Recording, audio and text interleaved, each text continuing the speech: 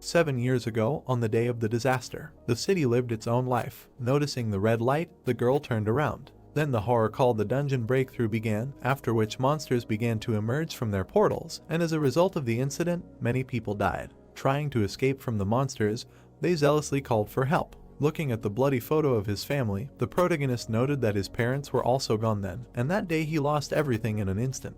The protagonist clenched his teeth tightly while bloody tears flowed from his eyes. He swore that he would definitely become a hunter and tear all the monsters to shreds. 7 years later, the memorial park of the disaster. A guy was sitting on a bench with a travel bag, mentally noting that he was kicked out of the hunter training center. Looking with blue eyes, he asked what kind of hunter he was. A male voice addressed the member Han Sunjun, noting that he wanted to tell him directly. Looking at the brunette in front of him, the man told him not to come to the hunter training center anymore. Frowning, the protagonist asked what was wrong and why he was being kicked out. The tall man ran his hand through his hair and said that he knew that a normal awakened only needed a few months to complete the training at the training center to become a hunter. Looking down at the guy, he noted that however, the problem was that he had been here for 7 years. The brunette looked at him from under his brows with displeasure. The coach frowned and said that since it had come to this, he wanted to be honest, noting that he had no talent at all and, in a word, was just trash. Sunjun listened with shock in his eyes to his words about how if they allowed him to stay here, the image of their center would also become shitty. The other participants gathered behind him,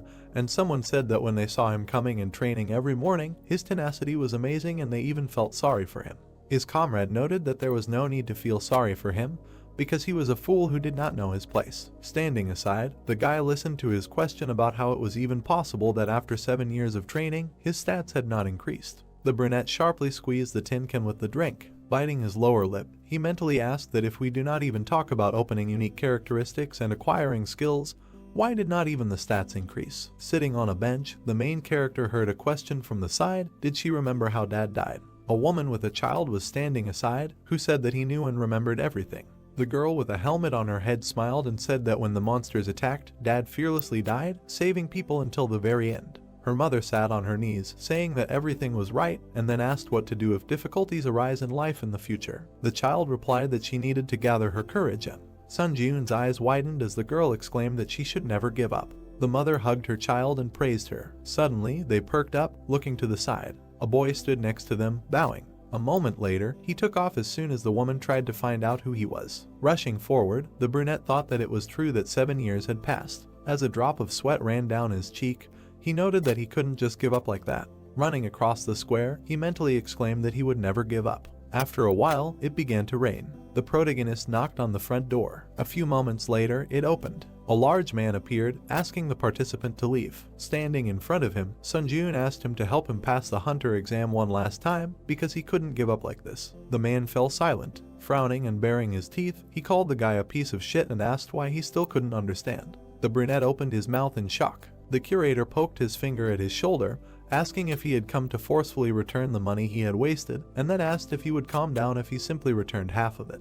The protagonist muttered that it wasn't so. Opening his mouth wide, he shouted that it wasn't about the money at all. Receiving a sharp blow to the face, he began to fall backwards. Sunjun landed on garbage bags and bins. Turning to the door, the man smirked and asked him not to lie, at least to him. Looking at the guy, he called him scum. The brunette wilted, sitting in the rain in the garbage bags. Looking down with a gloomy gaze, he thought that if only he had a unique characteristic too. Without getting up from his seat, the protagonist thought that if he had even a little talent, then a small drop fell into the water. A blue sign appeared with the words that the trial tower praised him for his iron will. Sunjun, who found himself in the water, opened his eyes wide, wondering who was praising him. He began to be pulled into a puddle of rainwater. Looking with frightened eyes, the guy indignantly asked what was happening now. A loud scream was heard throughout the area. The curator ran out of the house, ordering him to shut up. However, there was no one near the garbage bags anymore. He looked around, picking up the brunette's cap. Throwing it into the trash can, the scythe called him a weakling. Meanwhile, the protagonist fell into the abyss of water. Puffing out his cheeks, he tried to hold his breath. Suddenly, the water threw him out and he began to fall down.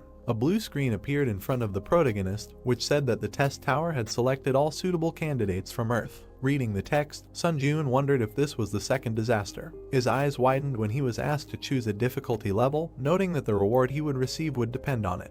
Biting his lip, the guy thought that he did not understand what was happening now, but looking at the 3 difficulty levels, he mentally noted that his intuition told him to use this chance. The brunette pressed the button. Suddenly, his cool bright light The system noted that it hoped that he would receive a satisfactory result from the suffering he received, and then it was said that he would soon go down to the first floor of the test tower. The protagonist looked with surprised eyes. The system noted that all the statuses of taxes and injuries of the candidate were currently being healed, after which the loading of the first floor of the test tower began, for which he needed to prepare. Sun Ji-yoon found himself in the desert. His eyes widened. A notification about issuing a weapon appeared on the blue screen, after which a sword appeared. It pierced the sand in front of the guy. The system noted that the theme of this trial was survival, the reward for which was unlocked unique characteristics. After reading this, the brunette froze in shock. Remembering how he trained in the center, he thought that he would receive what he had worked so hard to obtain for the past 7 years. Smiling like a madman, the protagonist thought that this was just madness. He walked towards the sword. Suddenly, the sand under his feet shook. Falling forward, Sun Ji-yoon loudly asked what was happening right now. Horror froze in his eyes when the system noted that the training trial was about to begin,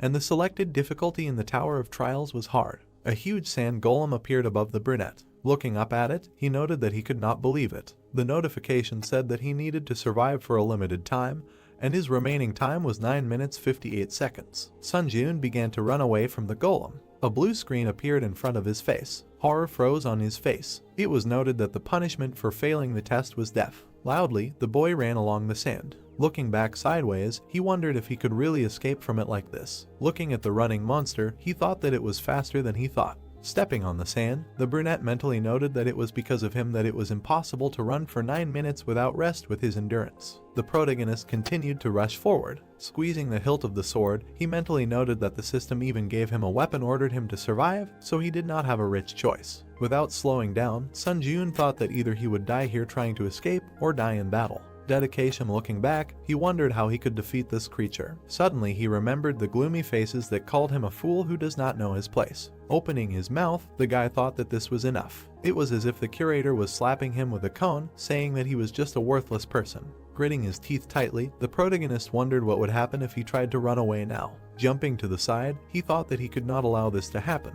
The brunette, tightly clutching his sword, thought that he had been trying to become a hunter for 7 years, and when it came to theory, he could say that he knew more about his feat than other hunters. He thought that running away was not an option, and he needed another way. Thinking about the monster that was still rushing after him, the protagonist mentally noted that usually, monsters like him would stop moving if they destroyed the core. Climbing the mountain of sand, he thought that however, the core was usually in hard to reach places. Heading to the top, Sun Ji-yoon thought that if so, he pressed himself into the sand again.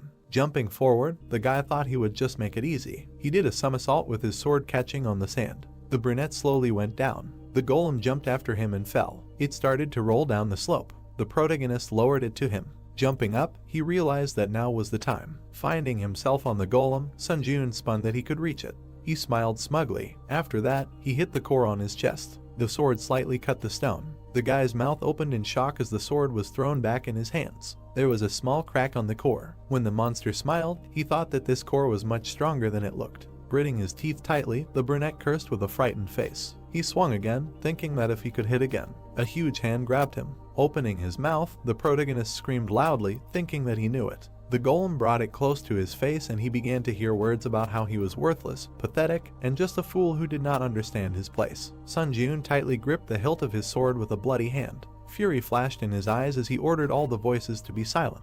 Throwing the sword, he angrily repeated. The blade hit the core. The golem opened its mouth in confusion and the system noted the destruction of his words. A piece of the monster with Siemens began to fall. A notification appeared saying that the remaining time was 7 minutes 8 seconds, and that he had completed the training test. The monster began to fall apart. After a while, Sun Ji-yoon ran in a pile of sand. Starting to rise, he wondered if he really did it. He knelt down, trying to figure out if he really saw this sand golem.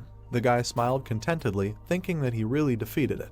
He stood up, and the system congratulated him on successfully spawning the first floor of the trial tower. The brunette noted that he was able to survive. The information on the blue screen said that as a reward for clearing, he would receive a unique characteristic. As a reward, he would receive 1,000 points, and as an additional reward, he would receive the skill Quick Recovery of rank E+ and 500 points. The protagonist's mouth fell open in surprise. Standing in front of the screen, he mentally said that he could not believe it. Looking at his hands and imagining many gloomy faces, He thought that he had put in a lot of effort over the past 7 years, and the only thing he received in return was disdain and ridicule. He was notified of the unlocking of the unique characteristic necromancy rank F. Sun Ji-eun froze, mentally noting that now he could become a hunter. However, sadly lowering his eyes, he thought that all this would only happen if he survived. Suddenly, his eyes widened. Seeing the red and black clot of energy in front of him, the brunette wondered what it was. Holding his injured shoulder, he asked if it was true that a black fog had appeared where the golem had died. He touched it.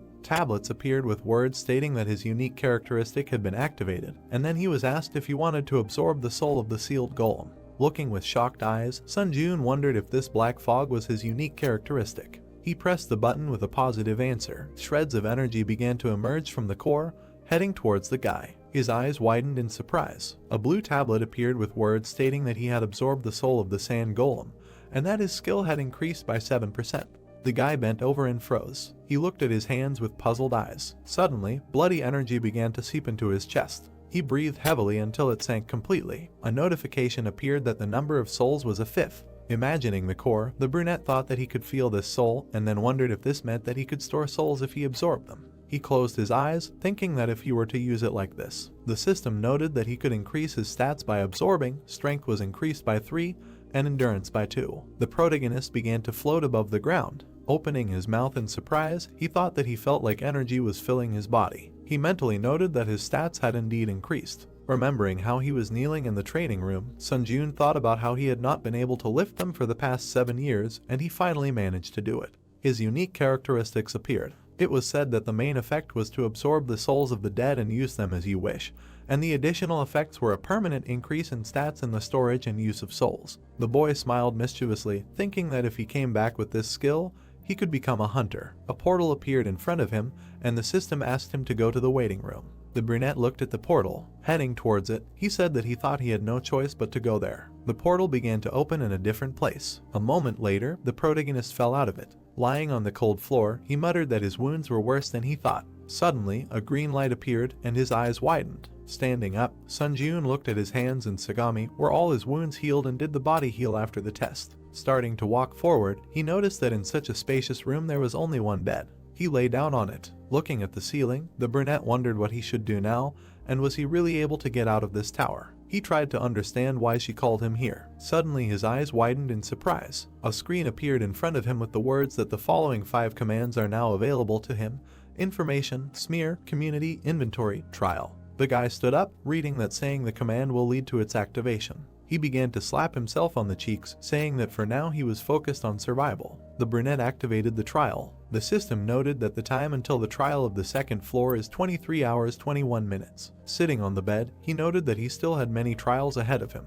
Then he activated the community. A notification appeared that he entered a community of difficult difficulty. A chat opened in which people asked to explain what was happening here, asking for their stats back, and someone wrote that 2 had not been a hunter before. The main character mentally noted that now he understood what was meant by the community. Frowning, he thought that everyone in the chat was confused, and besides, it seemed like people who weren't hunters were also dragged here. Suddenly, an admin entered the community and locked the chat. Sun Ji-eun perked up. The admin wrote that he had important information to share with those who had passed the tutorial trial. Sitting on the bed, the guy thought that maybe he would tell them how to return and that he found it difficult to remember everything. The admin wrote that he would teach them how to use the points they earned during the tutorial trial. That points were a currency used in the trial tower to buy from the store, and that points could be given out or received from others through the community. The brunette read the messages with fear in his eyes, that they couldn't get even a drop of water in the trial tower without points, and points could only be obtained through trials. Imagining himself dying of thirst and hunger, the protagonist thought that, in other words, he needed to do his best to get used to the rules of the tower. And the fact that he couldn't even get water without points meant that he needed to pass the challenges to earn points to survive.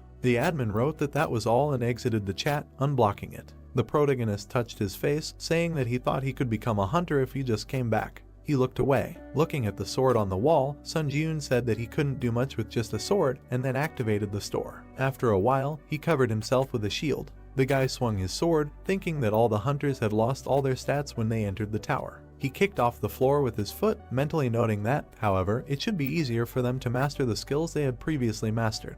The brunette with the sword jumped to the side, thinking that this is why he can't forget that he is not on the same starting line with them, and if he does not train, he will not be able to catch up with them. After a while, he was lying on the floor exhausted. A soft light appeared around his body. The protagonist stood up and stretched his body, saying that thanks to the healing effect of the waiting room, he can train without problems and prepare for the next trial. He froze when his stomach growled loudly. Sunjun opened his inventory, asking what to do with his hunger. He looked at the contents of his inventory. Clenching a piece of dried meat between his teeth, the guy thought that he only had 40 points left after purchasing, and if not for the additional reward, he could not even dream of a shield. The system said that the remaining time until the second trial was 17 minutes and 17 seconds. Looking at the blue screen, the brunette mentally noted that time flew by unnoticed, and even the restless chat fell silent when it was almost time for the second test. Frozen, he wondered if he could survive again. The protagonist frowned, telling himself that he would definitely survive. There were 10 seconds left until the second test.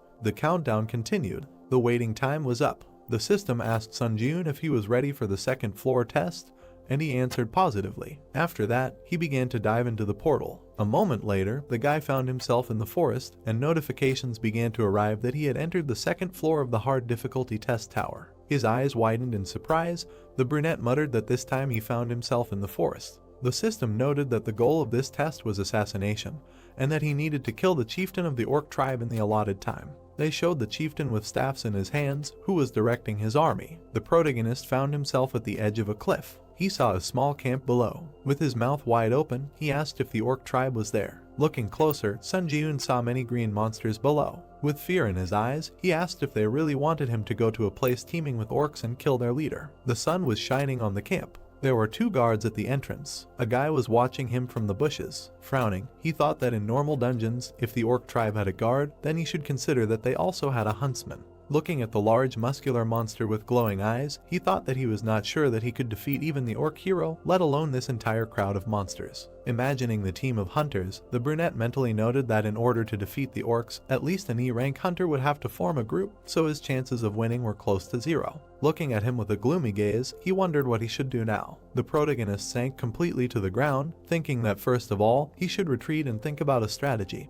and then he smiled, thinking that there was one way he could pass this test. In his hands was a torch. Sitting on the ground, Sun Ji-eun noted that he had collected enough logs. He stared at the fire. Opening a blue screen, the guy stuck the torch in it. It appeared in his inventory. Smiling contentedly, the brunette noted that it really worked. Birds flew over the green forest. Watching the orcs, the protagonist noted that they looked like lazy pigs, but in fact, they were a very conscientious race. Hiding behind a tree trunk, he thought that the huntsman should go hunting in the morning and return by sunset, so there was plenty of time. Imagining the crowd of green warriors, Sun Ji-eun thought that he had only one means to break through the numerical superiority, which was the biggest obstacle to the goal of this trial, and that was fire. He furrowed his brows confidently. The boy watched the entrance to the camp. Sitting by the trunk of a tree, he mentally noted that according to the Hunter Association, the orc sentry did not stand guard all the time, but returned to the village during meals or rest breaks. Rushing forward, he threw the torch. Running through the forest, he threw fire into the trees. After a while, the forest along with the camp began to burst into flames. The orcs began to run with buckets of water, trying to put it out.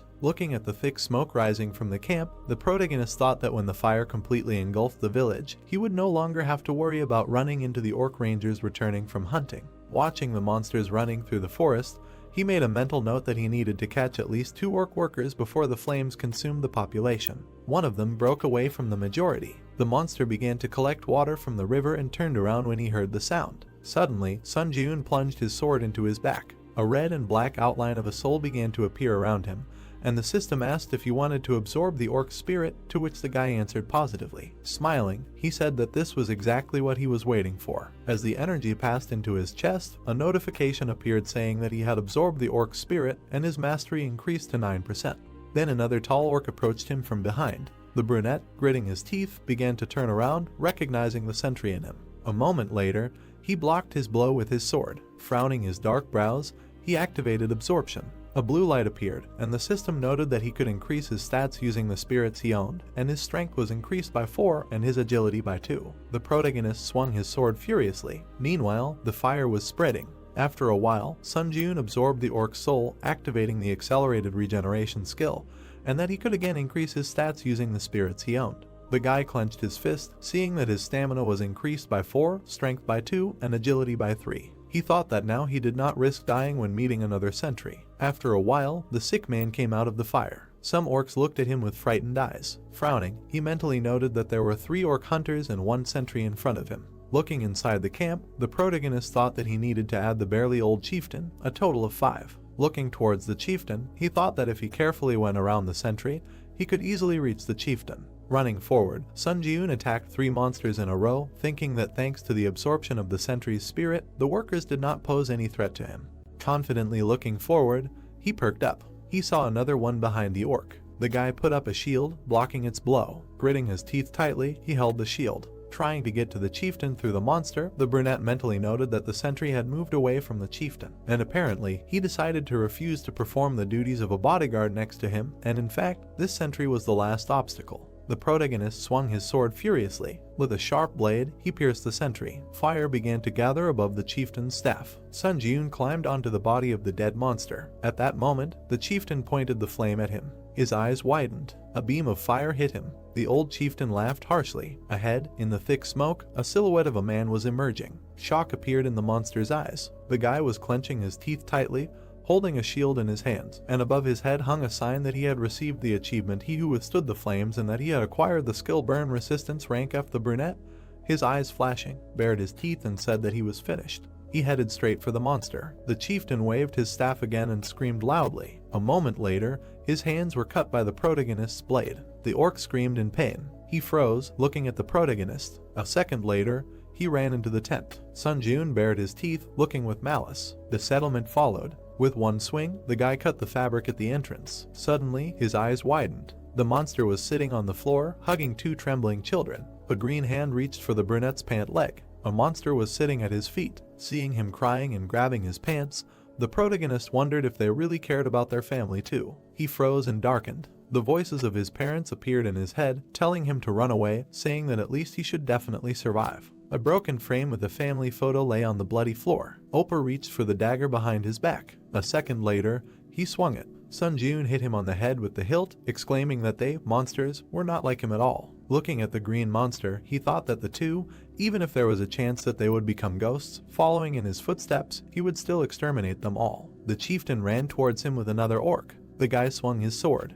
A moment later, the system congratulated him on overcoming the 2nd floor of the test tower. Looking at the battered shield, the brunette noted that it had become unusable, but it was thanks to it that he was able to survive. Opening the blue screens, he said that this time he was again on the verge of failure. The protagonist opened his mouth and said that the number of applicants had been reduced by almost half. His eyes widened. A certain person wrote in the community that he had figured out how to return to Earth by sending a letter with a question. Sun Ji-eun imagined many people walking in the sun in the park. He mentally noted that information was one of the 5 commands used in the test tower. The guy opened the tab with the question and read that he could write a question that the administrator would answer after processing was complete, and that each time he entered a new floor, 1 question ticket would be added. The brunette frowned, thinking that it turned out that he could use the right to send a letter with the question he was interested in here. It was noted that the chat naturally formed an atmosphere for exchanging information obtained during the sending of questions to the administrator.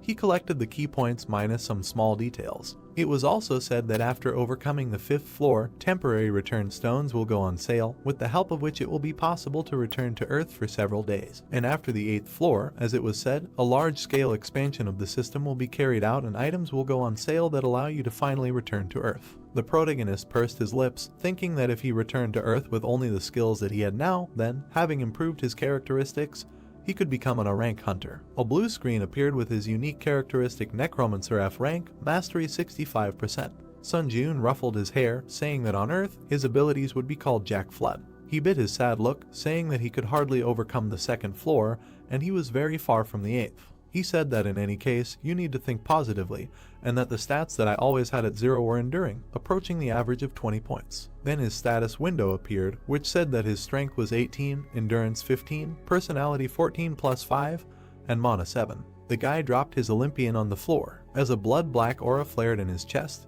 he mentally noted that he needed to absorb the 5 spirits that he had obtained by risking his life. When he absorbed them, his strength became 27, endurance 25, agility 28 plus 5, and mana 13. The brunette opened his eyes in shock, thinking that the strength was simply overflowing him. He abruptly ran forward. Starting to run on the ceiling, the main character thought that he was beyond human capabilities, which he could only read about in a book before. He jumped off the stream. A moment later, his face distorted in surprise. A loud crash was heard. The protagonist was lying on the floor, slammed into the wall. Wiping the blood from his nose, he said that due to his rapid growth, his body had not yet gotten used to the new sensations, and then activated the store. Sun Jiun took the dead giant shield for 21 points. Activating the inventory, the guy noted that now was the perfect time to use the rewards from the previous trials. He looked at the E+ rank Black Iron Sword, which added 5 reaction speed, 10 attack speed. He also had a D rank Assassin's Cloak, which reduced sensitivity by 10% and which increased movement speed by 15% for 1 minute when agility is below 50. The brunette put the items on himself. He sighed, thinking that he could get used to this equipment before the next trial.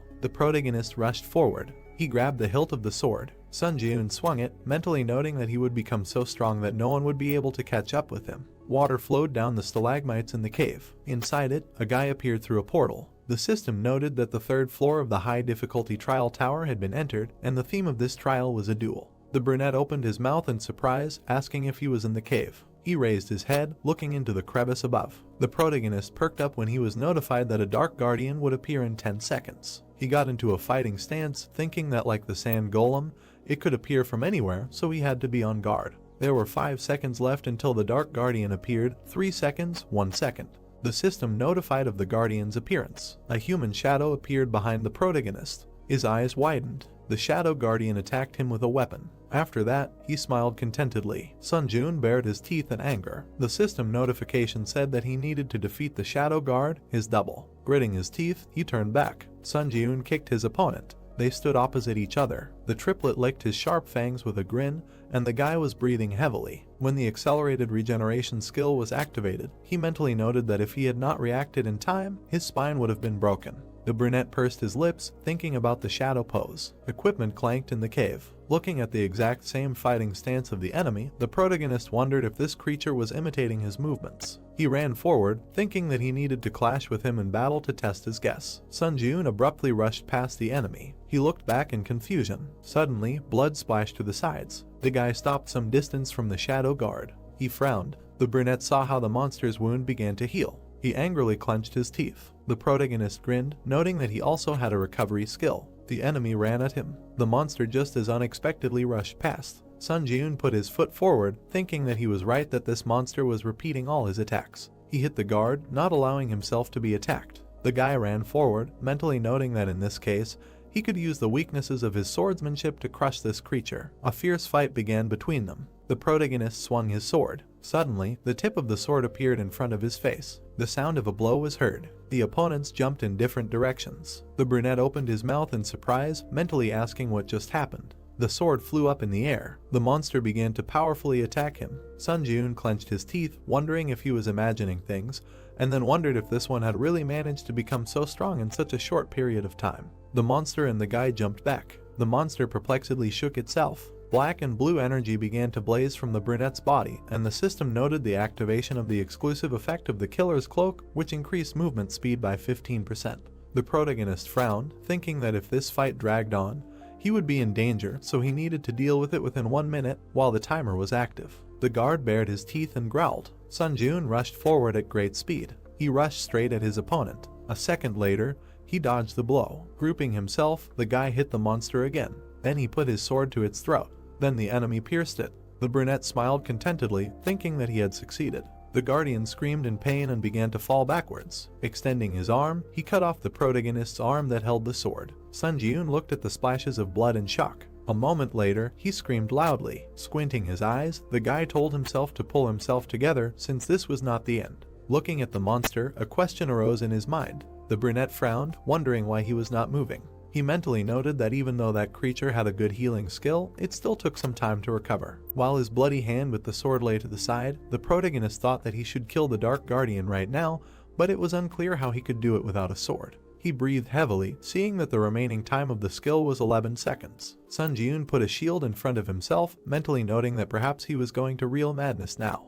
Putting his leg back, he rested his foot on the ground, thinking that it would be better to pull off such a crazy trick than to die. The guy rushed forward. His opponent perplexedly shook himself. The brunette approached him. The monster bared his teeth and swung his shoulder. Meanwhile, the protagonist ran at him with a sword. A moment later, he hit him. The monster flew away from him a huge distance. Dust rose in the air. The wounded monster, twisted, lay on the ground. Blood flowed down his face. Sun Jun stood next to him with a shield and swung. Baring his teeth, he wished death to his opponent. A moment later, he hit the monster. His head flew to the side. The system congratulated him on passing the 3rd floor of the testing tower. Then he entered the waiting room of the 4th floor, and all of the guy's wounds were healed. He looked at his hand, which was previously cut off. He touched the wall with it and looked at it. Then the brunette punched him. The wall was covered with huge cracks from the impact. The protagonist smiled widely, noting that this was a flawless healing. A notification appeared saying that the number of souls in his possession was a 5th.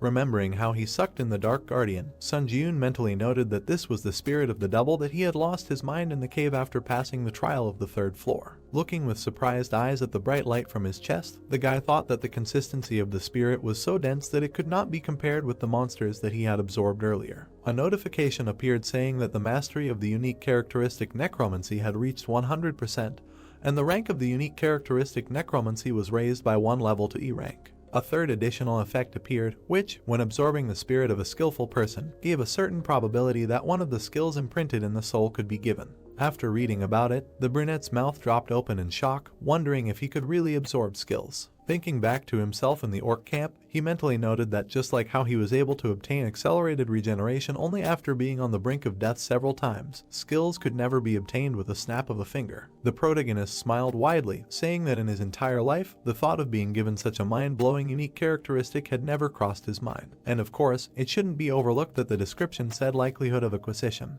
He said that he thought he just needed to check how lucky he was, that's all. Blue screens appeared in front of him, indicating the entrance to the high difficulty 4th floor community. Sun Jun said that this was his 3rd time returning to the waiting room, so the environment already seemed so familiar to him, as if he was at home. He perplexedly perked up. The chat was bursting with messages that apparently the 4th floor test would not be individual, but a group one. Looking at the screen, the guy wondered if it meant that there would be a joint test and a team of players would be formed. A certain player wrote that he might be exaggerating, but he was sent a response saying that the theme of the next test would be a competition. He asked if this would mean that the players would have to kill each other. The brunette froze in horror. Remembering the pools of blood, he wondered if it meant that in the next test there was a chance that he would have to kill a person. The system noted that the selection of candidates was complete, and that the 4th floor test was beginning, which would last 24 hours, and the condition for successfully passing the joint test was to defeat the Goblin King within the allotted time. The fortress wall of the castle appeared in front of the players. It was noted that the condition for failing the test was the destruction of all the candidates selected for the team or the passage of a certain amount of time, and that the penalty for failure was death. The protagonist moved to the floor. Other players appeared in front of him. They were standing on the ground, on which a pentagram was drawn. Sun Jun pursed his lips, thinking that he was embarrassed, since recently he only crossed paths with monsters. He looked away when a player suggested introducing themselves to each other, since they were now a team. The brunette with a staff in her hand said that her name was Lee Heian. She smiled and added that she specializes in providing support to the team and was also an E-rank hunter on the outside. The girl turned around when another player noted that in that case, he thought that their team was not a complete bunch of scum. Lee Sung-hoon threw a large two-handed sword over his shoulder and introduced himself, saying that he specializes in close combat and was a D-rank hunter on the outside. Sun Jun frowned, thinking that unlike this, hunters of this rank always behave politely on Earth. Looking at them, he said his name and that he also specialized in close combat, but was not a hunter on the outside and was only undergoing training. The brown-haired man gritted his teeth and asked if that meant he was just a cadet. The guy perked up and darkened when he was ordered not to get underfoot. He looked up. Looking at the man, the brunette said that he nevertheless believed that he was a good fighter and could handle the role assigned to him. Sung-hoon frowned and replied that if he decided that he was only causing harm, he would immediately eliminate him. Imagining the dark, mocking silhouettes, the brunette thought that he had long been accustomed to such looks. Frowning, he handed over his weapon, thinking that for a moment he had managed to forget about his past. The brown-haired man turned around and looked back, calling out to the cadet and telling him to stay behind and take care of the small mobs. The protagonist mentally noted that not only was he annoying him, but he could also confidently say that his abilities were more than enough to return his words in kind. Looking at the large gates of the fortress, he concluded that the Tower of Trials was all about skills. System notifications began to appear with words about how to cooperate with his team members and complete the trial before the other team, and then they noted the opening of the main gate of the Citadel. The gates began to lower. Goblins immediately burst out of them. Sung-hoon took the blow of 3 of them. Covering himself with his sword, he loudly asked how the goblins could move in such a battle formation, and then began to demand Sun-joon to fight. The guy looked at him with a gloomy look. Standing by the corpse of the slain goblin, he noticed that the 2 mulattoes did not look in his direction. Heian exclaimed behind him that her spell would be completed any minute. The brown-haired man holding back the monsters shouted, telling her to stop chatting and make some kind of buff as soon as possible. The girl replied that she had already used all her support spells. The brunette approached her and addressed her, saying that it seemed that he needed help, and he left her for a while. Heian, with a worried look, told him to stop. A moment later, the protagonist rushed forward. The huntress frowned, asking who would cover her from behind if he left. Suddenly, her eyes widened. She saw many goblin corpses to the side. The brunette, frozen in place, said that she could not believe her eyes. The remaining goblins attacked. Sung-hoon, blocking the blows, cursed loudly. One of the monsters was spinning a mace on a chain. Then he threw it at the man. The blow sent the sword flying out of his hands. He landed on the ground. The goblin jumped on the unarmed brown-haired man. Looking at him with frightened eyes, he indignantly asked why he was so unlucky to be on the same team as a cadet. At that moment, the main character attacked the monster. The man froze with surprise in his eyes. The monster perked up, seeing the corpse of his comrade. Sun-joon stood in front of his teammate. Without turning his head, he told Sung-hoon to stand aside. The hunter opened his mouth in confusion. Flashing an evil look, the guy told him not to get under his feet. With lightning-fast movements, he began to kill his opponents. When the corpses flew in different directions, a notification appeared that he had received the title of Goblin Hunter. Watching, the man opened his mouth wide in horror. The hero walked between the goblin corpses, absorbing dark energy. He frowned and noticed that the black haze of his unique characteristic remained invisible to their gaze, so he could absorb souls as much as he wanted without any problems. Notification: increased stats using spirits you have. Strength increased by 3, agility increased by 4, endurance increased by 2, toughness increased by 7. Absorbed one of the Goblin Guardian skills. The brunette shuddered in surprise and read about the new skill. Skill: Guardian Sensitivity F Mastery 0%.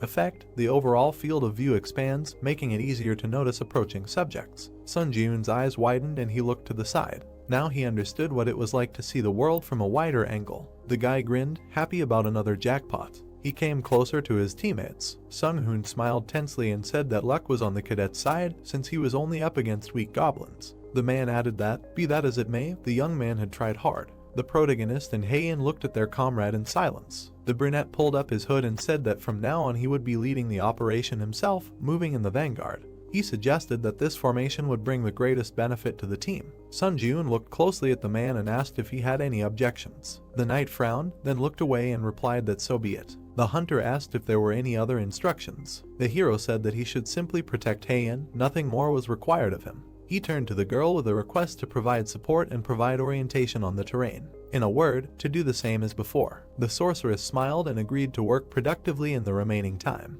She extended her glowing hand forward and resumed searching for her target. The hero continued attacking the goblin squads, absorbing their souls and increasing his skill level to 12% for now. Time remaining, 14 hours 37 minutes. Night had fallen. The trio walked between the debris. The girl noted that although the goblins had been attacking with varying frequency, everything was too quiet now. The brunette stopped and looked ahead, then suddenly rushed forward without explaining anything. His teammates hurried after him in surprise, asking what had happened. Heian looked ahead. In front of them was a square with a fountain strewn with dead goblins. Sun-joon assumed that the other contenders had already been here. The man looked around in amazement and asked if the rivals really had rocket turbines instead of legs. The hero touched the monster's blood and noticed that it was still warm, which meant they could catch up with their competitors if they hurried. If the other team won, they, who failed the test, would die. The brunette raised his head and said that they had better hurry. The goblins were running to attack. Someone stood and hit his shield with a sword, attracting the monsters. One of the monsters looked back, feeling someone step on him. The guy with the blades was sitting on the goblin's shoulders. He grimaced and muttered that he was already sick of hunting goblins. The hunter expressed hope that this was the last fight before going to the boss. The monsters rushed at him. The player jumped up, dodging the attacks. He bared his teeth and his eyes lit up. A few moments later, the guy was already standing among the corpses. The knight and the wizard looked at Lee Seon and praised him for a job well done. The assassin grimaced and complained that he had to do everything alone. He turned to a knight named Lee Jinhu and asked if he liked skimming off all the cream. The other man smiled awkwardly and asked him not to say that. Xian snorted and demanded that he go and open the boss room. In front of them was a tall gate with an eye. The assassin looked at his retreating teammate and said that he wanted to finish everything quickly and have a good rest. The guy turned around and promised that he would open the door immediately. The knight turned away and grimaced, thinking that the hunter treated him like a little dog. Notification: condition fulfilled. All members of the challenger team have entered the Goblin King's Spire. The boss battle will not begin until only one of the two teams remains. Jinwoo shuddered when a red wall appeared in front of him. Notification: it will be impossible to escape from the current location at this point. All team members raised their heads. An energy cube covered the entire space around them. Xian frowned and asked what kind of nonsense this was. The wizard twitched and drew the assassin's attention to look away. The protagonist's team was approaching them. Sun Jun looked at his opponents grimly. The opponents looked at each other, and Xian cursed and muttered that he wanted to end it as soon as possible. The protagonist frowned and said that he would fight alone, and asked Heian to provide him with a buff that increased agility, and all the other buffs could be provided to the gladiator. The girl looked closely at her companion and said that she had seen with her own eyes how strong he was, but perhaps humans would be scarier than all of these monsters combined. The opponents looked at them menacingly. Sun Jun turned to his partner and replied that if he felt that he was in danger, he would immediately give a signal. Until then, he would count on her support. The sorceress held her staff out in front of her and said that she would do her best. Agility increased by 2. The agility boost effect lasts for 10 minutes. The hero moved forward, his body surrounded by a glow. The guy thought that he was convinced that he had already surpassed the skill level of the average hunter. In addition, he had just killed more than 30 goblins. Xian took a fighting stance and ordered the team to prepare for battle. Sun Jun rushed to attack, deciding that his current self was strong enough to cope with this test. The guy quickly approached the opponents. The assassin frowned and sweated. He suddenly jumped behind the knight and ordered him to immediately use his shield at full power. Jinwoo frowned and activated his defense. A golden energy field appeared in front of the three. The protagonist swung and hit the shield, cutting it into pieces. The enemy team shielded themselves with their hands from the gust of wind. Sun Jun immediately rushed forward, attacking each of the opponents. Heian and Sung Hoon looked at him in shock. The brunette exchanged glances with the enraged assassin. The guys entered the fight, exchanging blows. Xian gritted his teeth, parrying the blows. The brunette thought that his opponent's skills were clearly inferior to his, but, surprisingly, he easily repelled all the attacks. His eyes flashed and decided that he should act more decisively. The warrior appeared behind the enemy and cut the air with his sword, confident that now the opponent was finished. The assassin parried the attack with his blade. Sun Jun was stunned by his skills. The enemy gritted his teeth, and his eyes burned. The hero guessed that the assassin was able to see the trace of the blade aimed at him. Xian jumped back, but then a shield appeared in front of his face. The guy frowned, realizing that this limited his field of vision.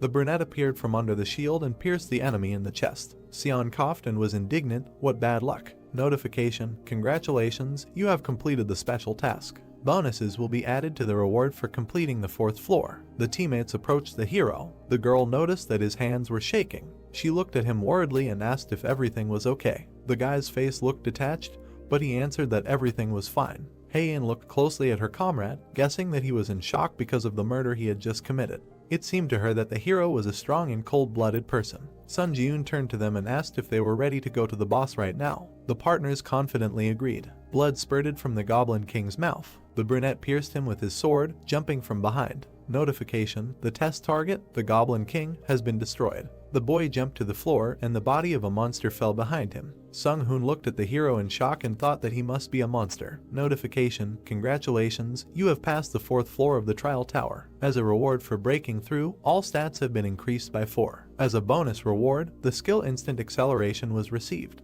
Teleported to the waiting room. The gladiator turned around and said that he would leave them first. The hero stood in front of the sorceress. He said that he hoped that she would return safely. The girl looked at him carefully and said that her words may have been out of place, but the boy only did what he had to do. The bodies of the defeated players lay behind them. Heian added that someone had to kill the enemy team anyway. If the hero had refused, she would have joined the fight. The brunette looked at his interlocutor in surprise. He smirked and replied that after her words, his soul felt better. The guy looked questioningly at his partner, who pointed her finger into the air. A notification window appeared in front of him. The challenger Heian sent you a friend request. The girl turned around and said that, one could say, the test of the 4th floor was completely passed due to his power, so she had a feeling as if she was indebted to him and this made her a little uneasy. The sorceress blushed slightly and asked to find Heian from the White Guild in the future when he returned to Earth. The hero watched her in surprise until she disappeared into the portal. Sun Jiun turned around to look at the dark energy swirling nearby. Left alone, he had to make a decision. Glowing cores hung over the bodies of the dead.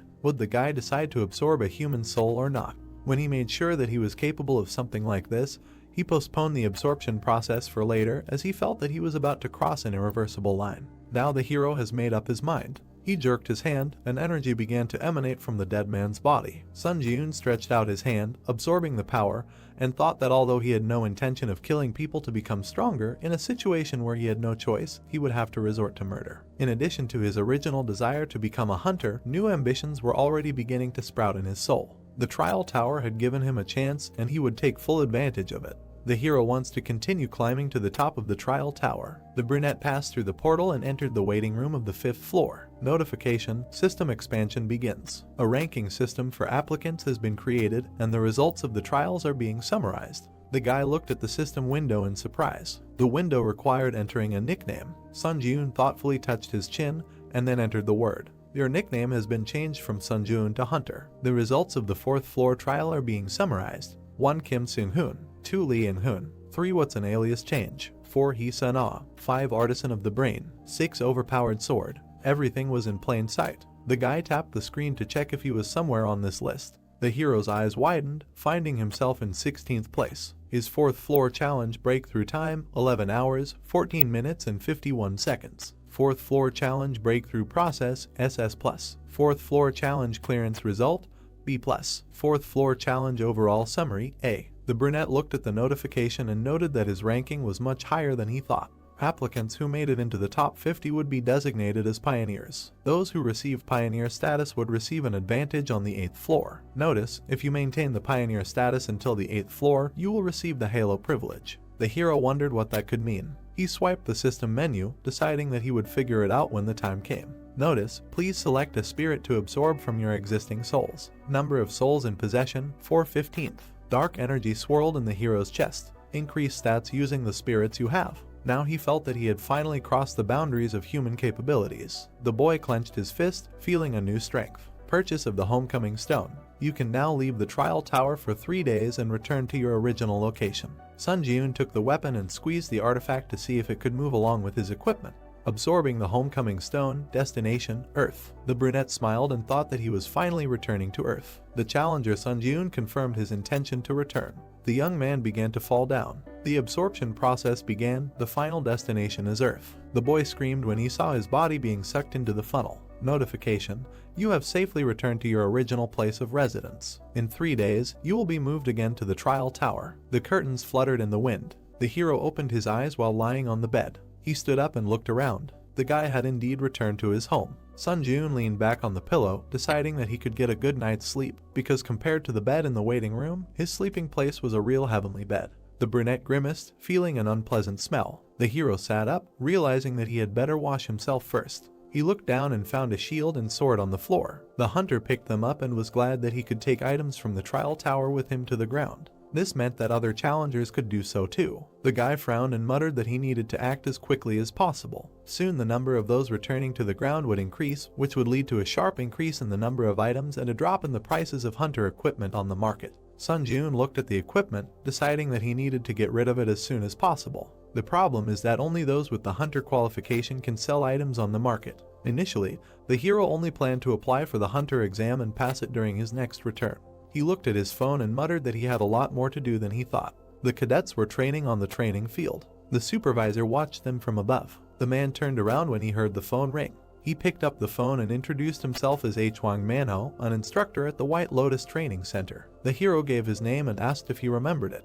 The interlocutor bowed his head in annoyance and replied that he remembered. He added that the guy could apply for a refund online. Manhwa was surprised to hear that the young man did not ask for a refund of the tuition fee he had paid. The supervisor looked out the window and asked if he would regret his decision. The brunette answered in the negative and added that he would have one request. The man sighed tiredly and said that if he was going to ask for permission to resume training at the center again, he would be refused. Sun Jiun asked for help in passing the hunter exam. The instructor frowned and reminded him of how his midterm assessment went. He was given an F rank, and that was a stretch. The man began to say what would happen if a person without unique characteristics and skills took the exam, but the guy interrupted him. He asked if the supervisor couldn't help him, even though the young man refused to return the money. Manhwa shuddered and replied that he could calmly change his mind because money is never superfluous. The hero smirked when he heard such an answer. He looked forward decisively and offered the instructor to make a deal. All he had to do was arrange for the guy to pass the hunter qualification exam today. Sun Ji-yoon got out of the shower and dried his hair with a towel. He looked in the mirror at his body, his pumped-up muscles. The brunette examined himself and concluded that, proportionally to his progress, his body had changed a lot too. The hero got dressed and muttered that now was not the time to admire his beloved self. He needed to hurry to take the exam. The guy went out into the hallway and met his neighbor. Sun Ji-yoon looked at her and thought that he really missed such a normal everyday life. He bowed and greeted the girl. She turned and greeted him back, thinking that this was the same neighbor who had been trying to become a hunter for 1,000 years. The brunette passed by, smiling and wishing her a good day. The woman blushed slightly and muttered if this guy had always been so tall. The hero waved his hand near the road, but no taxi stopped. He thoughtfully looked away. A few minutes later, the guy was already racing forward, jumping between the roofs of houses. Sun Ji-yoon grinned and muttered that running to the destination was also a good option. The guy pushed off and thought he would soon be there. Hunters Association. The brunette entered a tall building and stood in front of two men.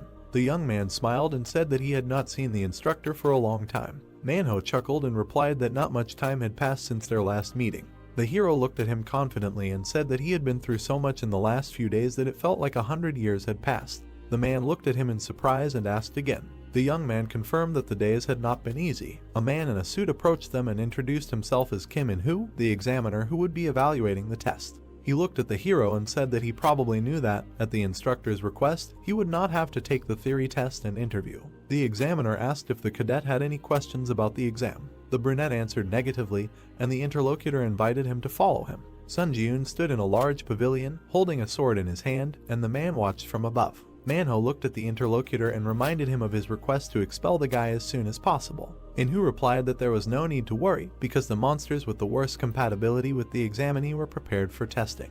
The examiner looked at the guy and said loudly that he could choose the difficulty of the exam from 1 to 10 as soon as he was ready. The hero frowned and thought that he had always chosen the first difficulty level in this exam before and lost to the goblin every time. All because he was weak. The supervisor grinned and muttered that he would definitely choose the first difficulty level. He was interrupted by Sun Ji-yoon's voice, who chose the 10th difficulty level. The man shuddered in surprise and asked again. The brunette looked at him with a smirk. The instructor grimaced and said that he was a sick bastard. Notification, exam begins. Firebird hunt. A flaming monster appeared in front of the guy and screamed. The hero twitched. The notification said that the movement was slowed down by 25% due to the skill predator's roar. The blade of the sword cracked. The instructor grinned and thought that the boy would never pass the exam because he had slightly adjusted his weapon. Manhwa looked down at the hero, expecting his humiliation. The firebird flew up, blowing heat on the boy. Sun Ji-yoon's eyes sparkled, looking at the approaching enemy. The instructor remembered the day he passed his exam. Having finally become a hunter, he thought that he was the best. However, gradually the gap with his peers began to widen, and in the end, the man gave up trying to fill this gap. The world of hunters is based on innate talent. He accepted this fact and stopped trying to change anything. People are forced to give up when they feel a wall in front of them that they cannot overcome. The man was sure that everyone did this, not just him. Therefore, the instructor believed that it was time for the main character to give up too. Sun Ji-yoon put out his sword to parry the blow, but suddenly the blade cracked. The brunette looked at the blade in surprise and jumped back. The boy thought that even if it was a low-level weapon, there was no way it could crack so easily. The hero frowned and glanced sideways at Manhwa, guessing his plan. The curator smiled ominously and wondered what the boy would do with the broken sword now. The monster rose higher with a scream and attacked with a fireball. Sun Ji-yoon frowned and decided that he was even glad that things turned out this way. The perfect situation to test the skills he managed to get on the 4th floor of the test tower. Instant acceleration. The brunette crouched, then pushed off and landed on the ceiling above the bird. The hero smiled slyly and thought that this was much better than the increase in movement speed when using the buff of the assassin's cloak. The monster growled and began to prepare for another attack. Sun Ji-yoon pushed off and plunged the broken blade into the enemy's eye. The bird howled in pain. The guy landed on the floor and muttered that the sword was, as expected, too short. He picked up one of the slabs from the floor and swung it at the guy, managing to slice his head in half. The slab smashed into the wall, breaking through the crossbars of the balcony where the men were standing. The curator turned around, dumbfounded, and asked what the hell this bastard was doing. The exam was over. Congratulations. The monster fell down. Sun Jun waved his hand and asked if the audience was okay because he didn't expect the tile to fly to them. The brunette smiled decisively. The woman smiled widely and handed the hero a hunter's card, congratulating him on successfully passing the exam. The guy accepted it with gratitude. The interlocutor said that since he was registered with the Hunters Association, he could now officially engage in hunting activities. He looked at her and clarified whether she meant entering the dungeon and selling items. The woman answered in the affirmative. Manhwa slammed the table and asked the man sitting opposite how this could even happen. The examiner promised that the guy would fail within 10 seconds, but in the end, he passed the test in that time. Manhwa straightened his tie and muttered that the interlocutor really knew how to joke. The man looked at the instructor and declared that he had done everything in his power. Based on the stated data, Cadet Sun Jun would never be able to pass this test. Manhwa frowned and asked if it was possible to assign the youth a lower rank. The examiner was surprised. Where else could it be lower? He killed a monster in 10 seconds, which is aimed at cadets who received rank D at the midterm assessment. If the hero was assigned rank D, he could appeal. Sun Jun entered the conference room and said that he received a hunter's certificate. Manhwa coughed and congratulated him. The guy came closer and looked at the curator, noticing that he did not look very well. Manhwa smiled tensely and congratulated the interlocutor on his status as a hunter. The hero looked at him and said that, if his memory serves him correctly, the man reached rank C before retiring. The man tensely asked him what he meant. The brunette tilted his head and said that the instructor said that he considered him scum, but perhaps he really was that scum. Manhwa's face was distorted with hatred. The instructor swung at the young man, shouting that he had completely lost his fear. The examiner tried to calm him down. The hero smiled and thought that, contrary to expectations, the man had easily fallen for his provocation. He deftly dodged the fist and hit his opponent in the stomach. The brunette frowned and said that he had just acted in self-defense. Sun Jun slapped the curator and added that this was his response to aggressive actions. The man recoiled, not understanding where such strength came from for a C rank. The guy stood in front of the examiner. He looked at him carefully and asked if he was really offering him a job as a direct employee of the Hunters Association. Manhwa answered in the affirmative and added that his salary would be 1 billion won, and a larger amount could be discussed. The man said that the hero would only benefit if he accepted his offer. Sun Jun looked at the card and muttered that such an amount was a good start. Manhwa smiled and said that he had simply seen his potential. The guy said that it seemed that the difficulty level of the exam was adjusted arbitrarily. The interlocutor shuddered and sweated. The brunette turned around and said that he would not make a big deal out of it, but it was not in his rules to make a deal with someone he did not trust at all. The hero threw the examiner's business card and left. 2 days later, on TV, the host reported that there were rumors that a mysterious phenomenon called the Trial Tower had been observed among hunters lately. The hero closed his laptop and muttered that everyone finally knew about the Trial Tower. He took the chest and the stone and held the phone in his other hand. Sun Jun said that he got rid of the equipment at a very good price. After all, these 3 days were spent very productively. It seems that your time on Earth is coming to an end. Notification: in a few seconds, you will be transferred to the Trial Tower. The brunette looked at the system window and said that he would do it with pleasure. Time is up. You return to the Trial Tower. Now he is again looking forward to his further progress. The guy found himself in subspace. The hero smiled and said that upon his return, he would again have a lot of things to do. The space around him gradually took on the appearance of a room. The hunter looked down and found himself on a bed, so he returned to the tower. Sun Jun sat up and muttered that, as expected, you can freely move items between the tower and the real world. The chest and stone lay on the floor nearby, and the hero hurried to throw them into his inventory. The hero pushed off and jumped to the floor. He began to stretch his arms, deciding to warm up and, without wasting time, challenge the 5th floor. Notification: you have earned the achievement First Return. The skill Eye of Truth has been created. The hero's eyes began to glow purple. Mastery: none. Effect: using mana, you can obtain information about the target you are observing, as well as determine whether the opponent's words are true. The guy looked at the system window and concluded that, in addition to obtaining data about the object of observation, he was even able to distinguish between lies and truth. The brunette smiled and exclaimed that this was a real jackpot. Thunder Sword purchased. 55 0 points will be deducted. Hunter Scout Shield purchased. 38 0 points will be deducted. The hero swung his new weapon. Although he had shelled out a ton of points for the sword, he really liked its options. 10% chance to apply the lightning effect when hitting an enemy. The guy decided that it would definitely be useful. A notification window appeared in front of him. You are ready to begin the test on the 5th floor. Sun Jun resolutely jumped into the portal, determined to begin the test after so much time. Entered the 5th floor of the test tower. Selected difficulty: hard. The theme of this test is hunting. Remaining time, 24 hours. Condition for successful completion, defeating the werewolf boss in the wolf ravine. Conditions for failing the test, the death of the challenger or the expiration of the allotted time. The reward for a successful breakthrough is a werewolf headband. The penalty, in case of failure, is death. The hero found himself in front of a high mountain with the moon shining above. He smiled and clutched his sword. Werewolves gathered around him. The animals growled and rushed to attack. In a few precise movements, the guy cut them down, making his way forward. Sun Jun kicked another enemy. The wolf flew to the side, and the guy was indignant. Why are they so puny? The werewolf hit his big paw. The hero shuddered and looked in that direction. 3 large white wolves stood in front of him. The beaten dog whined pitifully. The white monster roared and bit into the small wolf. The large monsters began to surround the hunter. He looked up warily. His eyes sparkled in anticipation. The trial tower never disappoints. The wolves rushed to attack. The player pushed off and swung his blade, saying that he was even starting to enjoy the trials. He delivered a slash and muttered that he might be slowly going crazy. The blade swept across all the wolves, leaving wounds on them. Mastery of the hunter's dagger skill reached 100%. The hunter's dagger skill was increased to rank E+. The accelerated regeneration skill was increased to rank D. The guy landed on the ground, feeling his strength growing. He frowned and thought that the hunter's dagger skill he had obtained on the 3rd floor had also almost reached its growth limit. He needed to obtain a new swordsmanship skill. 2 wolves jumped from the boy's back. The hero turned around and said with a smile that they could continue to attack without stopping. His back was to the scattered corpses that emanated dark energy. The boy raised his hand, absorbing the power, and noted that he had already managed to hunt 3 times, and it turned out that the sword lightning effect appeared even less often than he thought. You have absorbed several spirits of the crazed wolf. Mastery has increased by 16%.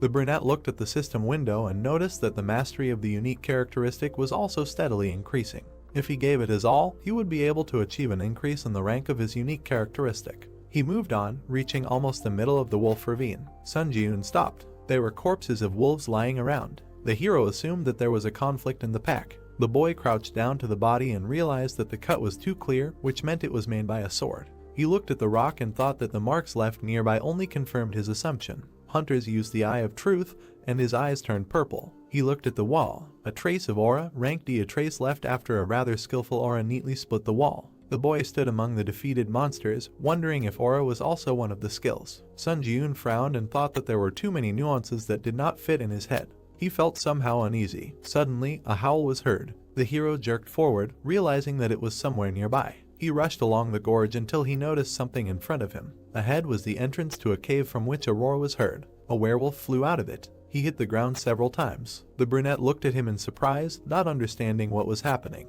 Notification: the boss werewolf required to pass the trial has died. Investigating the cause. Loading. The hero looked at the monster lying at his feet and could not believe that the trial target was dead. Analysis complete. The brunette jerked and looked at the system window. An intrusion was detected in the Sun Jun challenger's trial. The trial target has been changed. Kill the challenger from another dimension who has intruded into your trial. A man in armor came out of the cave. The hero looked at him, processing the information. He realized that the trial tower existed in several dimensions at once, other than Earth. The hunter squinted, trying to understand how the enemy had ended up here at all. The knight looked at him and said that he did not expect the challenger from the underdeveloped world to still be alive. He clarified that the hero was the master of this trial. The man pointed his sword at the boy and decided that he was silent because he was paralyzed by fear of his impending death. The brunette smiled nervously and thought that this bastard was also cuckoo. They stood opposite each other. The hero looked ahead and thought that he did not expect a situation where the target of his test would be killed by an intruder from another dimension.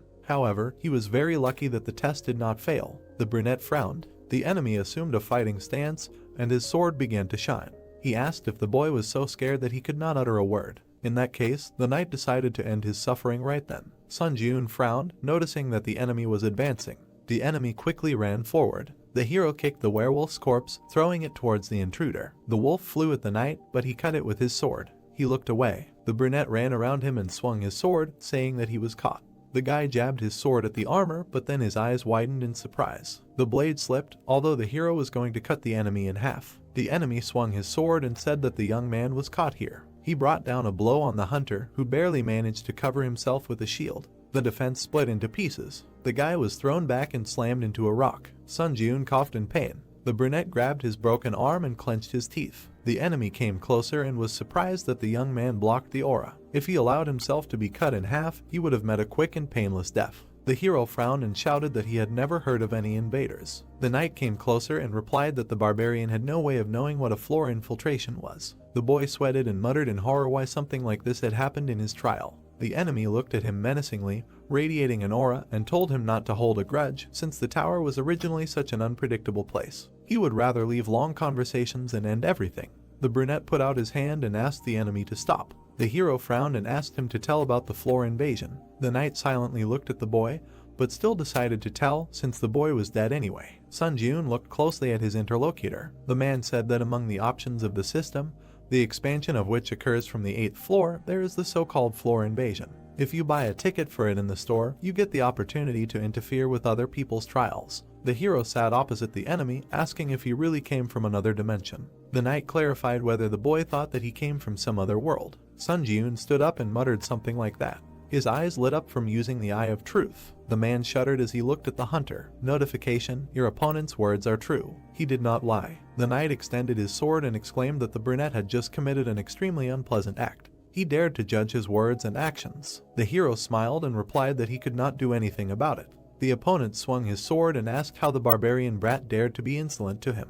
The brunette straightened up and said that he had obtained information, so he could also share one funny fact. The interlocutor stopped and looked at him questioningly. The young man was holding his injured hand and said that due to his pain tolerance, the injured limb was practically in his way. In other words, he was holding it not because it was unbearably painful. The hero let go of his hand and the accelerated regeneration skill was immediately activated. The boy healed himself and said that he thought the enemy would only share information if the boy looked pathetic. The knight's eyes widened in surprise. He swung his sword and asked if the hunter was testing his healing skills. The man added that if his strength was only what he had demonstrated earlier, then he would not escape death. Sun Jun threw the sword from the ground and smiled. The boy grabbed the handle and said that his strength continued to grow rapidly. Notification: increase stats using the spirits you have. Strength increased by 2, agility increased by 3, endurance increased by 3, mana increased by 5, durability increased by 7. Blue energy emanated from the hero. The enemy shuddered and was surprised that the boy had a unique characteristic in addition to the healing skill. The exclusive effect of the assassin's cloak is activated.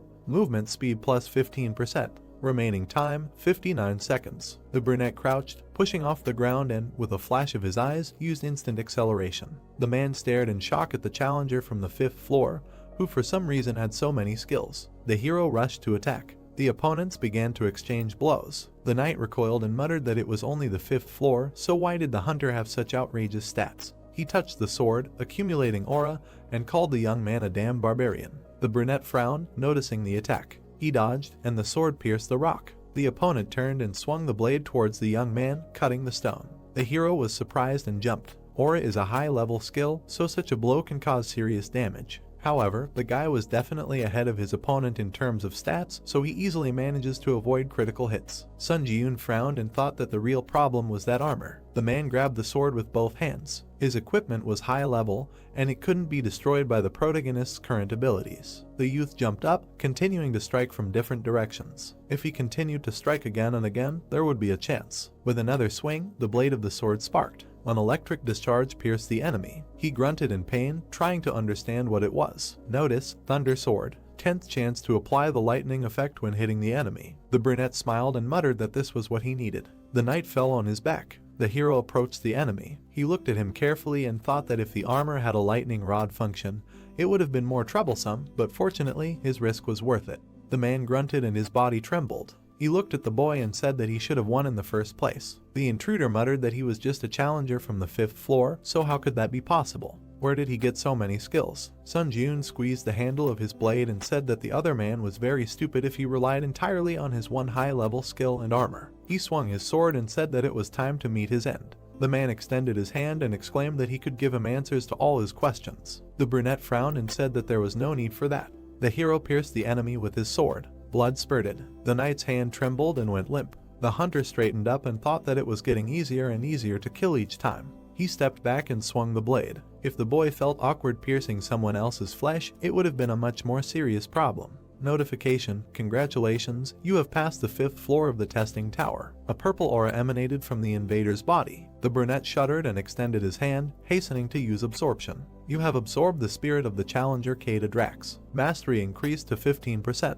The boy looked tensely at the energy in his hand and noticed that he almost missed the opportunity to absorb his soul. It turns out that if you die in another dimension, you simply dissipate like a mirage. The hero stood in the ravine, not understanding why the reward message did not arrive. Notification: the difficulty level and the reward do not match. The reward content has been completely revised. The young man turned his head in surprise. As a reward for breaking through, the skill 3 absolutes was received. As a bonus reward, you received 75 points. As an additional bonus reward, you received 35 points. The hero was happy that instead of the promised C rank reward, he received an A rank. The invading knight must have been strong enough for the system to consider the difficulty of the completed trial to be much higher than originally stated. Sun Jun smiled and said that he still couldn't believe that he had managed to hit such a jackpot. Entered the waiting room of the 6th floor. You have been healed of all debuffs and injuries. Information about the challenger Sun Jun will be displayed on the trial summary board. The guy walked through the portal and, taking off his equipment, put it in his inventory. One way or another, he encountered an invasion from another dimension. The hero sat down on the floor and thought that the trial tower really could catch you off guard. The hunter tried to save as many tickets as possible for sending questions to the 8th floor. The guy frowned. The system window indicated that the current number of tickets was 5. The hero began to type, deciding that it was time to ask about the floor invasion and whether it was possible to find out about it in advance. Your question has been sent. The brunette winced when he received the reply. He looked at the email in surprise, which had arrived so quickly. It read as follows: Floor infiltration is a system that allows you to enter the trials of a challenger with whom you have a gap of no more than 10 floors. However, you can only invade personal trials, and special and combined trials cannot be invaded. It is a system that expands from the 8th floor and is currently unavailable. The guy frowned and concluded that it was like breaking a ladder for someone climbing. He wanted to scroll down, but a notification appeared that this information was not available on the current floor. Since the request was only half fulfilled, the ticket to send a question would not be used. Sun Jun stared at the system window in shock and realized that the ticket to send a question was not all powerful either. He swiped the screen and thought that he was glad he had saved the ticket. The hero smiled and said that it was time to use the items he had grabbed from the ground. The brunette reached into his inventory and pulled out a chest, a broken shield, and a stone. Notice, use the Kroken Magic Tower's restoration chest to restore this hunter's shield. The remaining uses of the chest have been exhausted. The shield was restored to its original form. The guy admired that the performance exceeded all expectations. Notice, use the Purity Stone. The item shone in the hero's hand. The brunette rubbed his neck and muttered that buying a Purity Stone might seem like a waste of money, but he believed that the feeling of freshness and vigor that comes from bathing was worth a few thousand won. The 6th floor trial will begin in 1 hour and 12 minutes. The hero opened the system menu and decided to check the trial results board and look into the community if he had time. Ranking table: 1 Kim Seung-hoon, 2 max level sword, 3 hunter, 4 Hee Sun-ae, 5 Oh Chun-seok, 6 Princess Sudi. The guy stared at the rankings, seeing himself in 3rd place. He had risen quite a bit from 16th place. Sun Jun touched his chin thoughtfully and asked if this made him any closer to gaining the benefits of a pioneer. He would have to go all the way to the 8th floor to find out. Entering the community. Difficulty: high. Players were trading skills that were useful for killing and robbing each other. Someone was indignant that they were animals, not people, since they only thought about someone's death. An argument broke out over this. The chat turned into a field of chaotic madness. The hero stared at the messages, trying to understand what had happened. The mental resistance skills that were being actively traded now have the attractive effect of reducing some mental shock, but at the same time they are a double-edged sword. Even if you use the skill to let go of your heartache every time, it won't change the essence of the problem.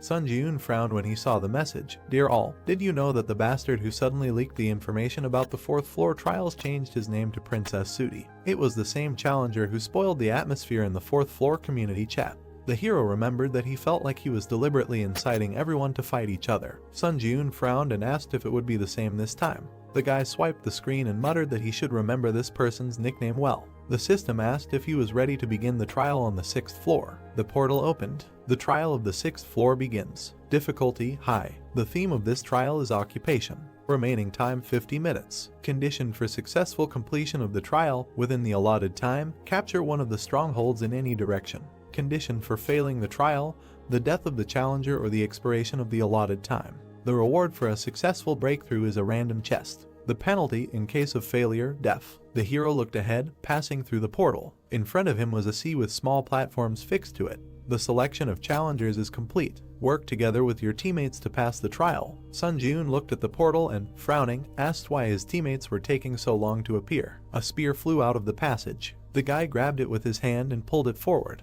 Holding the weapon, the guy appeared. He looked at the brunette with fear and fell to the floor. The hero approached him and said that attacking his own team is unacceptable. The player frowned and said that if the guy entered the community, he should already know what's what. Murder is the easiest way to get achievements. The brunette looked at him in surprise. He squeezed his weapon and asked if the main thing for them was to earn as many achievements as possible, no matter at whose expense. The interlocutor bared his teeth and exclaimed that the hero's hypocrisy was beyond all bounds. He suggested looking around before playing the role of a conscientious and honest person. Screams were heard everywhere. Players were killing team members, shouting that only the tower should be blamed, not them. Someone did not even hide their greed in an effort to earn a new achievement. Sun Ji-yoon stood and listened to the cries for help. The interlocutor asked if he now understood what was what, calling him a hypocritical bastard. Someone swung a sword and pierced his comrade. Many were fighting to the death. Someone shook hands, deciding to join forces in such a difficult situation.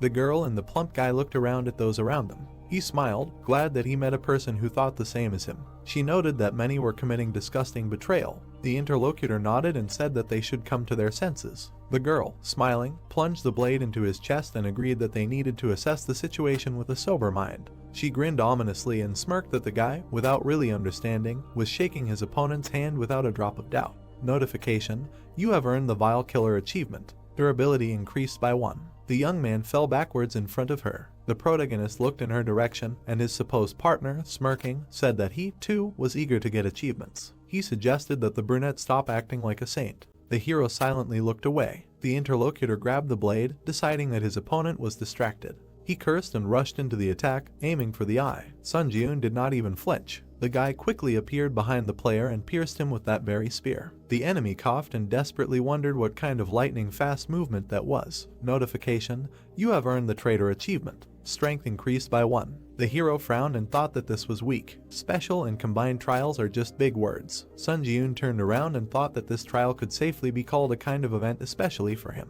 Here he would be able to improve the mastery of his unique characteristic, and, if he was lucky, maybe even add a couple of new skills to his piggy bank. However, the guy was not going to specifically attack to kill other challengers. The brunette resolutely looked ahead, deciding to simply fulfill the conditions of the trial and fight those who decided to attack him first. The man raised his hand and used Iron Dome, protecting himself with a shield. The sphere expanded. The man smiled and said that this was the perfect trial for him, who had learned water magic. He turned around at the sound and saw the main character running towards him. The guy jumped up and looked carefully at the other player. The man looked up in confusion, wondering who was in front of him. Sun Ji-yoon kicked the dome. The magician laughed and exclaimed that it couldn't be penetrated. However, the defense didn't want to confirm his words, breaking under the hero's blow. The guy flew into the candidate's face with his foot. The magician was thrown to the side and fell on his back. The brunette landed in front of him and thought that although his actions were a little cruel, the main thing was the end result. The other candidates glanced at Sun Ji-yoon in fear, assuming that he was a ranker who looked like a monster and ran in other directions. The hero sat down on the platform and thought that with his actions he could instill fear in his opponents. The other players ran away from him. To be honest, even though he wanted to earn achievements, he didn't want to make unnecessary kills. Notification: stronghold captured.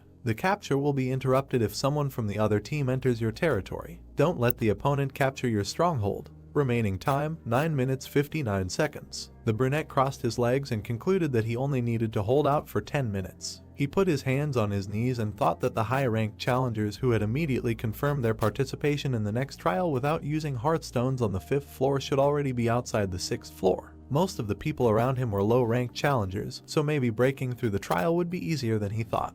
The trial on the 6th floor makes you think about a lot of things. Mistrust of others. This is the reality of a low-ranked challenger. The darkness and gloom that the trial tower has nurtured. The guy frowned and thought that the fake sympathy was the real hypocrisy. Even if he managed to distract the opponents by switching their attention to another stronghold, eventually someone would die. Notification: an enemy has entered your stronghold, capture has been suspended.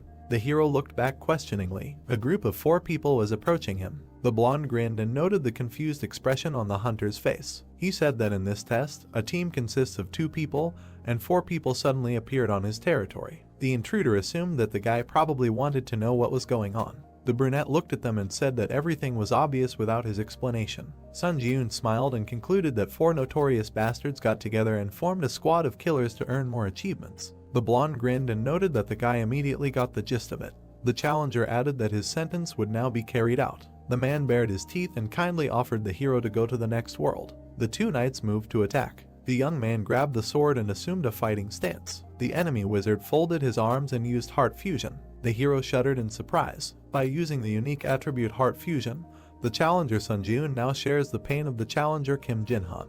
The magician took the dagger and stabbed himself in the arm. The protagonist gritted his teeth and dropped the weapon, feeling a sharp pain. He looked at the wound with displeasure. The skill pain tolerance is activated. All types of pain are reduced by 15%.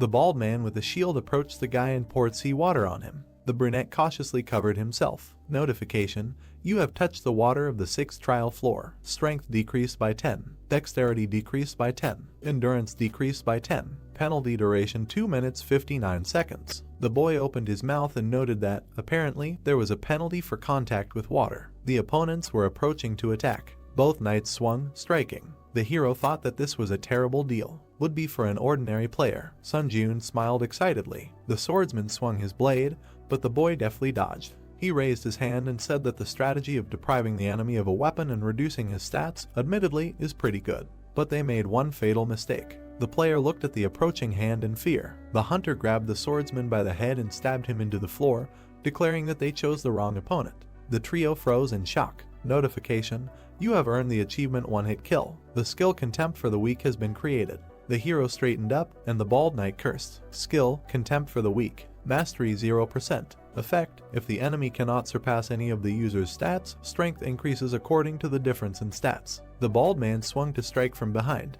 Notification: all enemy stats are lower than the user's. Contempt for the Weak is activated. Strength increased by 1. The man struck, then looked up in shock. At that very second, the protagonist kneed him in the face. The brunette turned around in the air and kicked the enemy in the head. You have earned the achievement Merciless Killer. Sun Ji-yoon smiled. Agility increased by 1. The knight fell to the ground. The blonde gritted his teeth and frowned. The hero moved towards them. The mage looked at his teammate in fear and asked what to do now and whether they should attack at the same time. The swordsman silently slashed his comrade's leg with his sword. The wizard's face distorted in pain, and he fell to the floor with a scream. The protagonist flinched, feeling a pulsation in his leg. The brunette dropped to one knee. Sun Ji-yoon breathed heavily, thinking that they only shared one pain between the two of them, but fortunately, there was no real damage. The only problem was that this pain limited his actions. The mage grabbed his leg and shouted, did the man still consider himself a human after such an act? The blade pierced his side. The blonde continued to strike, warning the protagonist not to come closer. The challenger grimaced and shouted that if he took another step towards him, he would slit the throat of this idiot.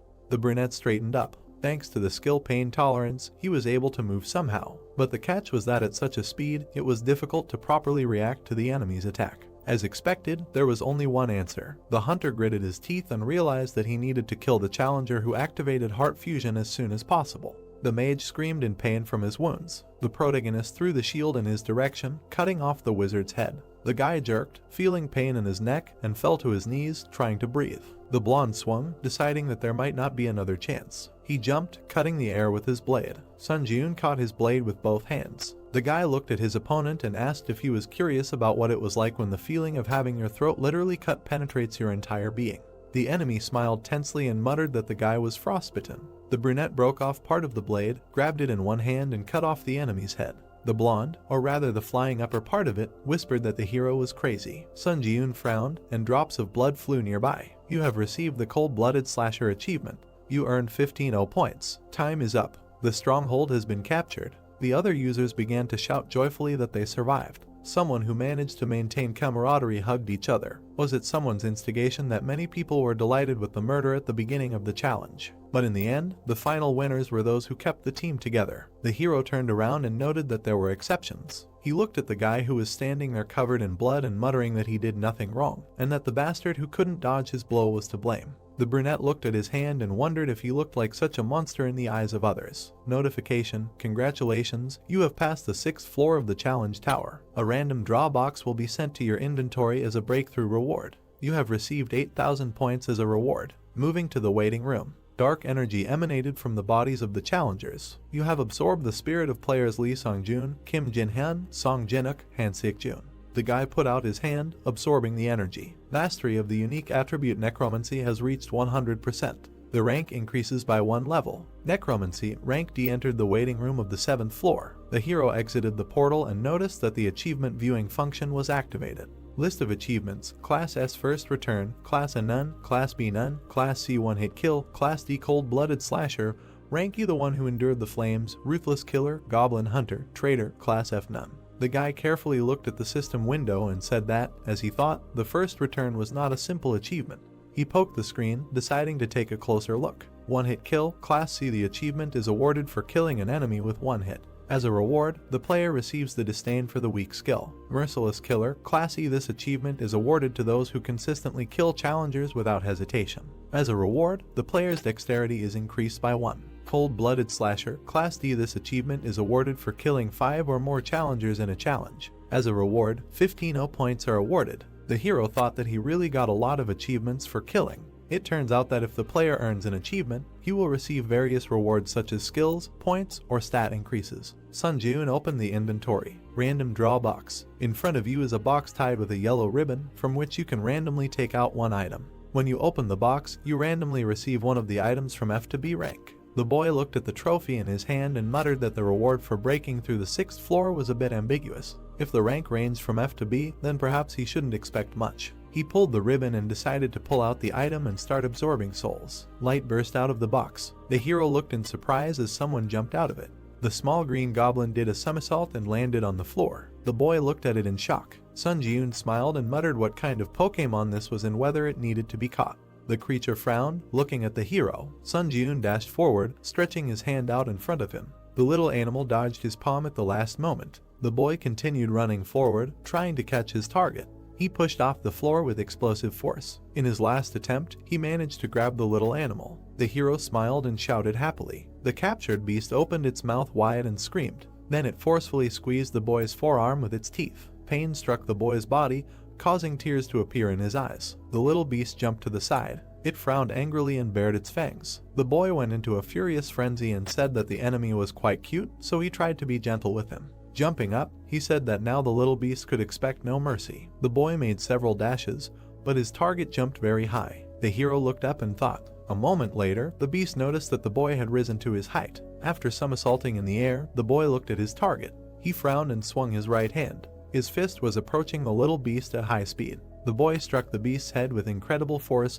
dealing a critical blow. The place where it hit turned red. The little animal crumbled into pieces, revealing a necklace. The system congratulated the boy and said that he had drawn an item corresponding to the highest class in the random draw box. He looked at the prize and said that if it said the highest class, it meant that his item was Class B. The necklace emitted a blue glow. The system said that it was a pendant made of forged iron, which increased the effects of metallurgy skills and swordsmanship by 7%. And when mana was introduced, an exclusive effect of steel defense was activated, but temporary recovery was stopped since man was spent to activate.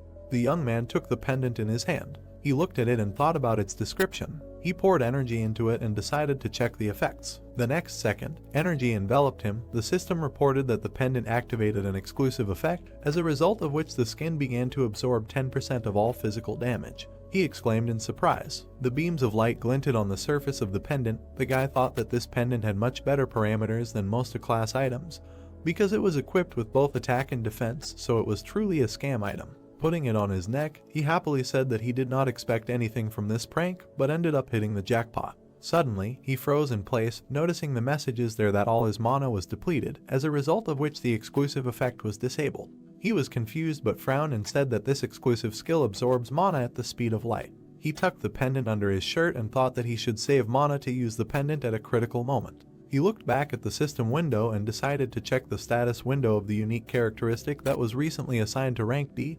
The system asked him if he was ready to begin the trial on the 7th floor. The heroes looked up, not understanding what this was and whether there was usually a waiting period before the next challenge was issued. Standing in the middle of the room, he said that if it was possible to start the challenge a little faster, he didn't see anything wrong with it, and he wondered if the others' waiting time had disappeared. The system reported entering a community whose difficulty was high. The tower ghost asked if they knew that the waiting time had disappeared. Reading other people's comments, he decided that as he thought, everyone could now immediately begin the challenge. He pointed his finger at the system window and thought that no one cared about the waiting time having disappeared. After all, no one was particularly interested in the advantage of being the first mover, and the atmosphere in the community was one of desperately wanting to return home. He lowered his head and wondered if this was because most of them were low-ranking hunters. Looking closely at the comments, he thought that compared to the 6th floor, the manner of communication had changed a lot. He imagined the evil faces of people and thought that all these maniacs have now become quiet, and the next one is a personal test, so,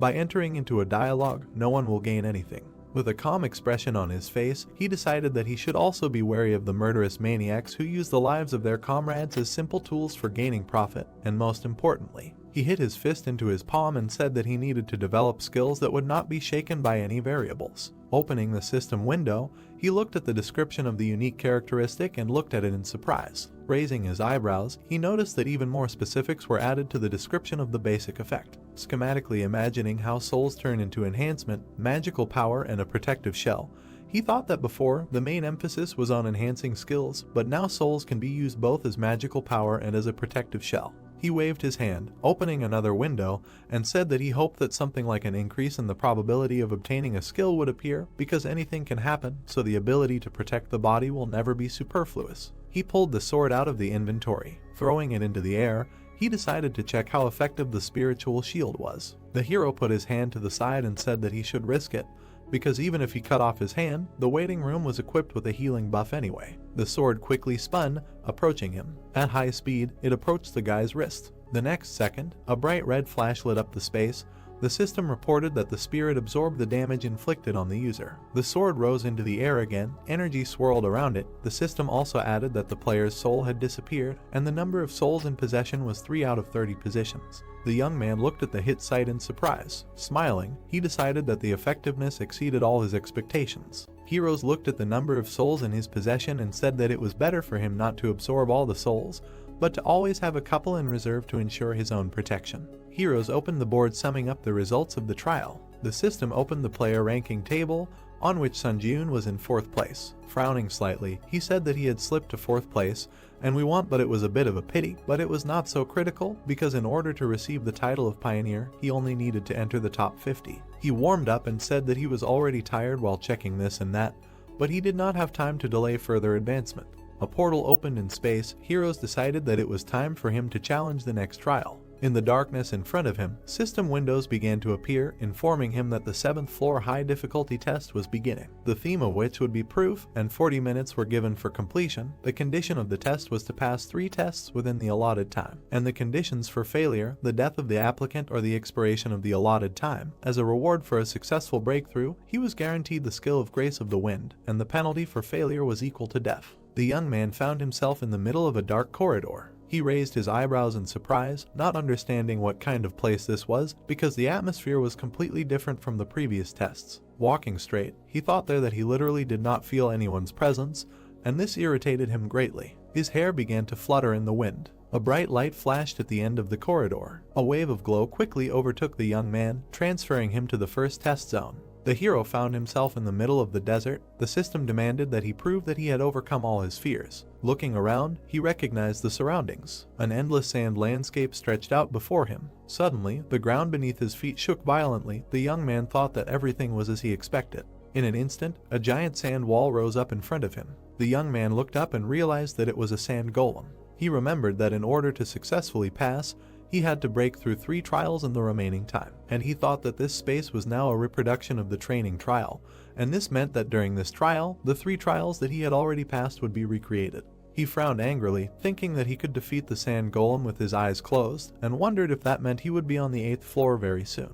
He noticed that a large amount of sand was falling down from the golem's shoulders. The monster was getting taller and taller, leaving the boy at the bottom. The boy looked up, noticing the giant monster, and said that he didn't remember the golem being this big to begin with. A bright light was shining in the monster's eye sockets. The boy smirked and thought that he felt like he had been enlarged 3 times. The golem raised its arm. It swung its right hand, slightly leaning towards the boy. The boy took out the sword and shield from his inventory, deciding to try and hit the empty head of the opponent.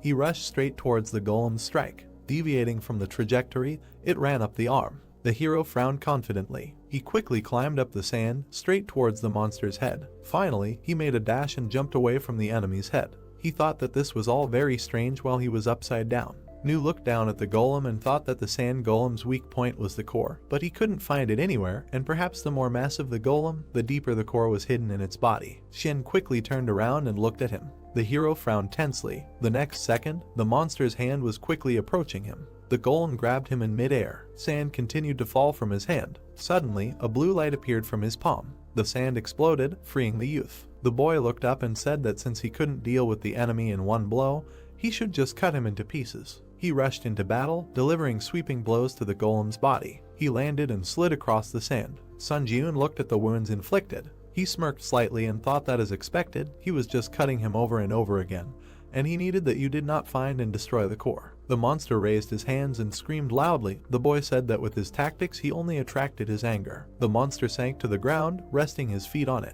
His ankles sank into the sand.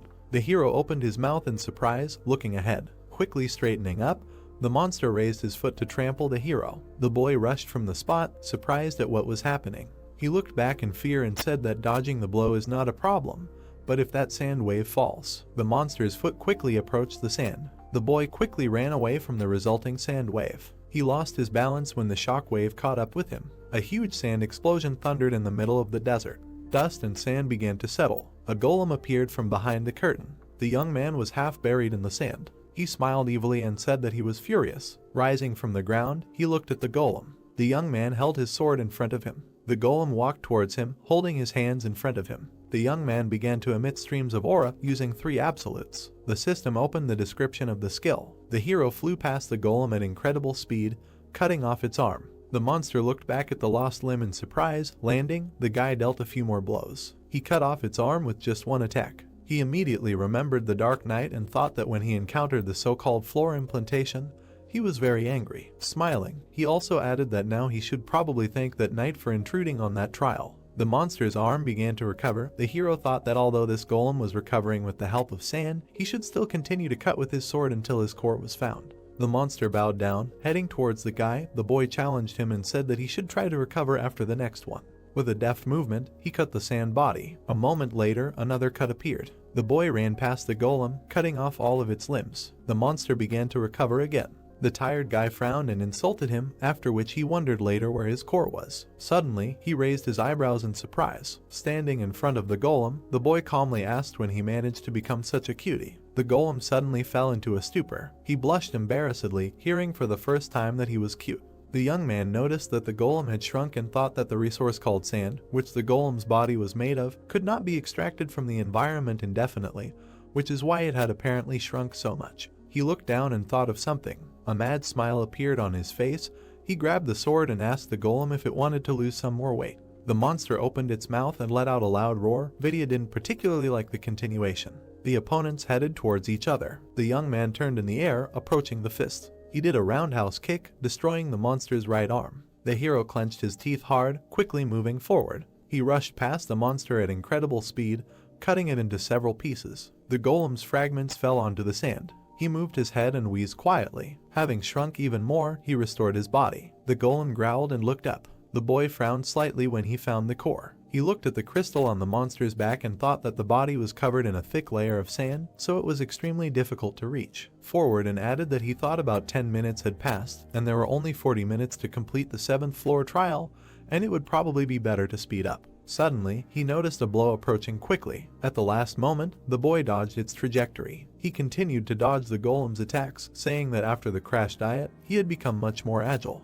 He rushed behind the monster and said that although he wanted to play with it longer, he did not have time for this. A moment later, the boy pierced the monster's core. The golem opened its mouth and let out a scream. The core shattered into several pieces. The guy frowned. The system reported that he had proven that he had overcome his fear, and the first test had been successfully completed. The golem's body began to crumble to the ground. A bright flash appeared in the air. The young man looked around in surprise, noticing the disappearance of the surrounding space. Frowning, he thought that this was excellent. He stretched out his hand and pulled the golem's spirit along with him. The flow of the soul was attracted to his palm.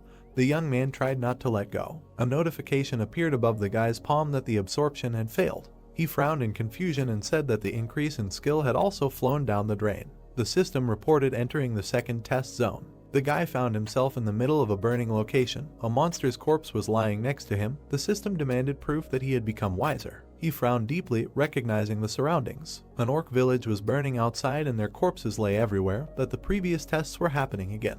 He lifted the curtain and went outside. The next second, he raised his eyebrows in surprise. The young man noticed that the orc was bowing down in front of his dead comrade.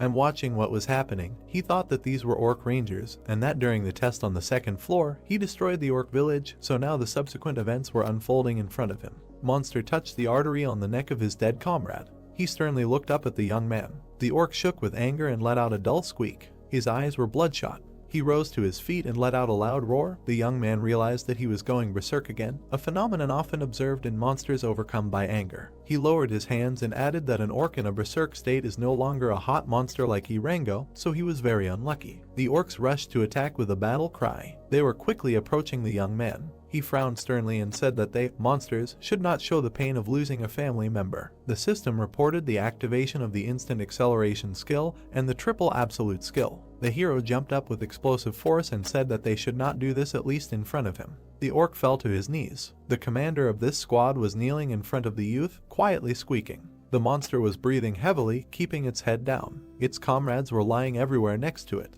The boy looked at him with disdain and asked the monster there if it felt disgusting, because he was standing there and just watching his family die, unable to do anything.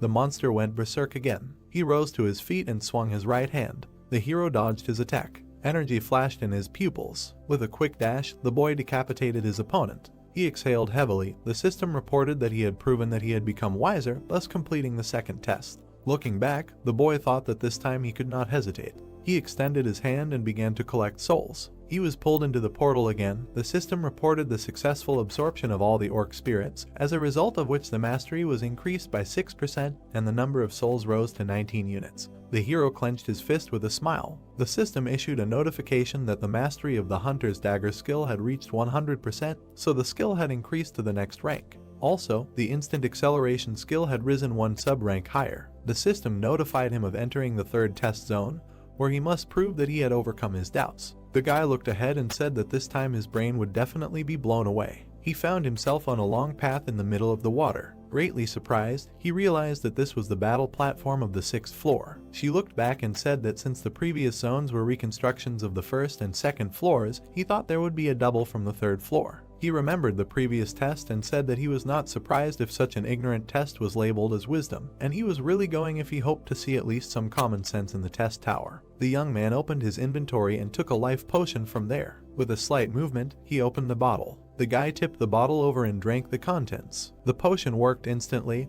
healing him. He looked at the bottle in his hand. Throwing it into the ocean, he said that he was littering a little in the test tower. A moment later, a giant wave rose behind him. Powerful splashes of water threw up the concrete slabs of the path. The heroes frowned in surprise and said that he only threw a tiny bottle. The system reported the activation of the killer's cloak, increasing movement speed by 15 points. He rushed away from the approaching danger. The boy frowned and thought that the tests that had been played so far were repeating the existing rules, which meant that in order to pass this test, he needed to find and occupy the red tile of the stronghold. The water waves rose up, creating different shapes. The boy also added that until he found the tile, he should not touch this water under any circumstances. Running further and further, he decided that his speed was higher because the wave could not catch up with him. Frowning in surprise, he decided that this was great, because he had to move in the same direction. A powerful splash of water threw the tile under the boy's feet. Falling down, he touched the water, as a result of which his strength, agility, endurance were reduced by 10 points, and the duration of the penalty was equal to 2 minutes and 59 seconds. The water continued to throw up concrete slabs. The guy thought that he even had an idea that the tiles would remain in the same order. Being in the air, he added that it was a kind of hope that there was at least some common sense in the testing tower. He gritted his teeth and used instant acceleration. Leaning against the slab, he made a powerful jerk.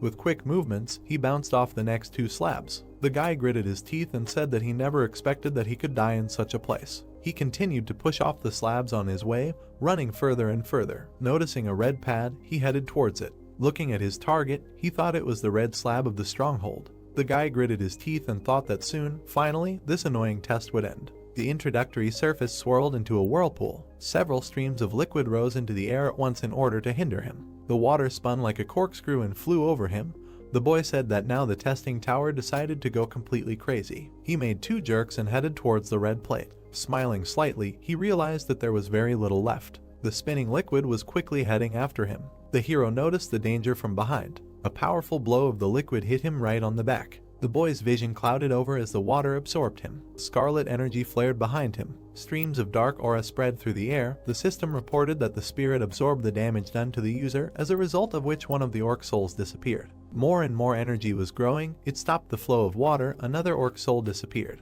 The boy looked back and thought that he clearly felt the shockwave, but right before the blow could cause him any damage, the shield blocked it. The hero did a somersault in the air and flew to the side. Having landed, he quickly ran away. The streams of water went after him, when suddenly the remaining time was over. The water froze. The exclusive effect of the killer cloak was turned off. The guy frowned in confusion and thought that now he already had no mana, and if the instant acceleration failed, then it would be the end for him. He gathered scarlet energy in his palm. The hero threw the ball into his mouth. Having pushed it into his mouth, he frowned slightly. An aura began to emanate from his chest into the dark. The system reported that he needed to replenish his mana using the spirit of the orc. The guy thought that this was great, and that his strength had returned. The streams of water, swirling, continued to move. The guy quickly ran away from them. He looked at the red tile and thought that there was very little left. Suddenly, a column of water appeared in front of his face. He opened his mouth in surprise and cursed. The streams of water quickly caught up with him. While he stood in a stupor with his arms crossed, he made a dash forward, wanting to take a risk. The guy entered the liquid. His silhouette began to blur under the streams of water. He broke free from the other side, exhaling heavily. The system reported that the orc spirit had disappeared. The guy was in the air right above the waves of water. Flying down upside down, he bent down heavily. The guy tried to group himself and screamed loudly. He looked at the floor in fear, screaming shrilly. The floor was quickly approaching him. After a little while, the guy hit the concrete with incredible force. 2 orc souls disappeared. He had 12 units left. A large amount of dust rose in the air. The dust cleared. The young man lay in a mark on the surface. He opened his eyes in surprise, noticing something. Swirling waves hung right above him. Their tips twitched, confusing the guy. The system reported that he had proven that he had overcome his doubts. As a result of something, these tests were successfully completed. The water appendage began to lose its shape. A huge amount of water fell on the guy. Being wet, he squinted his eyes and thought that this was a damn test, and that it was completed, but for some reason he had to suffer until the last second. Suddenly, system notifications appeared, reporting that he had overcome the 7th floor of the test tower, and as a reward for breaking through, the skill of the Grace of the Wind was received. 15,000 points were awarded and speed boots were sent to his inventory, after which the system reported that he was going to the waiting room. The hero headed into the portal. The spatial gate emitted a light blue light. The young man went to the waiting room. He threw off his coat. Slightly lowering his head, he remembered the past test. The young man frowned deeply and realized that he was close to failure. He bit his lip and thought that in the current situation, he was a little anxious to go to the 8th floor right away, because he did not think that he would continue to be so lucky in the future. Suddenly, he raised his head, feeling a shaking. The system windows opened in front of him. Notifications reported that the number of applicants who passed the tests on the 7th floor exceeded 1,000 people. So the expansion of the system began, the skill store was opened, and an intersection was created in the test, as a result of which a permanent return was possible, and the floor implementation system was activated. Looking at these messages, he thought that this was all what was expected with great impatience, but Cherry Prepare is different. He frowned, noticing the messages that he was the president, who was called the pioneer on all the previous floors, as a result of which he was entitled to choose the halo. The boy imagined a silhouette of a man with bright rays of light coming from him, and thought that the eagle was an advantage that could only be obtained if the applicant had the title of pioneer on all previous floors. He raised his eyebrows in surprise when he saw the system notification that the halo affected the unique characteristics and skills of the applicant, so he had to choose wisely. The young man wondered later, had he ever given the tower such advice, because it must mean that the halo was something important. The system gave him a choice of 3 halos: ruler, hunter, and monk. The hero crossed his arms, looking at this, and said that he needed to read the description first. He opened the description of the ruler's halo, which said no, that this is a halo that has different performance depending on the person, and, in fact, it is closer to the universal type than the specialized type, and is closely related to the unique characteristics of the applicant. The potential is greatly increased for abilities such as combat, growth, support, and production, and the unique strength of skills is the synthesis of skills, so this is the most suitable halo for the current applicant. The youth raised his eyebrows in surprise and said that it affects all skills and even the unique characteristic. Looking closely at the last lines, he thought that the tower was openly saying that this is the most suitable halo for him. He poked his finger at the system window and said that he needed to look at other options. The system opened the description of the hunter's halo, which said that anyone can easily adapt to this halo. It is closely related to improving characteristics and skills, and the effect of the halo greatly increases the level of skill and stats. The unique power is to increase the level, and this halo is also perfect for the current challenger. The hero looked at the writing with distrust and was surprised that this choice was also not bad. He opened the description of the monk's halo. The system said that this is a halo that is strongly influenced by talent and perseverance, and the longer a person invests, the stronger he will become. But this takes time and talent, and if a person does not have talent, all efforts may be useless. The unique power of the halo is the path of practice, and this halo is not recommended for the current challenger. He waved his hands, dividing the system window into 3, and said that this halo is definitely not for him, so he needs to make a choice in favor of one of the remaining 2. So he lowered his hand and decided to choose it. He pointed his finger at the system window. Shining rays appeared behind him. The system reported that he had chosen the ruler's eagle, and the special effect of the ruler's halo launched the evolution of unique characteristics. She showed him the possibility of developing into the field of necromancy, and said that he could begin to summon or, as a result, be able to use absorbed spirits to revive powerful skeletons. Then she showed him in the form of a magic swordsman and said that his talent for the sword and magic would increase, and the ability to acquire the corresponding skills would increase threefold. Then the system showed him in the form of a blacksmith and said that he could also go the way of the creator, and in this case, the talent for creating items would increase, and the ability to acquire skills related to production would increase threefold.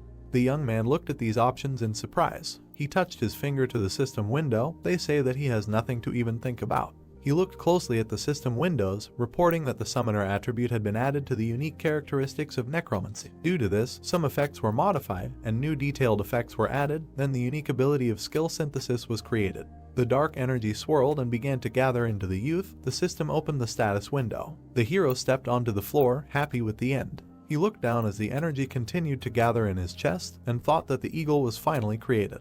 The hero poked his finger at the system window, opening the description of the unique ability, skill synthesis, the effect of which allows you to select 2 desired skills and combine them. And if the skill levels differ during the use of the effect, the skill of the higher rank becomes the center of the synthesis. Sun Jun opened his mouth in surprise and thought that by combining useless skills, you can create something new. The thought flashed through his mind that this was really a jackpot. The system asked him to look at the list of skills and select the material to create the synthesis from the skills currently available. The hero looked at the list of his abilities and thought about what to combine. He touched his chin and began to search for skills that he does not use. The hero chose the skill of contempt for the weak and continue the battle. The system asked him if he wanted to continue. The young man pressed the button and decided to continue. The synthesis window of the bright lit up. The system reported the completion of the synthesis of skills. A bright light illuminated the boy's face. The skill of force breakthrough was created. The young man looked at the description of the skill in surprise.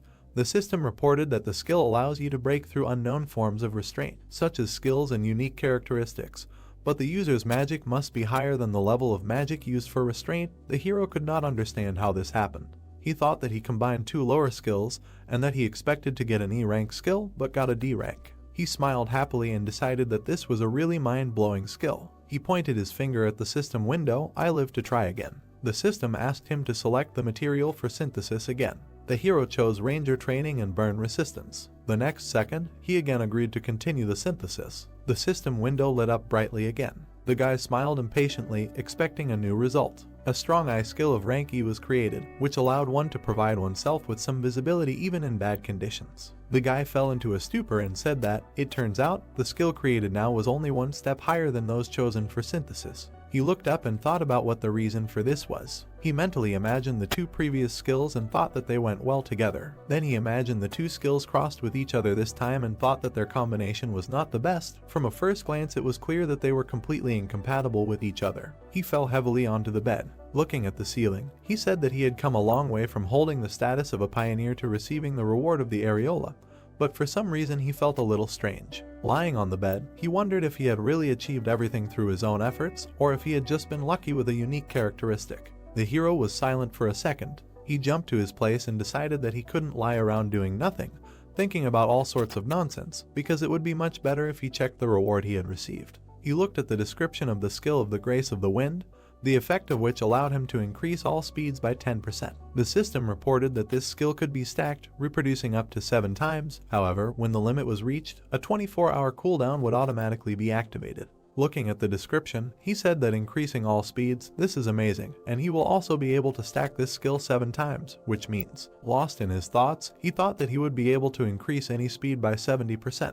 The hero imagined himself running forward at incredible speed. The young man imagined a bright glow and thought that this skill does not consume mana at all. Sitting on the bed, he said with a smile that the Grace of the Wind is essentially a skill that has no downsides. He opened the inventory and looked at the boots. He put on new shoes. The guy looked at the new thing with a smile. The system reported that these are speed boots that increase attack speed by 3% and movement speed by 5%. The young man said that all the rewards on the 7th floor are related to speed, and he is incredibly happy with this arrangement. Suddenly, the system reported that the skill store was entered and that it displays a list of skills available for purchase. Sun Ji-eun looked at the list and said that, contrary to his expectations, the quality of the store leaves much to be desired, after which he thought that in addition to this, the prices are also incredibly high. He shook his head and was indignant at being asked to pay 8,000 for an instant boost. He pressed the buy button and said that he needed a skill related to magic. The hero imagined coins falling while looking at the messages that he had purchased the magic circuit skill, as a result of which 15,000 points were debited from his account,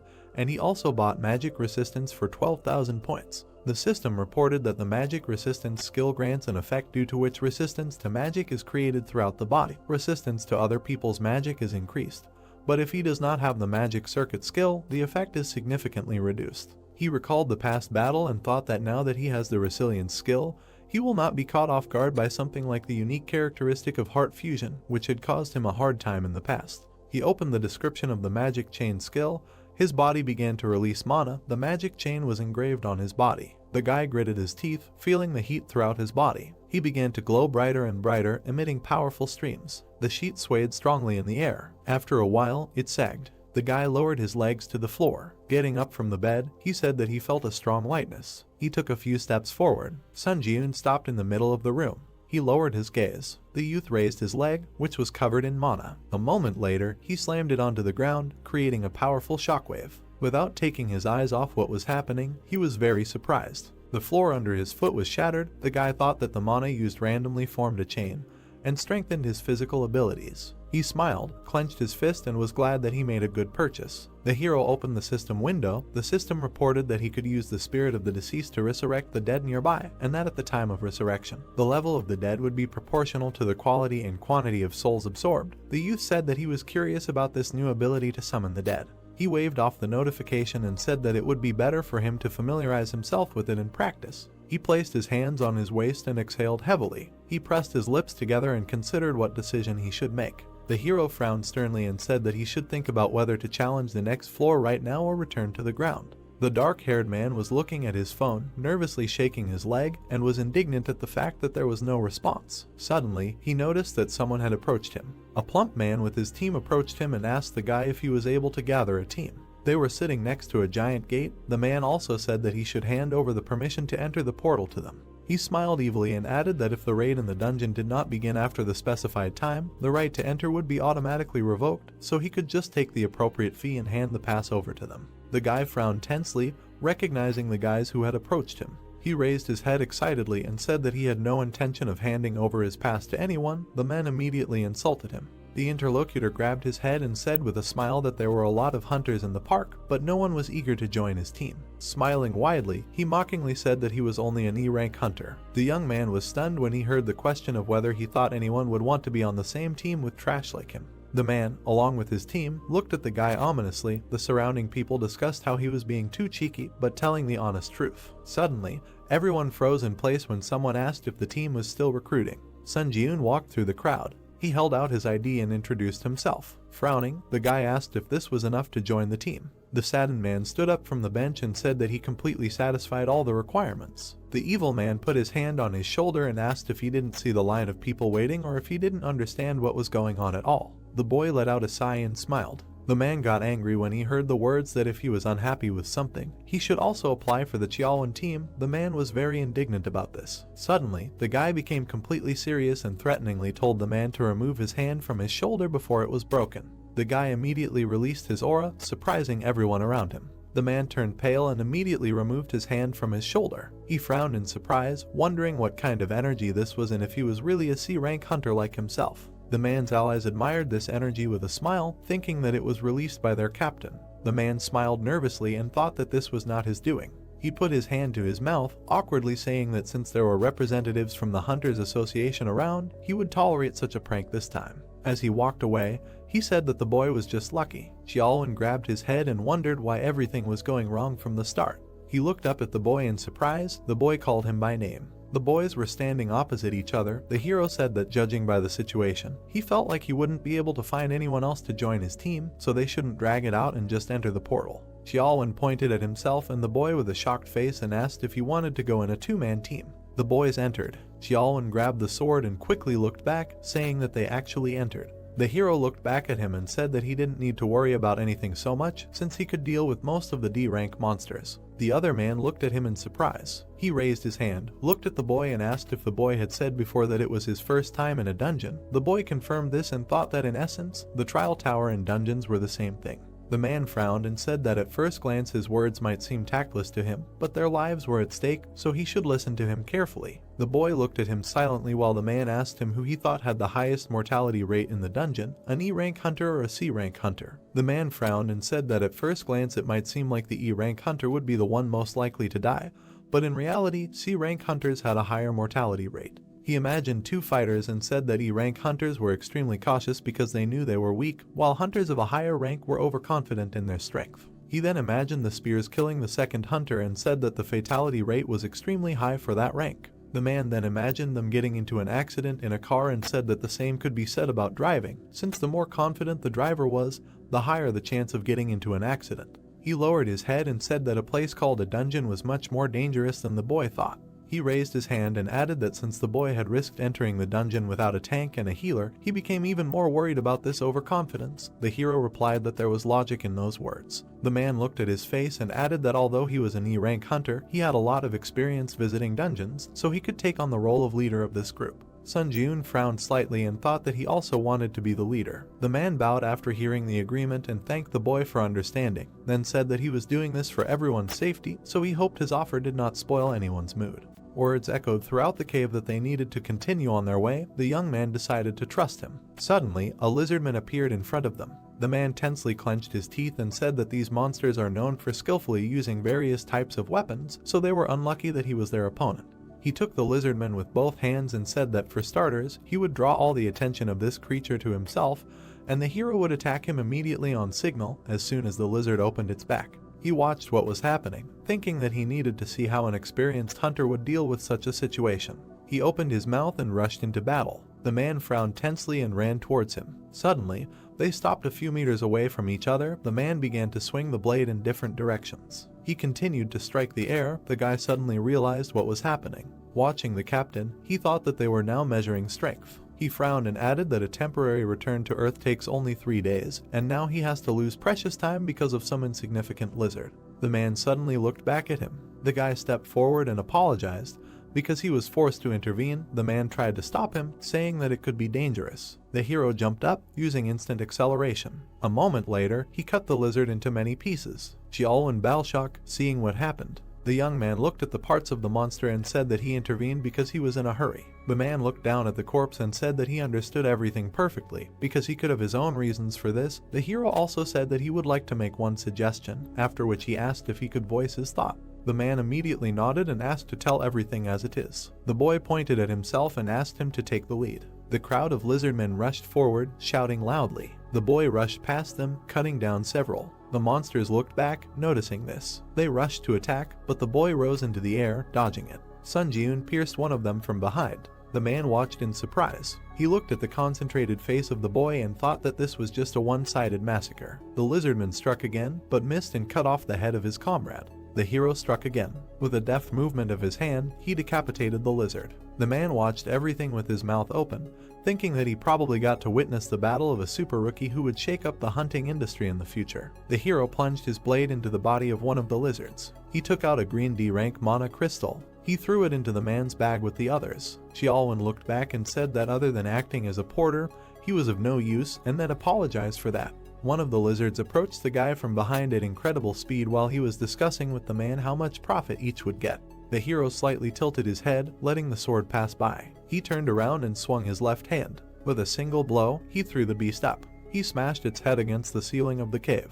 Rock fragments fell next to the guy. The man grabbed his head, watching in horror. The entire cave was covered in blood. The young man said that they needed to discuss this outside, because if they let their guard down, they could end up in a dangerous situation. He brushed the blood away. The man apologized to him. He began to absorb the souls of the lizards, and thought that he needed to pretend to yawn and absorb all the souls at this time. There was an increase of 0.07%, and that with D-class monsters, he would be increasing the mastery of his unique characteristic for a very long time. Suddenly, a scarlet portal opened. The guys looked back at it. The man thought that being only the two of them, they were able to reach the portal leading to the boss room. He smiled and thought that he did not even have a thought about completing the raid on the boss, or to be more precise, from the very beginning he thought that it would be a great success if they overcome at least half of the dungeon. He looked at the guy from behind and added that he thought the man in front of him was quite capable of clearing the dungeon completely. The hero looked back and asked if the man was okay with this arrangement if they were to invade the boss's room now. The man answered in the affirmative and said that the guy should take a break for a while. The young man reassured him, saying that there was no need for that because he was perfectly fine. A man's voice was heard near the portal and he agreed to enter the portal. They found themselves in front of a giant lizard sitting on a throne. The monster rested his hands on the throne. The young man said that as he had predicted, the king of the lizards was waiting for them in this place. The ally looked at him and asked what he was going to do. The hero asked for some time to think. The man frowned anxiously and asked if the guy wanted to say that he had no clear plan of action. The monster immediately jumped up from his place. The guy smiled and said that it happened just in time. The lizard was approaching them at an incredible speed. The guy frowned in surprise. He made a few dashes back, dodging the spear strikes. Dodging another blow, he thought that the monster was very fast and, surprisingly, considering his size. He frowned and looked up at his opponent. The next second the young man found himself behind the lizard. The guy swung his blade and thought that it was not fast enough for him to match the pace of the fight. The monster immediately attacked him with its tail on the body. The lizard threw the guy to the end of the cave. The man grabbed his head and screamed the guy's name in fear. The young man kicked away a block of stone. Dark energy swirled around his body. The system reported that the spirit had absorbed the damage inflicted on the user. The hero smiled and said that this is a good way to test new skills. The man said with tears in his eyes that he thought the guy was dead. The lizard looked at the enemy with an angry expression. Sun Jiun climbed onto the boulder and asked the enemy what had happened and if he cared that not a single stone was left of his throne. The lizard's throne was heavily damaged. The youth asked if he thought it was an ominous omen. The monster threw a copy into the ground and released an aura. Raising its head, it released a powerful beam from its mouth. The youth's limbs were immediately shackled by chains. He was affected by the skill of a slow wave, as a result of which his speed was reduced by 25%. A green sphere cut off the chain. The youth activated a force breakthrough. A pleasant colored energy swirled around his body. The system announced the removal of the slow. The lizard opened its mouth in surprise, noticing this. The guy exhaled heavily and thought that the skill was the result of synthesis, so he had some doubts about it, but the effectiveness was high. Suddenly, the monster turned his gaze to the side. A quiet groan was heard in the cave. The man, bound with chains, fell to the ground and said that his body did not obey. He was scared, but looked at his ally and asked for help. The monster looked at him and growled. The guy frowned in surprise, realizing what was about to happen. The monster turned around and ran towards the man. The hero gritted his teeth, rushed after him and shouted that he was the lizard's rival. Moving at high speed, he tried to catch up with the lizard. Looking at the monster from behind, he thought that the distance was too great. The guy raised his eyebrows in surprise. His pupils turned scarlet, and he used the summoning of the dead. Two skeletons appeared right in front of the monster. They opened their mouths and rushed to attack. The lizard defeated them without much trouble. The guy watched the bones fall and thought that they were not strong enough to stop such a giant, but nevertheless, he was able to win a second with their help. Having summed up the skill of the Grace of the Wind by 60%, he chopped the monster into several pieces and thought that this second saved a human life. The lizard's face froze with an open mouth. The system announced his death. Streams of dark energy gathered in one point. The system reported that the guy used the absorption of the spirit of the Lizard King to permanently increase stats, as a result of which his strength, agility, endurance, mana and durability were increased by different amounts of points. The hero looked at his chest in surprise. The system also reported the absorption of one of the Lizard King's skills, the Spiritual Eye. The man yawned widely. He looked in front of him and said that except for the fact that all three portals appeared at the same time for power, nothing special happened. He looked back at his subordinate and asked if they noticed anything unusual. The interlocutor answered negatively. The leader, looking at the portal, thought that everything was as usual, because after the hunters of the first squad made a partial raid in the open portal and went outside, the attacking team of the Hunter Association would have to break into the dungeon and finish off the boss. He sat down on the back of the bench and said that it seemed like everyone was in the same Hunter Association, but he did not understand why only their team did not have a commission fee, after which he insulted the members of the attacking team and said that he was very jealous. Suddenly his eyes sparkled with anticipation of monetary payment. The man said that if the advanced squad completely cleared the portals in the first quarter, then their control team would be able to get their share. Suddenly, he sadly lowered his eyebrows. Smiling slightly, he thought that this would only be possible within a rank hunter and wondered if there was even one high-class hunter who would pull off such a crazy stunt. Suddenly, Xiaolwen and Sunjun appeared from the portal. The leader looked back. Hearing the shout that the advance party of the third portal had finished clearing, the leader was surprised that it was so fast. The subordinate tried to accompany the guy. The leader was surprised that they went to raid the dungeon with only the two of them, meaning that this group couldn't even get halfway there. Suddenly, he raised his eyebrows in surprise, noticing something. The portal behind them began to disappear. He opened his mouth in shock, thinking that the portal that had become colorless meant that. The man smiled widely and finished his thought by saying that the boss's room had been completely cleared. Stumbling, he ran towards the guy. The man, breathing heavily, asked the young man if they had really cleared the dungeon completely. The hero asked him who he was to ask such questions. The interlocutor adjusted his suit and said with a smile that he forgot to introduce himself, after which he gave his name and said that he was the leader of the portal control group from the Hunters Association, who had arrived in this place to monitor the portals that had suddenly appeared in this park. Xiaolwen intervened in the conversation and asked if they had arrived later, that they wanted to buy the rights to occupy the portal. The man confirmed this and said that he wanted to make an offer to the two of them to sell. He raised his eyebrows in surprise when he heard the words that Xiaolwen was not the one who had the right to make decisions in this matter. The leader was very surprised when he was told that the young man had captured this dungeon alone. He recoiled and asked in shock if he really did the cleanup alone, since that meant he was a rank hunter. The guy interrupted him and said that he was a C rank hunter, and that he thought that was not the most important thing right now, after which he asked him to get closer to the point. He frowned and asked how much he wanted to buy the right to occupy the portal for, after which he thought that if it became known that he came from the test tower, then it would add unnecessary problems. The leader coughed and said that if we return to the main thread of the conversation, then their team wants to propose something.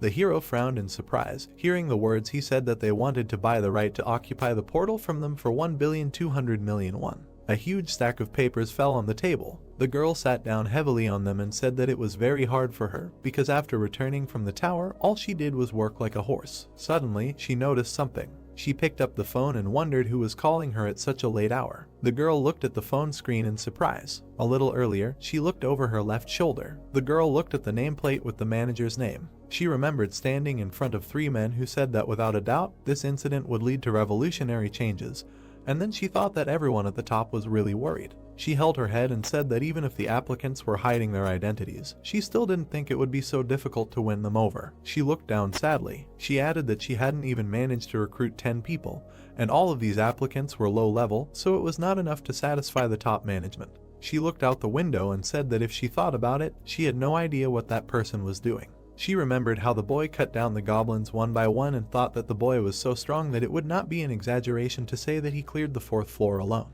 She touched the glass and regretted that she did not propose to him right away. Suddenly, she was distracted by a notification on her phone. She picked it up and wondered who was calling her at such a late hour. The girl raised her eyebrows in surprise, looking at the phone screen. Sunjun had texted her and asked if they could meet up if she had already returned. The boy's balance was 1,291,600,000 won. The boy carefully looked at the phone screen and said that he had earned almost 1,300,000,000 won, and he still could not believe that it was true. He was sitting in a cafe, saying that he felt amazing, when suddenly a golden bell rang. The tired girl flew inside. She noticed her hours waving his hand at her. The girl grabbed her head, approaching the table. The guy thought that she ran with all her might and said that she did not have to hurry so much. Sitting opposite him, she said that he did not even answer her message. The guy blushed, hearing the words that she waited for his answer for a very long time. He sweated nervously and apologized, after which he said that he never read it because he was in a hurry. Smiling, she pointed at him with her fingers and said that then he should treat her to a cup of coffee and cheesecake. The hero replied that she could order whatever she wanted. A little while later, a cup of coffee appeared on the table. The guys sat opposite each other. The girl asked if the guy was going to climb to the top floors of the test tower. The hero replied that he was going to continue his climb in the tower. To be honest, he contacted her because he had a request. He looked her in the eye and said that he needed to join a guild so that he could attack a dungeon during his short return from the trial tower, but he had some conditions. He imagined various hunters and said that the first condition was the right to refuse a summons to the guild. He then imagined the trial tower and added that the second condition was not to interfere with his personal affairs related to the tower, and the third was permission to use the guild's dungeons at any time. The young man also asked if there was a guild that would be willing to satisfy all of these conditions. The young man frowned slightly and wondered if the atmosphere was strange and if he had overdone it. He suddenly flinched when he heard his name. The girl tilted her head and said that the conditions he proposed were absolutely impossible to fulfill, since from the guild's point of view, they did not get anything. She touched his hand, interrupting his words about how he had probably asked for too much. She stood up at her place and looked him in the eyes. Their fingers intertwined. The girl said that he could join her guild. He raised his eyebrows in surprise, hearing the words that she would make these impossible conditions feasible. The young man was lying on the roof of the bus, recalling the past conversation. His hair was fluttering in the wind. The young man said that from raiding the dungeon to selling the right to occupy, and plus joining the guild, yesterday he lived an extremely productive day. Looking up at the sky, he said that anyway, to join the ranks of the guild, there was one task left to complete. He suddenly plunged into the memories of the past conversation. The girl said that he should clear a C-rank dungeon alone, because he should demonstrate his abilities, so that it would be easier for her to convince the higher management, because the privilege of free use of the guild dungeons is not available to everyone. The boy looked into her eyes and thought that her words meant that not everyone could bathe in cream using the White Guild dungeon. It had to be at least a rising star or a hunter who had high hopes. He frowned and said that they could prepare everything necessary for the cleanup. They shook hands. The girl added that she would make sure that he would never regret his decision. Standing up, he said that as a warm-up, he thought it would be worthwhile to start jogging from this place. He rested his hand on the roof of the bus. Rising to his feet, he bowed his head. The boy looked up and made a powerful dash forward. People noticed something flying above them at high speed. The girl came to the open gate. She smiled and said that she came to confirm the reservation for the assault on the portal, which would take place in an hour. The interlocutor looked at the tablet and glanced at the girl's ID, after which he said that the attendance was confirmed. He pointed to the resting place and said that there was still a lot of time, so she could sit under this canopy. The girl thanked him. A moment later, she looked back, noticing the guy running up, and in our surprise that she was already there. He looked around. After a little while, the lagging airflow caught up with him. A strong wind began to blow away people and standing furniture. The guy awkwardly adjusted the fallen chairs and apologized, saying that he ran too fast, so it seemed like a shockwave arose. The girl smiled awkwardly and thought about whether he wanted to say that the wind rose simply because of fast running, after which he said that he came quite early. The young man looked at the gate, while the girl wondered what kind of person he was there. She pointed to the portal and said that she had already passed all the checks, so he could let her know when he was ready. The boy replied that he could start the raid right now,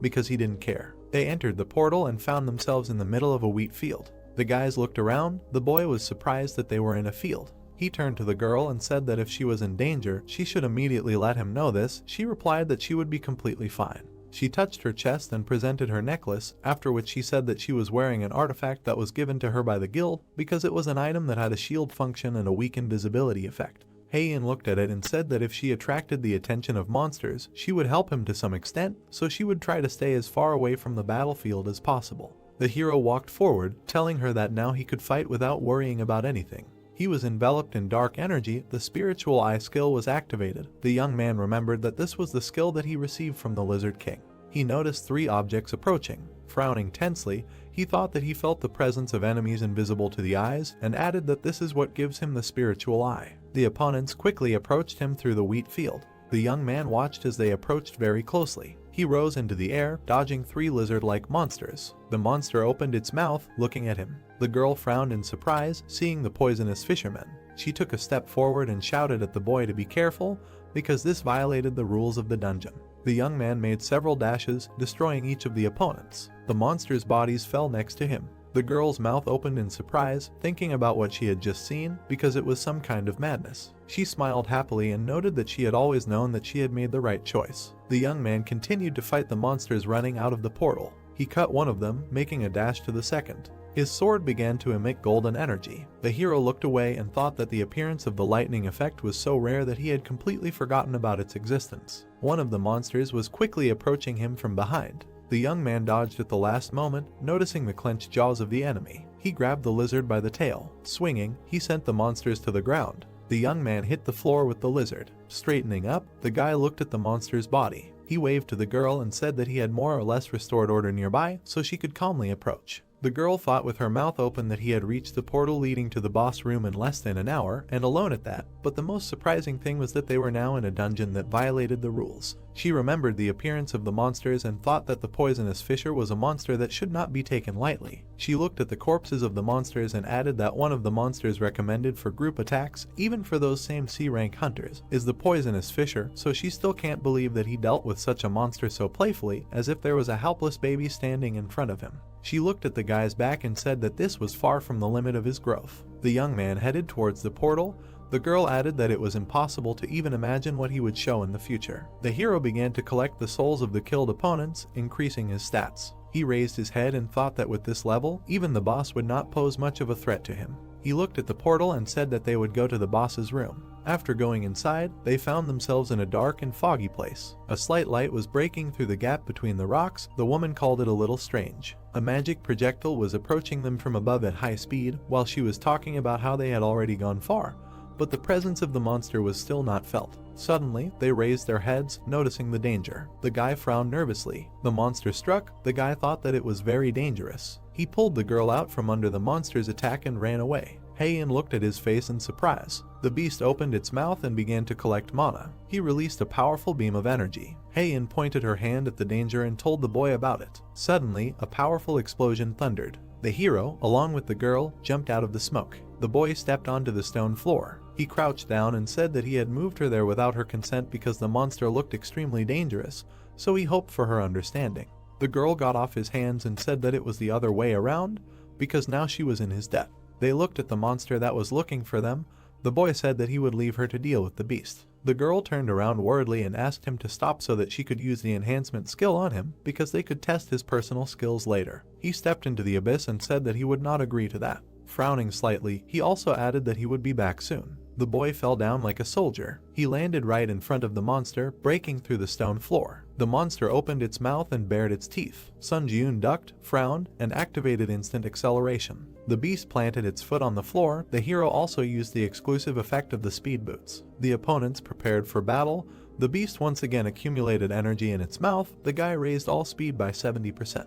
He jumped up from his place and went on the attack. Having run past the monster's face, he did not even look back. The beast turned its head after him. The young man used 3 absolutes and began to strike, cutting the flesh of the beast. Severed body parts began to fall to the ground next to it. The girl watched what was happening from the root of a tree. The system announced the victory over the dungeon boss and said that in 3 hours the dungeon would collapse. The girl smiled and laughed nervously. Looking at the guy, she said that now she was completely confused about who was the monster in this place. They headed towards the Scarlet Portal. The guys went out into the field. The girl said that she never expected that he, being a C-rank hunter, would clear the dungeon so quickly. She folded her hands behind her back and added that he had passed the tests and could now use the White Guild's dungeon, because their guild was not so stupid as to miss out on a talent like him.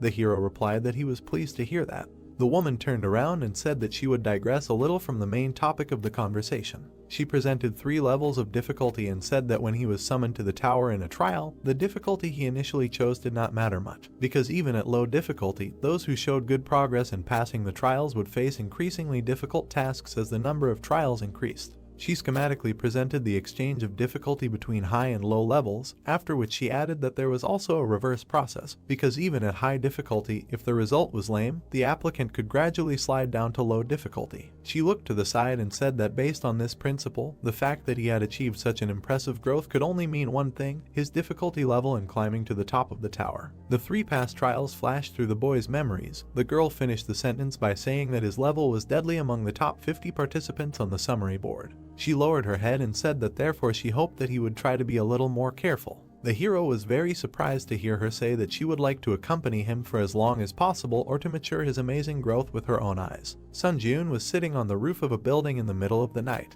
He took a bite of an apple. Smiling widely, He said that for the past 3 days, he had really been spinning like a squirrel in a wheel. In 5 minutes he would be transferred to the trial tower. He raised his head and thought with a smile that thanks to this, both his stats and his self-confidence had grown. After his reflection, time and glass, a spatial tunnel opened in the sky. The young man began to return to the tower. He smiled widely and thought that he was returning again. Having appeared in his room, he decided to begin his test. The guy poked his finger at the system window, confirming the start. The system opened a dialog box and asked which test intersection point he wanted to choose: tactics, combat, or capture. The young man raised his eyebrows in surprise and thought that if he thought about it, he had seen a mention of creating an intersection point. He chose combat and added that if he wanted to increase the effectiveness of necromancy, then he should go into battle. The system reported that all personal tests of the applicant were focused on combat, and after choosing a point, it could not be changed. Standing in the middle of the room, he noted that he had not intended to change it, and now he no longer needed to choose anything. The system reported that the applicant had the qualification of a pioneer. The young man raised his eyebrows in surprise. He silently looked at the message that the administrator's private chat was about to open, and the search for an administrator specializing in combat introduction was currently in progress. After a short while, the system completed the search. The boy's body was engulfed in system energy. It reported that a consultation with the Steel Blood Lord, the manager of the combat intersection point, had begun. The hero was transported to a snowy field full of lonely swords. Looking up, he wondered where he was. The system reported that he had entered the Steel Blood world. The system message notified that the search was complete. Consultation with the Steel Blood Lord, the manager of the combat intersection point, is beginning. Sun Jiun looked surprised, after which he landed on the field among the swords. Raising his head, the hero wondered where he was. The message notified that he had entered the Steel Blood world. Many blades were stuck in front of him. The pupil changed after using the Eye of Truth. The system message notified that the skill was activated. The Iron Blood world. Ranking unknown. A space created specifically for her, the administrator of the Iron Blood Lord, a place where uninvited guests cannot look in.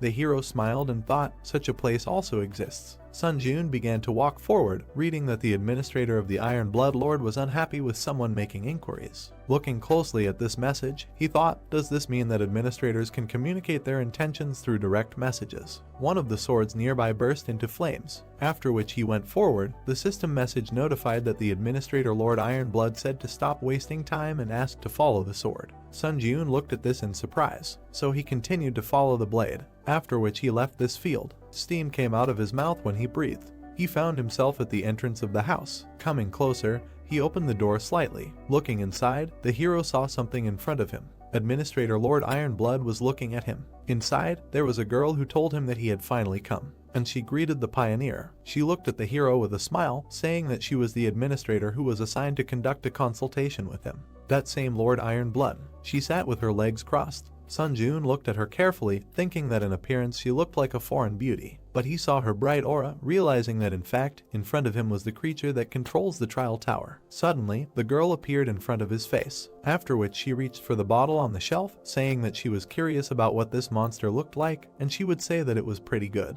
The hero thought in surprise, when did she manage to get here? He was staring at her non-stop. The hostess of the house went to the fireplace. Sun Jiun asked if she knew him, and she answered of course. The trial on the 4th floor was quite impressive. The drink was filling the glass when the guy asked if she had been watching his trials all this time, to which the girl said that she only knew about what happened from the data of the final report, because it is impossible to watch the trials of candidates below the 8th floor. Sun Jiun's eyes grew bigger from surprise. He thought about the fact that she is an administrator but cannot watch the trial. While stirring the contents of the glass, the girl also said that judging by his expression, she thought he had misunderstood something. Administrators are not omnipotent beings like the gods, and they do not control the tower at all. The blonde took a sip from the glass, saying that he should not be too nervous in her presence. Sun Jiun silently looked at the interlocutor, who also said that as long as she obeyed the tower, she could not harm him. But, glancing at him, the girl decided to close this topic and said that this personal consultation was an advantage he had earned. If he had any questions, he should not hesitate to ask. Sun Jiun frowned. He thought that he definitely did not feel any hostility. There was a blizzard outside. The hero asked if she could explain what this personal consultation was, and the interlocutor said that as mentioned earlier, a personal consultation was an advantage that a pioneer would receive. Sun Jiun recalled the armored enemy, saying that on the 5th floor, he almost died at the hands of a challenger from another dimension. Why did he come to him? Looking at her glass, the girl said with a smile that there was no special reason. Looking at the interlocutor again, she also said that it was because when entering a certain floor in another world, an intruder could not only steal the reward for the challenge of that floor, but also gain more favorable advantages. The fireplace was burning brightly in the room. The interlocutor also said that challengers from other worlds come from where the tower had existed for decades. They are well aware that the reward for harming a challenger from another world is incredibly large. The hero was surprised to hear that they also knew that the tower of this world would one day be united with the towers of other worlds, and asked her again what she meant. But she only said that everything is as it is. She presented a scale where the progress of the Earth dimension trials rose, while the invasions of other dimensions remained below. The fair-haired girl explained that starting from the 20th floor, the main focus was on combined trials, not personal ones, and then he would have to meet with candidates from other worlds. Looking at his interlocutor, the hero thought why this looked like an attempt to eliminate and advance a competitor whom he would have to meet one day. But, putting down the glass, she asked if she had satisfied his curiosity. Opening his mouth, the hero noted that if you do not take into account the last question, then you can say so. Then he lowered his head and asked about the trial tower, what kind of structure it was. Then the girl lowered her head and remained silent. Walking away from the table, she nevertheless answered that she herself would like to know the answer to this question. She looked thoughtful, hearing that she was the administrator of the tower, but did not know the answer to this question.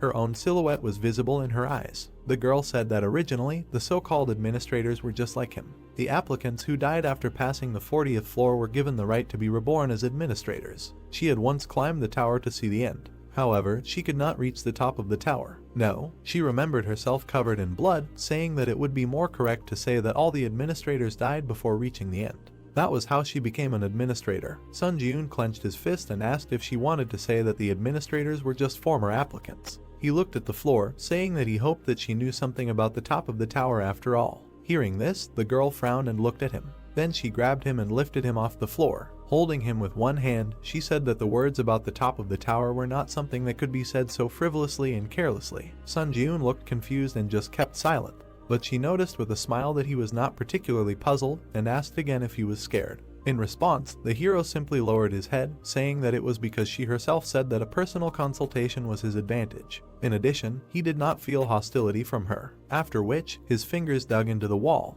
and the next moment, he broke it and found himself on the street. At that moment, a blade appeared in his hand, and he said that he did not intend to let her harm him so easily. The girl was very surprised. Meanwhile, snow was falling on the roof of the house. She began to go outside with a smile, saying that she had been living for many years, and for the first time she saw the one who destroyed the administrator's residence. But his actions convinced her. The hero only looked at the interlocutor with incomprehension. Then the girl looked closely at Sun Ji-eun, calling his name. But he was confused when he heard that she was offering him a patronage contract. A new system message appeared about entering the waiting room on the 8th floor, after which the hero found himself on the bed. He was still surprised, after which he stood up and opened the window of the exclusive store. A screen appeared in front of him, which wrote the skill category, strength category, item category, contracts Lord of Iron Blood. He was surprised, telling himself that he really made a contract with the administrator. The girl with blonde hair held a scroll in her hand, saying that she could not pass up a candidate who was both talented and brave.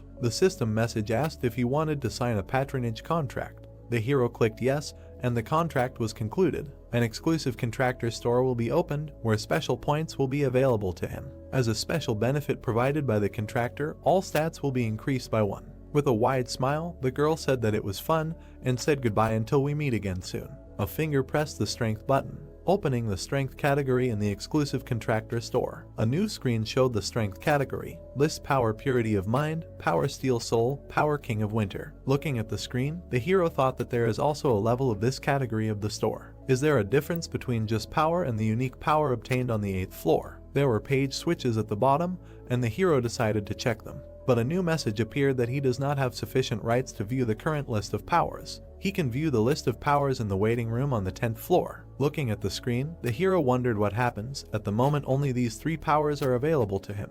Information about the power of purity of mind appeared in a new window. Price 1000 SP. Description: in any situation, there will be the ability to think rationally. Status anomalies such as anger and confusion are halved during the fight, and combat immersion increases. Power Steel Soul. Price 6500 SP. Description: This is the soul that some lords were born with, who were said to have neither blood nor tears. Increases the mastery of all weapons by 2.32 times. All newly learned combat skills start with 10% mastery. The power of the King of Winter. Price 800 SP. Description: this is the power that the rulers of the north often receive. In cold conditions, stats are temporarily increased.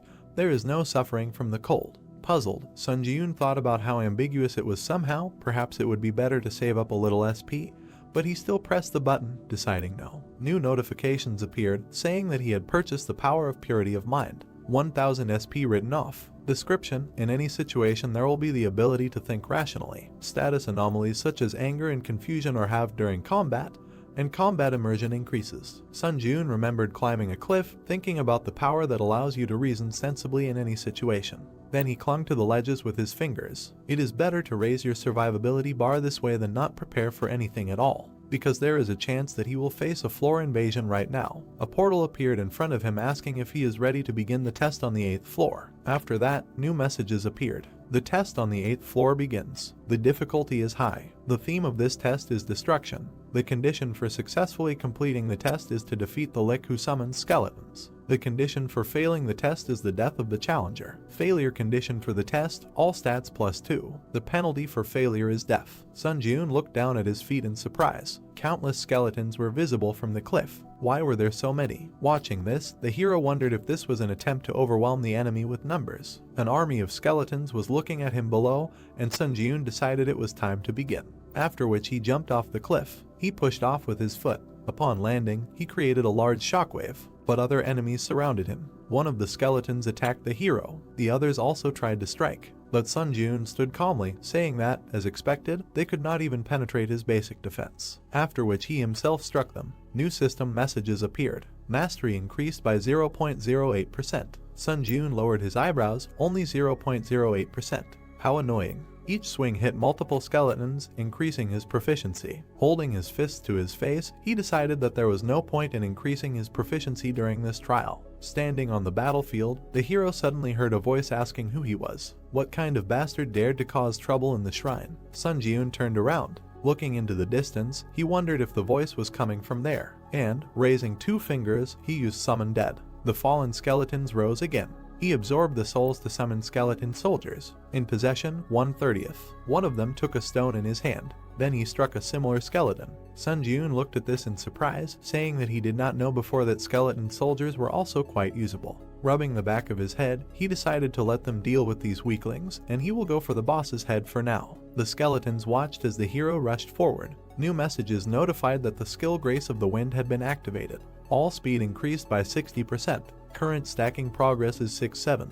The exclusive effect Speed Boost C+ was applied, instantly increasing speed. Sun Ji-yoon flew over the countless army of the dead. Landing behind them, he continued on his way. A building was visible in the distance. Looking at it, the hero realized that the voice was coming from there, after which he rushed forward again. There stood a skeleton wearing a crown. Having caught up with him, the hero stopped in front of him. Smiling, Sun Ji-yoon was glad that he found him. Eyes glowed from the sockets. The enemy told him that an insignificant human dared to cross the threshold of the sanctuary. Opening his book, he declared that he would make him pay in full for his impudence. Several large monsters appeared near him. Raising his head, the hero thought, is he even capable of commanding sand golems? Looking at the hero, the skeleton asked, did he now realize whose sanctuary he dared to enter? The large monsters were standing near the main enemy, but Sun Ji-yoon asked again, could he not summon someone stronger? Taking out his blade, he also said that if he simply did not have stronger exhibits in his arsenal, he would be disappointed. These words angered the enemy, and pointing at the hero, he said that these guardians would be quite enough to tear him to shreds. After which, the monsters rushed to attack. A new message notified that the instant acceleration skill was activated. The hero suddenly moved forward. With lightning-fast movements, he cut off the giants' heads and appeared near the main enemy. Pulling his hand back, Sun Ji-yoon swung and struck. A new message notified that proficiency had increased by 1.2%.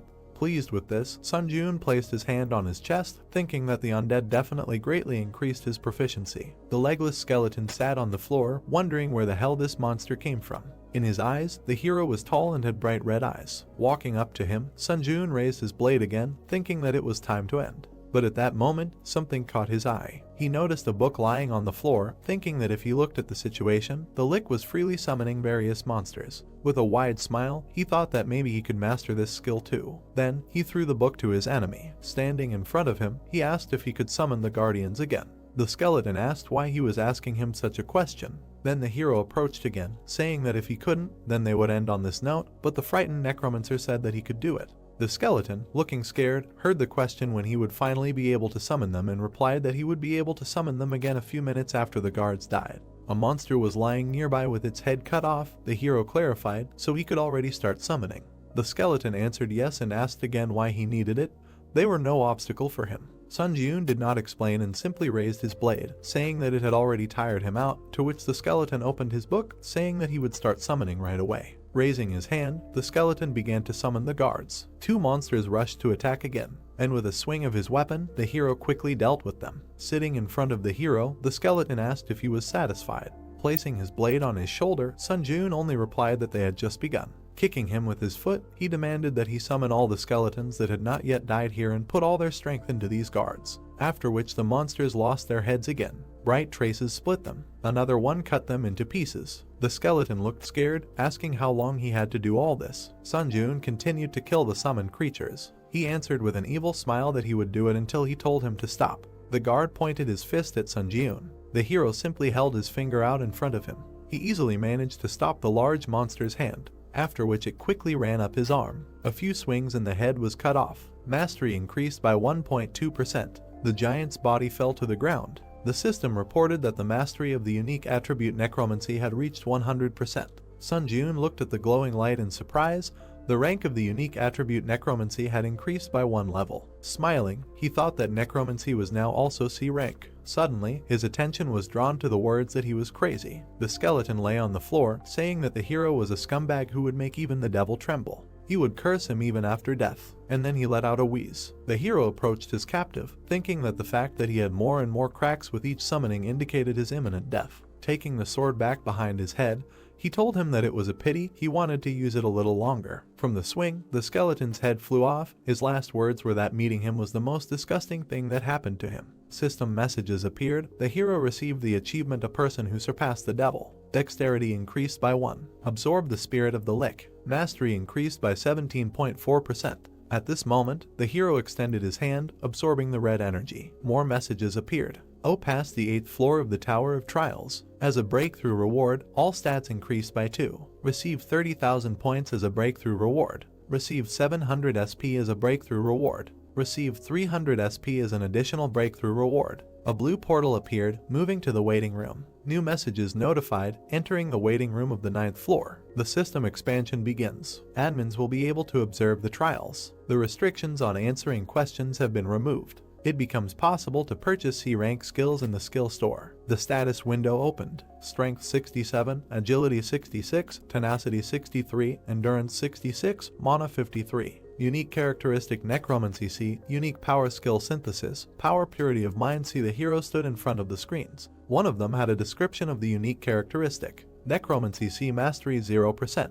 Basic effect is the ability to absorb the souls of the dead to strengthen and supplement either stats or mana. Additional effects 3. When absorbing the spirit of the deceased, there is a 20% chance that one of the skills imprinted in the soul will be acquired. Additional effect 4 is the ability to use the souls of the dead to protect the body. However, at this time, the amount of energy consumed by the protective shell will be proportional to the strength of the blow. Additional effect 5 Skill absorption of the soul of the dead, the ability to completely inherit its mastery. Sun Jiun smiled and pointed out that skill absorption itself is cheating, so now you don't have to level up the skill mastery from scratch. The screen said that when absorbing the spirit of the dead, there is a 20% chance that one of the skills imprinted in the soul will be acquired, and he realized that the probability of skill absorption was open. Swiping the screens, the hero reasoned that the trial of the 8th floor ended quite smoothly, but there is no guarantee that the trial of the 9th floor will be the same. He should clearly prepare thoroughly for the next trial on the 9th floor. Afterwards, he examined his blade, deciding that he thought the sword could still be used, but the problem was in the shield and skills. The blue screen showed the following description: Skill, Hunter's Dagger Mastery Max. Description: a practical technique created by hunters for effective hunting. The effect when using a dagger is that the cutting power of the weapon increases by 1.5 times and knowledge of dagger techniques increases. Looking at this, our hero thought that since he had brought the skill to the maximum, he had reached the point where he needed a replacement sword skill. After that, new windows opened and the skill store was entered. Displays a list of skills available for purchase. Sun Jun ran his finger across the screen. Scrolling through the contents, he realized that his hopes were not justified, there was nothing worthwhile here. After which, frowning, he said that if there was no skill, then he would have to create it. Gold coins rained down when he bought the basic fencing E skill. 25,000 points would be deducted from his account. A new window reported the skill basic swordsmanship E mastery 0%. Description general swordsmanship, containing the basic techniques of all swordsmanship. Effect, increases basic knowledge of all swordsmanship and increases cutting power by 1.5 times when using swords. However, this increase in cutting power does not overlap with other effects of weapon techniques. A basic swordsmanship skill that increases the ability of swords, he thought. Manipulating the blue screens, the hero thought that if he was going to increase the rank of the hunter's dagger through skill synthesis, he should predict the combination compatibility as best as possible. Among the current skills he has, the most compatible is basic swordsmanship, right. On the screen was an image of the hunter's dagger and basic swordsmanship skills. He selected two skills. New system notifications reported that the ranks of the synthesis materials do not match each other. The synthesis of the new skill will be carried out around the dagger skill. Hunter, there is currently a 75% chance that a higher level skill will be synthesized. As he wished to continue, the hero pressed his finger on the screen. A bright message appeared and a notification that skill synthesis was complete. A new skill was created. A bright light illuminated Sun Jun, and the skill Demon Slayer C was created. The skill icon and description appeared. Skill Demon Slayer C mastery 0%. Description: a hunting swordsmanship art designed to kill demons. The main effect increases the basic knowledge of all types of fencing and increases the cutting power by 3 times when using swords. However, the increase in cutting power does not stack with the effects of other weapon techniques. An additional effect: when fighting non-humans, your attack speed is doubled. Looking at this, the hero thought that this adds attack speed when fighting non-human creatures. It seems that this skill is simply made for hunting monsters. He smiled, because, as expected, skill synthesis is a good ability. There were several ability cards in his hand, and he thought about trying to synthesize the remaining skills. Continuing to tap the screen, Sun Jun said that he checked the skill compatibility and the probability of synthesis. Several new windows appeared. Accelerated regeneration plus resistance to the laws of nature gave iron blood regeneration.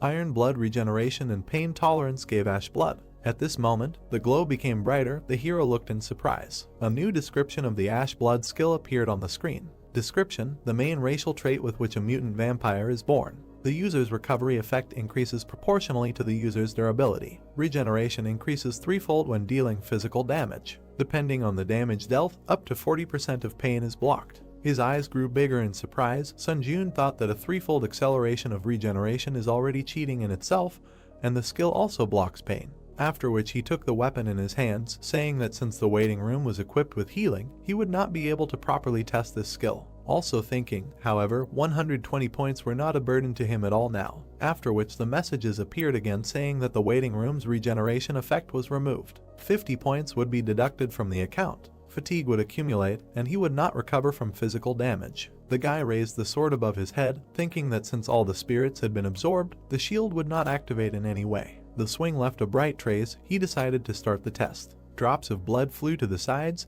but his hand looked whole. He injured himself again and again, but after raising his hand, it was unharmed. Looking at the green glow, he realized that this was an amazing ability. Even being outside the waiting room, he essentially seemed to be under eternal healing. Adjusting his sleeve, he also thought that in addition to this level of regeneration, he also had a spiritual shield. To be honest, he no longer needed this tin can called a shield. Facing the wall, he still realized that he had to use it until it broke. Then he opened the community tab. Scrolling through the screen, Sun Jun said that it seemed that there was nothing worthy of his attention. Then a portal opened in front of him. The time spent in the waiting room was coming to an end, so there was no point in dragging it out. New system messages appeared. The entrance to the 9th floor of the trial tower was completed. The difficulty is high. The theme of this trial is fighting. The remaining time is 1 day. The condition for successfully completing the trial is to kill all the monsters in the arena within the allotted time. The condition for failing the trial is the death of the challenger or the expiration of the allotted time. The reward for successfully breaking through the skill animal instinct. The penalty in case of failure is death. But then a warning appeared. The window said that the challenger Sun Ji-yoon's trial on the 9th floor is currently unsafe. Confirmed floor infiltration of the Muram World Challenger. Confirmed theft of the trial target by the Muram World Challenger. The hero appeared in front of another person. He frowned upon seeing him. The person stood on top of the defeated monster, saying that the hero had finally arrived. The trial target was changed. The man in white said that he was the commander of the Muram Union, Sunhak. A new window informed him that he needed to be killed. The gray-haired man stood with his head down. A challenger from another system. The hero silently looked at his opponent when he asked his name. Looking at the man in front of him, Sun Ji-yoon asked why he was asking his name out of the blue. The man replied that he had already revealed his name and position. Frowning, the hero said that the man had not invaded his floor with good intentions, so what was the point of introducing himself? To which Sunhak, without opening his eyes, replied that there was some etiquette between swordsmen, but his thoughts were clearly limited. Without taking his eyes off his opponent, our hero thought about how it happened that there was not a single normal warrior among the contenders from other systems. But the man took out his weapon, saying that it would be so. Since the hero wanted to hide his name, there was nothing he could do. Then he rushed to attack. His sword left bright marks, after which many magic blades appeared around him. System messages notified that the hero had activated the skill Grace of the Wind. All speed increased by 30%. Current summation progress is 3/7. Sun Ji-yoon looked ahead and concentrated. Using the ability, he began to repel the attack, after which the opponents retreated from each other. Taking his blade away, Sunhak said that it turns out that there is such an experienced warrior in this dimension.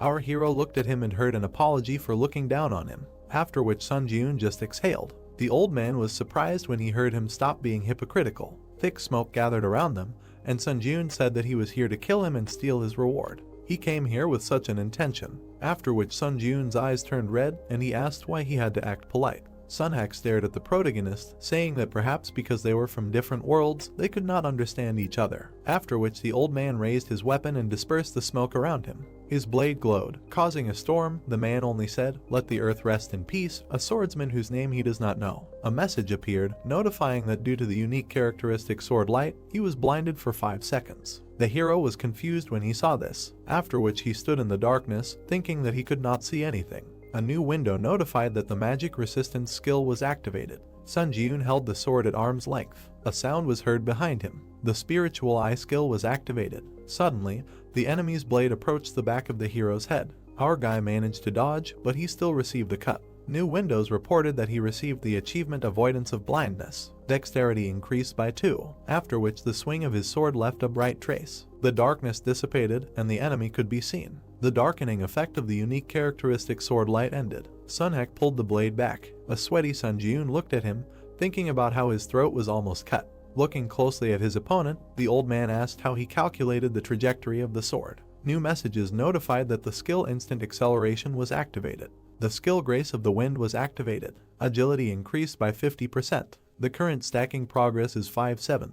Sun Ji-yoon touched the ground with his hand, then rushed forward. Sunhak prepared to attack. Their blades crossed, causing a release of energy. The touch occurred with the tips of the blades. After that, Sun Ji-yoon turned his back to the enemy, so he tried to kick, but the old man stepped back. After that, he tried to strike with the sword. At that moment, Sunhak stopped the hero's hand, but the hero kicked the man's hand. It turned out that they blocked each other's weapons. Frowning, Sunhak noted that he saw that he was using some strange techniques. Looking at the enemy, the hero thought that despite his incredible height, their characteristics were essentially on the same level. Suddenly, the ground opened up beneath them. The man's eyes lit up, and he said that he would be serious from now on. The swing of his sword left a bright trace. Due to the unique characteristic of the sword light, Sun Ji-yoon was blinded for 5 seconds. He found himself in the darkness again. The blue windows reported that the magic resistance skill was activated. The duration of vision loss was reduced to 2.5 seconds. The spiritual eye skill was activated. Bright traces were heading towards him from the darkness. Pulling the sword back, the hero thought that the speed of his strikes had increased. One of the traces passed very close. The system notified that the exclusive effect of the forged iron pendant, Steel Defense, was activated. The protective layer absorbs 10% of all physical damage. He was able to block another blow, but he still lost his arm. The pain resistance skill was activated. Looking at the wound, the hero thought about whether the steel defense was not enough to block his blow. Another notification that the darkening effect of the unique characteristic sword light has ended. Sunhak was opposite, swinging his blade. Rocks flew from under the hero's feet. Retreating, he turned around. Having destroyed one of the rocks, he threw it at the enemy, but the man noticed it. A swing of his blade split it in half. The hero moved, holding the severed limb in his teeth. This is how he managed to get behind the enemy. He turned around and noticed Sun Jiun. Already at this moment, the hero managed to restore the limb. Looking away, Sunhak said that regarding his recent techniques, he had already thought that he was a good martial artist, but all his techniques were simply borrowed from somewhere. Clenching his restored hand into a fist, the guy replied that the unique characteristic he used was also an ability obtained from the tower. Afterwards, new messages appeared. The skill Grace of the Wind has been activated. All speed has increased by 70%. The current stacking progress is 7/7. While using the ability, Sun Jiun asked the enemy with a smile, does he criticize others, but does not notice any sins in himself. He held the blade in front of himself, answering that he was using his tricks again. As a swordsman, relying on borrowed techniques is highly unacceptable, but our hero had already rushed to attack. He tried to strike, but the old man managed to block it. Looking at this with surprise, he wondered, then how about dying from a borrowed ability, and pressed his weapon even harder on his. Sunhak recalled the defeated enemies, thinking that until now he had performed a floor insertion dozens of times. Back then, blood was dripping from his sword. With this sword he cut down opponents from different worlds. He imagined how liquid flowed from the planet into the bowl. In particular, the people of the world called Earth were weak in terms of abilities in all respects. It was so bad that this place was called a honey jar. He stood there with his eyes closed. The challengers from Earth couldn't touch even a hair on his head. In addition, when using the unique attribute sword light that obscured the enemy's vision, a single sword in his hand was enough to deal with any of them. Now he dodged Sun Jiun's attacks, thinking that this time too he was sure that history would repeat itself, after which he was able to retreat back. Gritting his teeth, he still received an injury. Ring marks appeared in the sky, so Sunhak retreated even further from Sun Jiun. The hero took a deep breath. The old man was breathing heavily. More messages appeared above his head as he stood with his head down.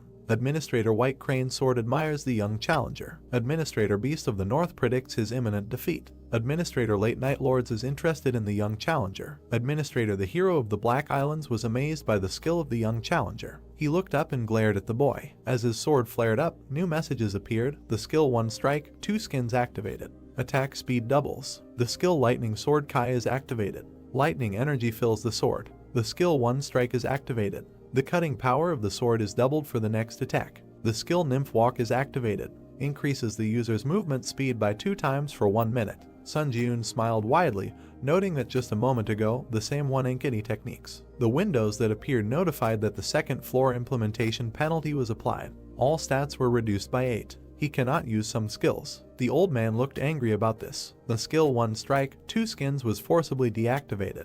The skill Lightning Sword Kai was forcibly deactivated. The cooldown of the unique characteristic Sword Light has ended. Activating the unique characteristic Sword Light. The hero was surrounded by shadows again. He thought that he was starting to get used to his pattern attacks. The Spiritual Eye skill was activated. Putting his hand behind his back, Sunhak opened his mouth wide, shouting that he would rip out all his insides. A bright beam was directed towards the hero. He prepared to attack, using the 3 absolute skill. 3 attacks are strengthened by the skill effect. Sun Jiun gritted his teeth. After that, he swung his blade, leaving a bright trace. A new message appeared stating that the darkening effect of the unique characteristic sword light was over. The hero stood behind the old man. He was breathing heavily, and the enemy was motionless. After that, Sunhak's sword fell to the ground. The old man began to walk forward, but his body was trembling, and a wound appeared on his belt. His eyes became larger from anger. He screamed that this could not be. Then blood gushed out of the wound, and he fell to the ground. The hero smiled as he was congratulated for breaking through the 9th floor of the Tower of Trials. Red lines stretched towards Sun Jiun's hand. He had absorbed the spirit of the challenger Sunhak. Mastery increased by 27%.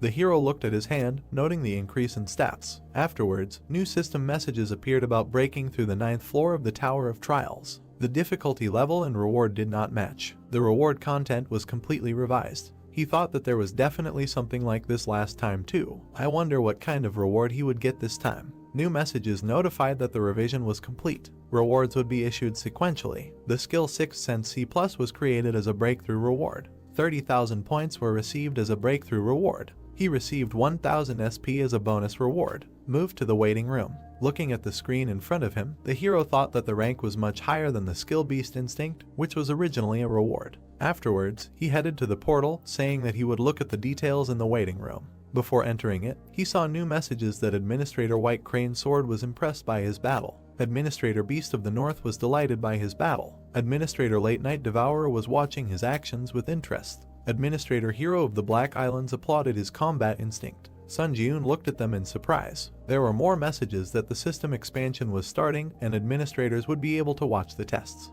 He thought that if his memory served him correctly, there was a notification of this kind. So a smile appeared on his face when he decided that one way or another, many administrators were delighted with his fight. He felt a little satisfied that he had received at least some recognition. Sun Jiun looked at the blue screens again. It said that Administrator Lord of Steel Blood condemned the excessive interest in the contractor. Administrator Lord of Steel Blood said that the contractor should not become obsessed with the increased attention. After that, there were more messages that Administrator White Crane Sword wanted to add power to the contractor's exclusive store and asked if he was willing to accept the offer. Sun Jiun widened his eyes in surprise and wondered what this meant. The administrator was simply giving power. The hero looked at the screen again, and a notification appeared that Administrator Lord of Steel Blood said in a dissatisfied tone that he could accept the power. Then the hero wondered if he could just accept. Then a new message informed that Administrator Lord of Steel Blood said that there are cases where power is sponsored to gain the favor of contractors. Looking at the screen, Sun Jiun wondered if there was any benefit to the favor of a candidate who had already made a contract. He wondered if there would be situations where they would have to face each other. Standing silently, the hero saw a message that Administrator White Crane Sword laughingly said that there would be many such situations in the future. The sun shone on the rocks. A notification appeared that Administrator Lord of Steel Blood said that the power provided would be so excellent that he would feel a certain burden. Then the hero thought again that the power was not that good, but at the same time they were trying to buy his favor with it. So this power was given to him because they expected something from him. After which, he tapped the screen, deciding that there was no need to doubt, and replied that he gratefully accepted the gift. You have accepted the power added by Administrator White Crane Sword. Another screen notified that the administrator of the White Crane Sword asked him to remember this kindness with a smile on his lips, and Sun Jiun replied that yes, of course, he would be happy to use their gift. After exiting the portal, the system messages notified that the waiting room of the 10th floor had been entered. The system expansion is beginning. Access to the common areas is now possible. The light reflected from the hero's eye, he wondered about the common areas. Looking down, he wondered if the administrators could watch him here too. Then he opened his mouth and asked if they were still watching him, but only the walls and silence surrounded him. Then he brought his fist to his mouth and cleared his throat. Blue messages immediately appeared about the opening of the Strength category in the contractor's exclusive store. Strength category, list a third. Strength Purity of Mind C, acquired. Strength Steel Soul Plus. Strength King of Winter D+. Strength Sword Master Kai C+. Our hero was surprised by what he saw, after which he clicked on the screen. Then the description of the power of the Kai Sword Master C+ opened. Price 1,500 SP. Description: the Kai Sword is the result of converting the released Kai energy, which can only be used by first-class warriors, converting it into power. The Kai Sword is slightly more powerful than a normal sword, and when he receives this power, he will be able to strengthen the sword with energy such as mana or internal Kai energy. However, the mana consumption will increase proportionally to the duration of activation. Looking at the screen with interest, he realized that he can pour mana into the weapon and use the Kai Sword, saying that he was told that the power is so-so, but it looks very good. After that, he moved to the second page, saying that now he can check the second page. A new window opened their categories Power, List 2/3, Power Bone Reconstruction C+, Power Steel Blood Sword A Power Hand of Death B. Looking at the new blue messages, the hero saw the description of the Power Bone Reconstruction C+. Price 1,500 forks. Description: bone structure can be reconstructed for any martial art. All stats increase by 2. Strength Blood Steel Sword. Price 5,000 forks. Description: able to summon a low mana blood steel sword. The user's mana is not consumed. However, only one blood steel sword can be used. Strength Hand of Death V. Price 2,000 forks. Description: the yin and black magic element is activated, causing damage and slight decomposition of the body. He glanced at the information about the funds, noting that he only had 2,000 forks. Sun Jiun imagined himself covered in golden light, deciding that the power he could buy now was bone reconstruction. His weapon was surrounded by the blue glow of the Kai Sword Master ability. This was one of the two. Looking at the screen, he wondered what to do. Maybe he should save up a little more forks. After which he raised his hand, thinking that the old man Sunhack he had just met on the 9th floor was also a crazy monster. So, tapping the screen, he thought that in order not to die at the hands of such bastards, it was important to buy more powers first. A new notification appeared, saying that he had bought the power of Sword Master Kai. 1,500 forge points would be deducted. The sword in his hand shone brightly. He had obtained the power of Sword Master Kai. After swinging it a few times, the hero said that the triple absolute skill also uses mana, but the feeling was completely different. waves crashed against the stone. Sun Ji-yoon thought about how if the mana flowing into the sword instantly like a wave was called the triple absolute skill, the river flowed along the riverbed. But perhaps the power of Sword Master Kai should be compared to a stream of water flowing over the sword. Afterwards, the hero looked at his weapon in surprise when notifications appeared that 1 minute had passed since the activation of the Kai Sword Master power. Increases mana consumption by 2%. 2 minutes had passed since the activation of the Kai Sword Master power. Increases mana consumption by 4%. Every minute, mana consumption increases by 2%. In about 50 minutes, mana consumption will increase by 100%. Lowering the sword, the glow began to dissolve. The Kai Sword Master power was deactivated. The hero realized that he must distribute his mana well when using this power. Tapping the screen again, he said that the reward for the 9th floor was the 6th sense skill. The description opened. Skill 6th sense C+. Effect, instincts are sharpened to such an extent that they become a 6th sense through which you can make complex conclusions. He thought, does that mean his intuition will improve? Sun Ji-yoon put his hand to his chin, thinking that being able to make conclusions based on instinct seemed like a pretty useful skill. Then the community tab appeared on the screen, and he thought that he should check if there were any mentions of common areas. There were several profiles that left messages. Suzy went to the common area, and there were many foreigners. She thought the common area was a shared space with people from other countries. Maximum level swordsman just got here. What kind of place is this? What was the purpose of this? On Chan Sok asked, what is the exchange between applicants? First of all, it is worth noting that foreign speech is automatically translated. Great Life wrote that this is some kind of madness. He saw an S-rank hunter from Japan. What the hell is going on here? Chushnya wrote that an S-rank hunter was also dragged into the tower. Damn, his hopes are dashed. Master of martial arts, I figured out a little about what the common areas are for. As soon as he arrived here, he was bombarded with messages from the administrators. BRZD asked why he was the only one bombarded with messages. He didn't receive any. Master of martial arts replied that maybe it was because he was ranked 71st. Running his finger across the screen, the hero realized that there were a lot of comments about the common areas that had been added to the 10th floor. Suddenly, something caught his attention. The hero opened his mouth in surprise. The message said that just now, in the common area, a foreigner asked him if he wanted to exchange the power of his administrator. Is it possible to exchange powers? Looking at the information on the screen again, the hero reasoned that there was an opportunity to personally see many applicants and also exchange powers. A smile appeared on his face when he wondered if he could go on reconnaissance himself then. A new message appeared about moving to the common area on the 10th floor. A view of the open space opened up in front of the guy with green eyes. Delighted by this, he realized that this was the common area. Looking forward with excitement, he thought about how he even used the question ticket to learn as much as he could about this place, so he was going to make the most of it before heading back. Someone was watching him as he walked along the forest path. Several people were standing in the forest. One of them said that the bastard seemed to be a hunter from Korea. His comrade supported him, saying that right, this was a Korean rank hunter. He remembered seeing his profile. A smile appeared on the bandit's face when he said that he was a strong hunter and he was constantly worried about how his behavior always left much to be desired.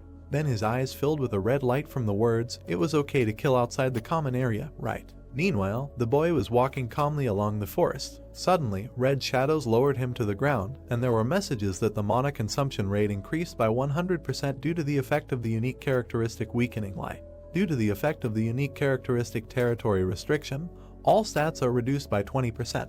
Under the effect of the unique characteristic Eye of Terror, part of his body is paralyzed. The boy tried to move his finger, then he turned his head behind him. A group of bandits had gathered there, and he asked what they were doing. Their leader licked his blade, telling the boy that the victim was one of the strongest Korean hunters, but he had no idea what was happening now. Gritting his teeth, he cursed and thought about how they were not on a trial, but they were even here robbing. Unable to move in front of them, he heard them stop. The purple-haired girl waved her hand and asked them if they were sure they could handle the consequences. If they didn't stop right now, she would turn on the community function to report their actions to others. The bandit leader was confused. Standing up, he still agreed. Then he smiled evilly and said that if she took off her clothes, he would think about it. Putting the blade on her back, he also said that if she dropped all her items, then so be it. Maybe he would have mercy and leave one of them alive. The girl blushed with indignation and asked what this meant. Then the bandit extended his hand, asking if she could help him. But he turned around, hearing something. Sun Ji-yoon was passing by them.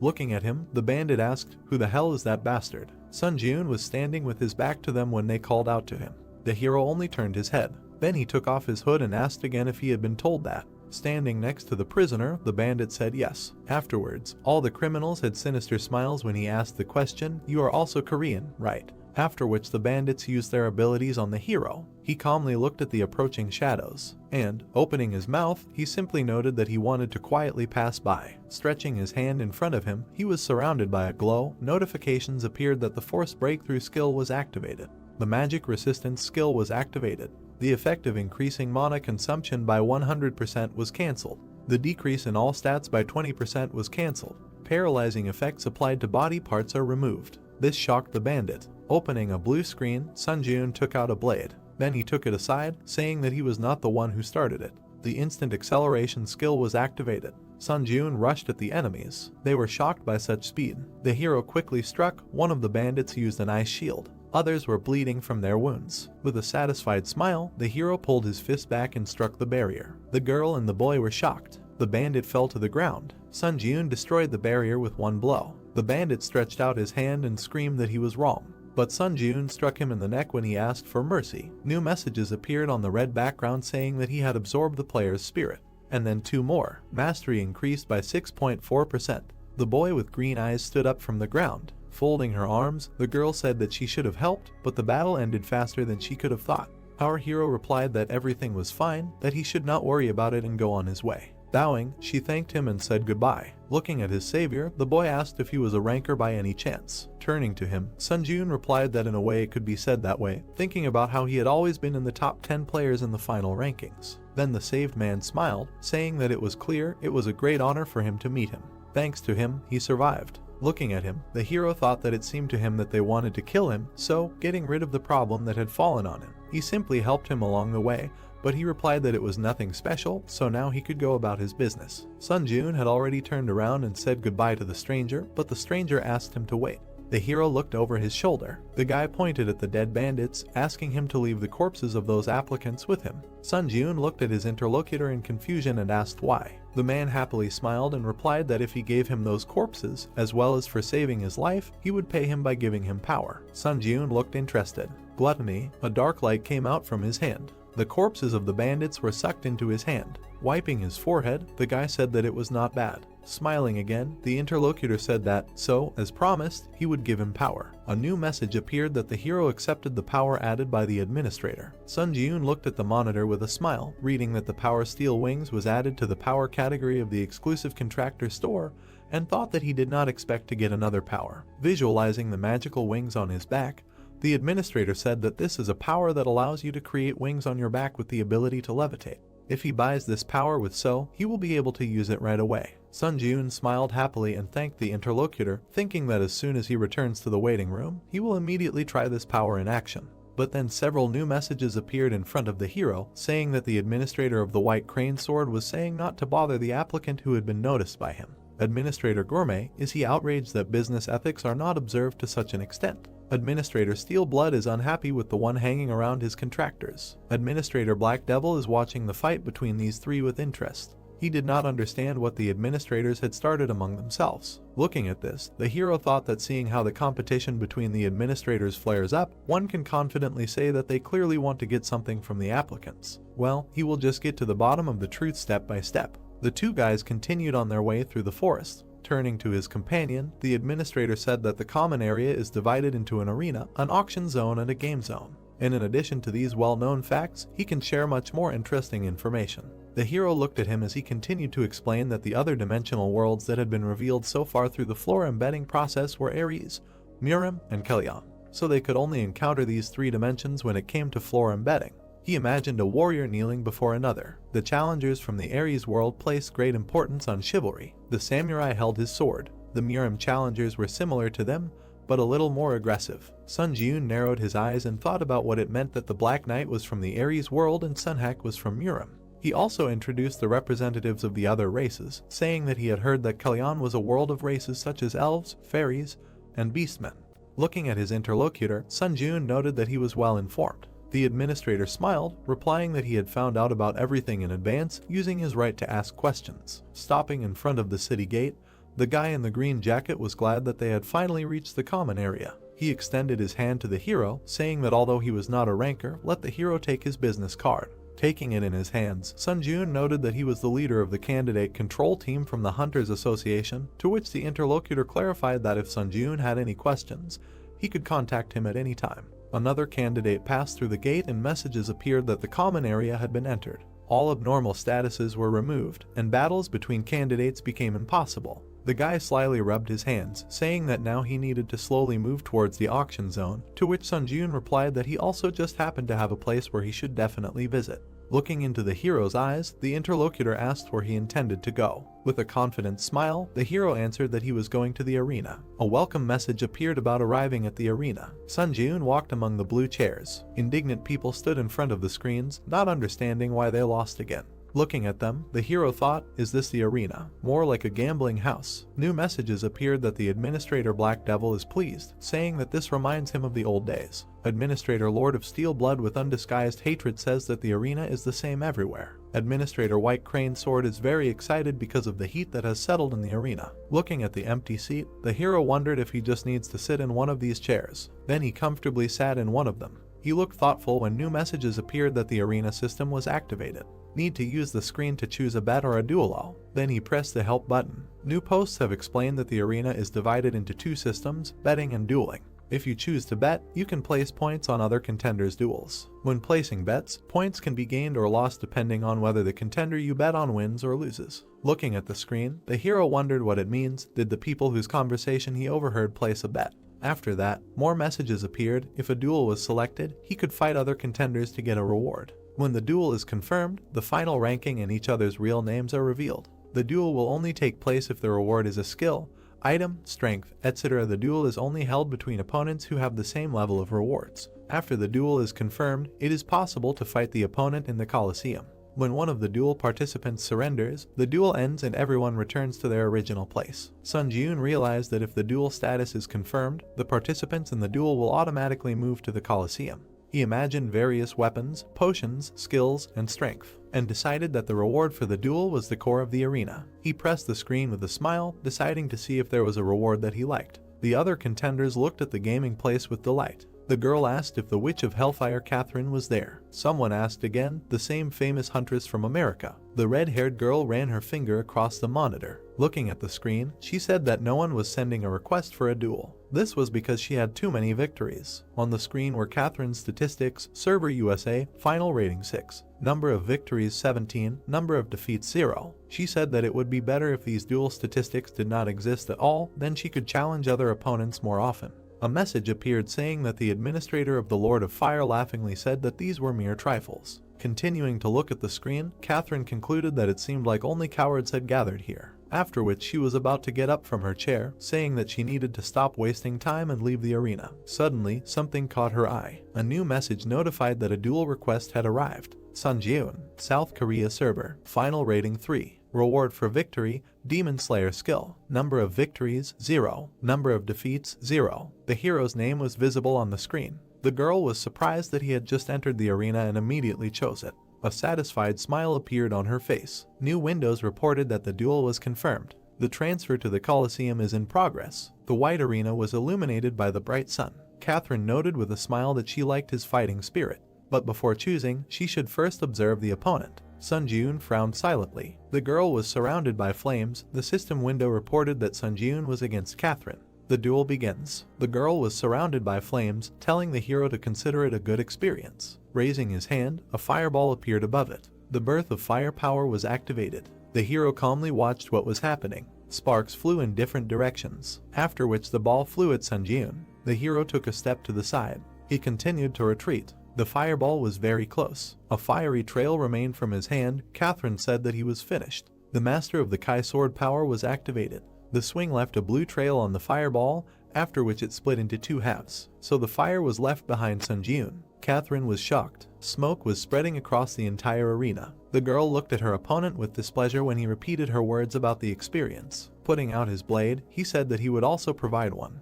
A light breeze stirred the bamboo leaves. There was a water source near the gray building. The girl sipped tea from a miniature cup. A blue whirlpool appeared in front of the long-haired blonde. An image of Sun Jiun's challenger appeared in its center. The girl sitting in front of the image said that she didn't expect him to already have control over the released Kai energy. She scratched the bird sitting on her shoulder with her finger, saying that she made a great move when she sponsored such a wonderful power. In the future, she would need to gain the favor of this candidate faster than the other administrators. Looking at the bird that took off, she thought that perhaps this candidate could fulfill her long-standing wish that she could not fulfill. The wind blew Sun Jiun's hair. An explosion ball appeared in front of him.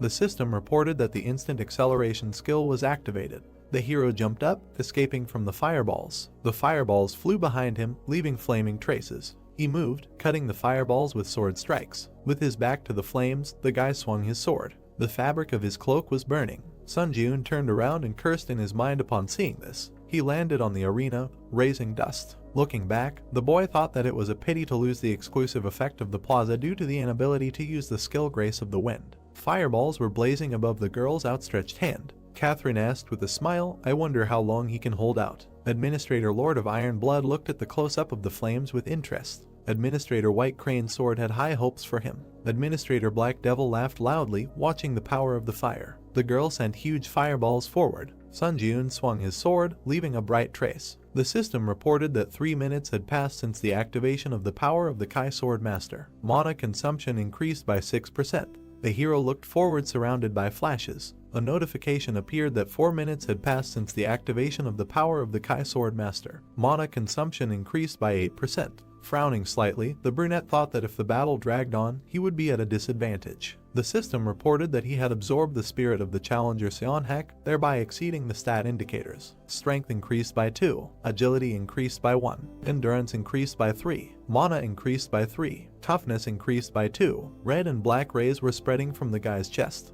A notification appeared that one of the skills that the challenger Seonhak possessed had been absorbed. He received the skill Lightning Sword Kai, B skill Lightning Sword Kai, proficiency 0%. Description: genuine skill of the Lightning Gate. The main effect when using the released Kai energy, lightning discharges are formed at the tip of the sword, thereby the Kai energy gains the properties of lightning. However, the effect cannot be used when Kai energy is unavailable. Additional effect: when the skill is not activated, the basic statistics of Kai energy are greatly increased, which allows you to perform a slash. Sun Jiun carefully read and thought, Lightning Sword Kai allows you to perform a slash. Does this mean that he can launch Kai energy over long distances? Catherine's palm was ablaze with fire. She said that it seems that he thinks that he has time to be distracted by other things. The guy looked at her carefully. Many fire arrows appeared above his head. They quickly flew down. Sun Jiun ran, dodging their attacks. The guy ran right under 2 fiery flashes, and then with a sharp blow of the sword, he cut them. The system reported that the skill Ash Blood was activated.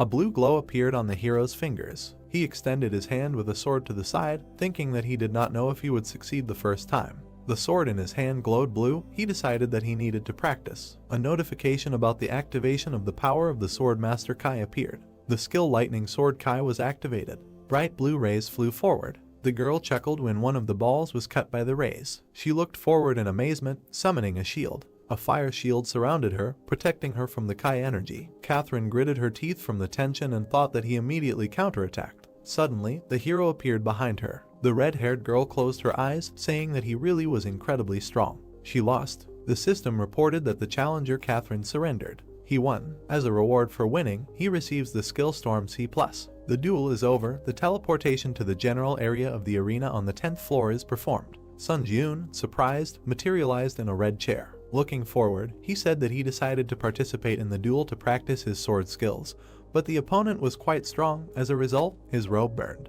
Pointing his finger at the blue screen, he said that he should remember the name Catherine. The description of the skill Storm appeared on the screen. No mastery. The main effect is activated when attacking with a piercing sword and increases the attack speed by 3 times for piercing strikes. An additional effect when activating the skill is a 30% chance that the wind property will be applied to the piercing blow, and the movement speed will increase significantly. Seeing this, the brunette said in disappointment that he thought it was some kind of fencing art, but it was about the skill of piercing blows. An information window appeared in front of him, which said the server was South Korea, the final rating was 3, the number of victories was 1, the number of losses was 0. He thought, just 1 victory. He needs to start growing actively. The system reported confirmation of the duel. The hero is moving to the Colosseum. The hero saw a semicircular gray structure of the arena. Sunjun vs Owaki Yuji. The duel begins. The opponents stood opposite each other. The hero thought that he was ranked 11th on the Japanese server. The long-haired man with a spear said that he was ranked 3rd on the Korean server, so he was really looking forward to their duel. But the one who appeared before him looked like a beggar, nothing to even look at.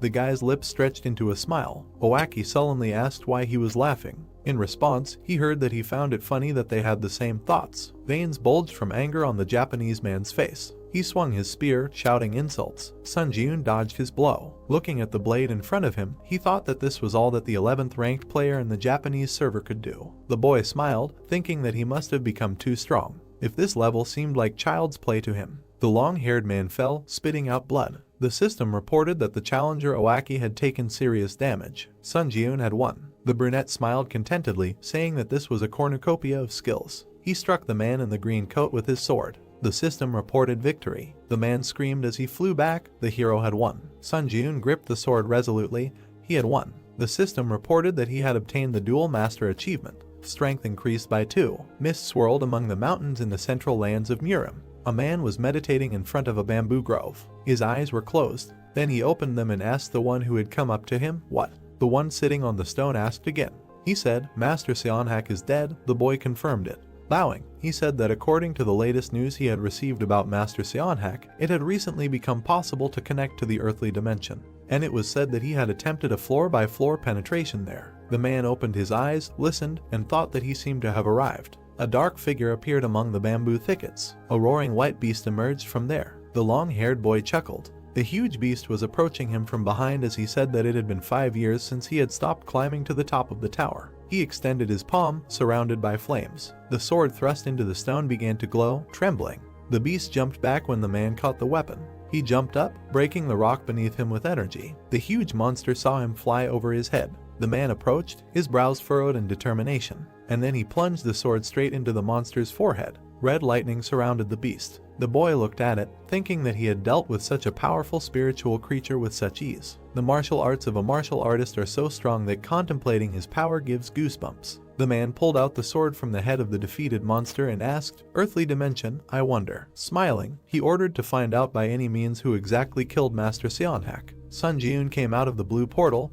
The system reported that the entrance to the waiting room of the 10th floor was made. The hero fell onto the bed. Lying on the pillow, he said that there was no trace of fatigue left, which was to be expected from the waiting room. The boy touched the blue information window with his finger. He looked at it with a slight smile, thinking that in such an unexpected place he was able to access some other powers. On the screen was a description of the power Steel Wings C+.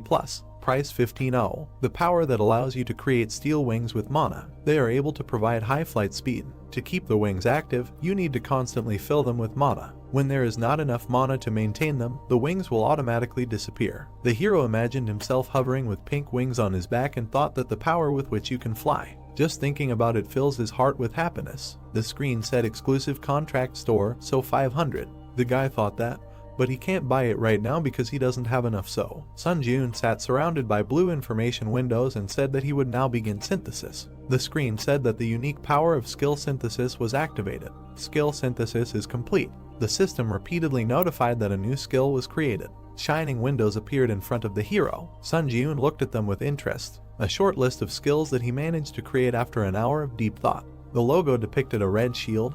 This is defense, counterattack shield. Be the image of a purple footprint near the foot spoke of the speed of movement, secret shadow step, C+. The red glowing blade indicated attack speed, frantic swordplay, C+. The palm was surrounded by a red glow. The hero thought that there was even a B rank shield skill among them. The system reported that the counterattack shield was activated. A glowing red defense appeared in front of the guy's palm. He looked at the shield with impress. The 10th floor of the test tower has been entered. The difficulty is high. The theme of this test is cooperation. The remaining time is 3 hours. The condition for successfully completing the test is to prevent the resurrection of the Lord devouring the darkness within the allotted time. The condition for failing the test is the death of all team members or the allotted time has expired. The reward for a successful breakthrough is a skill enhancement potion, B+. The penalty for failure is death. Portals appeared at the entrance to the cave. Team members are distributed according to their final ranking. The assignment of team members is complete. A man in an iron mask came out of the portal. This is first place in the final Seonghun ranking. The pink-haired youth, second place in the final rankings of Chunseok. From the next portal appeared Sunjun, 3rd place in the final rankings. From the next portal appeared the blonde man in a red suit, Sudi, 6th place in the world rankings. The system announced a 30-minute grace period.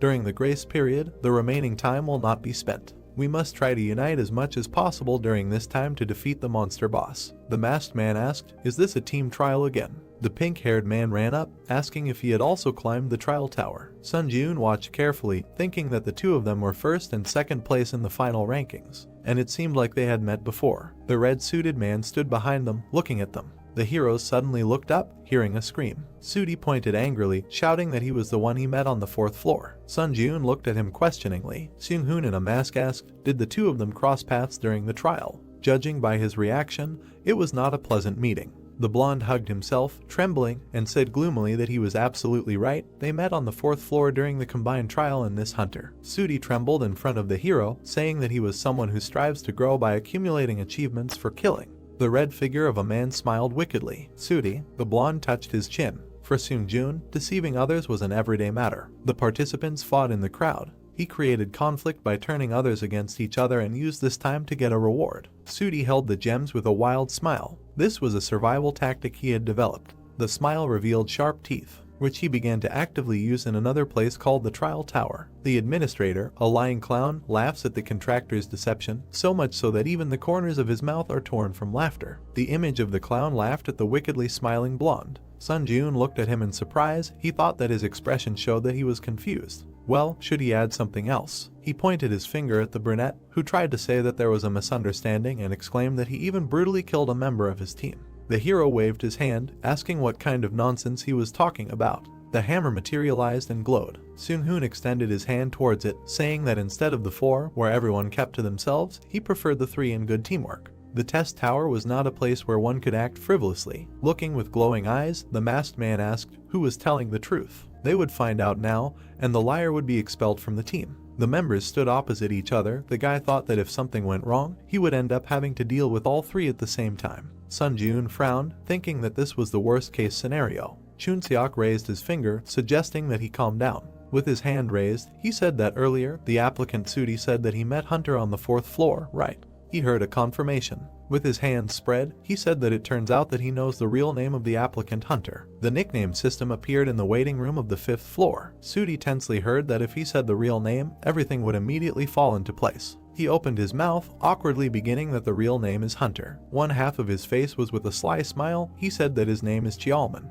He thought, what does it matter? There is no way to prove his name anyway. Chunseok turned to the brunette, asking if he had anything to say. He replied that it wasn't even funny. He pulled the cord hanging around his neck. Holding a badge in his hand, the guy said that it was his hunter's license. He thought that during his return to Earth, he accidentally took it with him and it ended up being very useful to him. Showing the ID, which stated that he was a Hunter Sunjun, rank C, type close combat, and the date of registration, the guy said his name. Sudi looked at him in shock. Holding a hammer, Seung-hoon said that now it seemed to be clear who should be expelled. The hero thought that everything was very bad. Administrator Lying Clown clicked his tongue because of the clumsiness of his contractor. Administrator Expert in Dispute laughed at his abilities. Administrator Finder of Lies enjoyed the consequences of his stupidity. Administrator Dark Observer snorted, looking at his results. The blonde read the notifications tensely, thinking that he was in trouble. The guy extended his hand, blocking the masked man's way, and said that he would handle this matter himself. Sunjun clutched his sword, saying intimidatingly that because he was very angry right now. Seung-hoon looked at him, but then agreed. Sudi was surprised, thinking that he was attacking alone.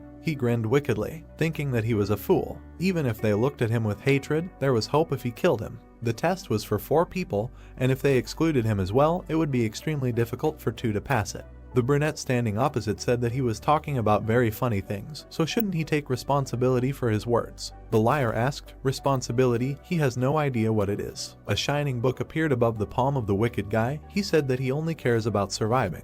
Putting forward his hand with a shining seal, he said that he was not the only one with power. The system reported that the stems of the swamp spirit were entwined around his legs. Green vines were entwined around the hero's legs. The notification said that the magic resistance skill was activated. The stems of the swamp spirit were completely destroyed. Surrounded by a green glow, Sunjun approached the enemy. He decisively swung his sword. Extending his hand with a barrier, Sudi said that he was annoying. He also had a magic resistance skill in his arsenal. A bright beam of attack collided with a magic shield. The ground broke from the impact. Seung-hoon said that he should move away.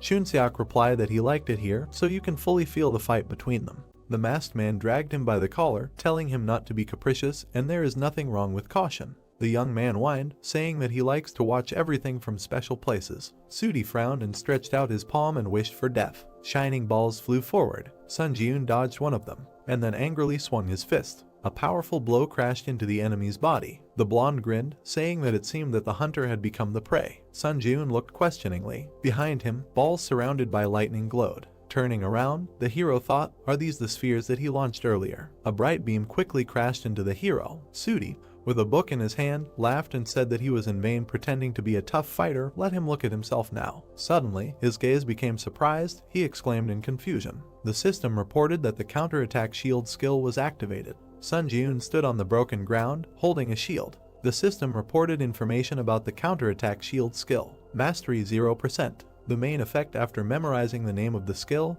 he can summon a red shield created from mana. The additional effect absorbs 25% of the damage received by the shield and then immediately releases it. The hero resolutely held the red magic defense, asking why he was so surprised. Everything was just beginning. Sudi's dissatisfied eyes glowed yellow.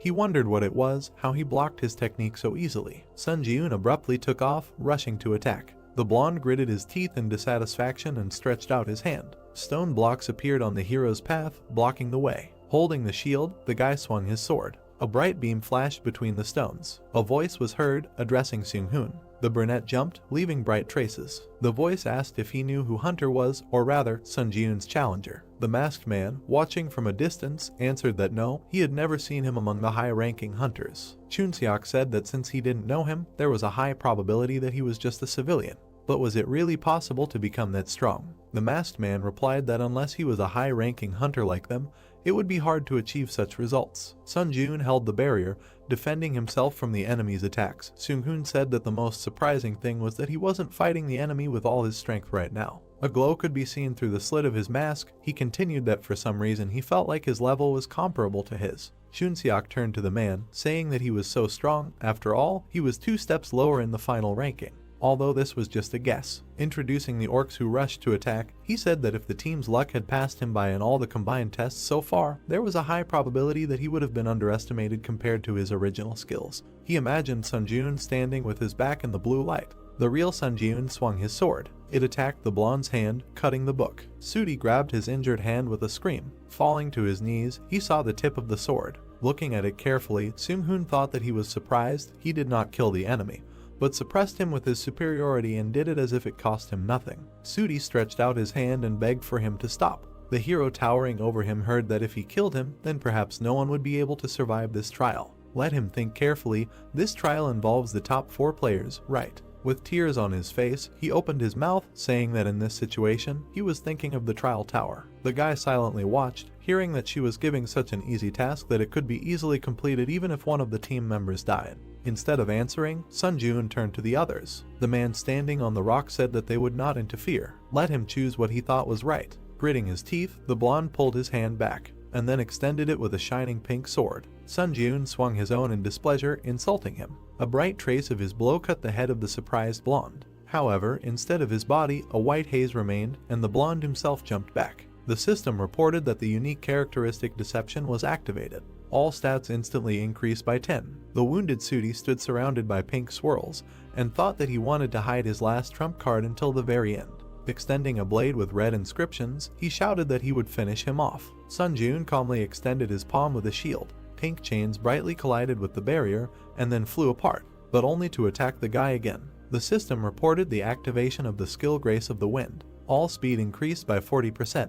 Current summation progress is 4 out of 7. There was a blinding flash. The man stamped his foot. Sudi was surprised to see a brunette approaching him with a shield in his hand. Looking at him, Sun Ji-eun said that he now knew for sure that it was much more dangerous to mess with a scumbag like him or challenge a 3-man trial. The deceiver cursed with a crazy look. The system reported that the counterattack shield skill instantly released the accumulated damage. Waves of energy spread around. They were so powerful that they tore off the blonde's clothes. The system reported information about the old vampire count's tailcoat: a movement speed plus 8%, mana regeneration plus 12%, a special tailcoat favored by a certain count. When attacking, it can randomly consume stamina or blood to create a blood shield. Next came information about the Bloody Heavenly Demon Blade B+, reaction speed plus 7%, attack speed plus 10%.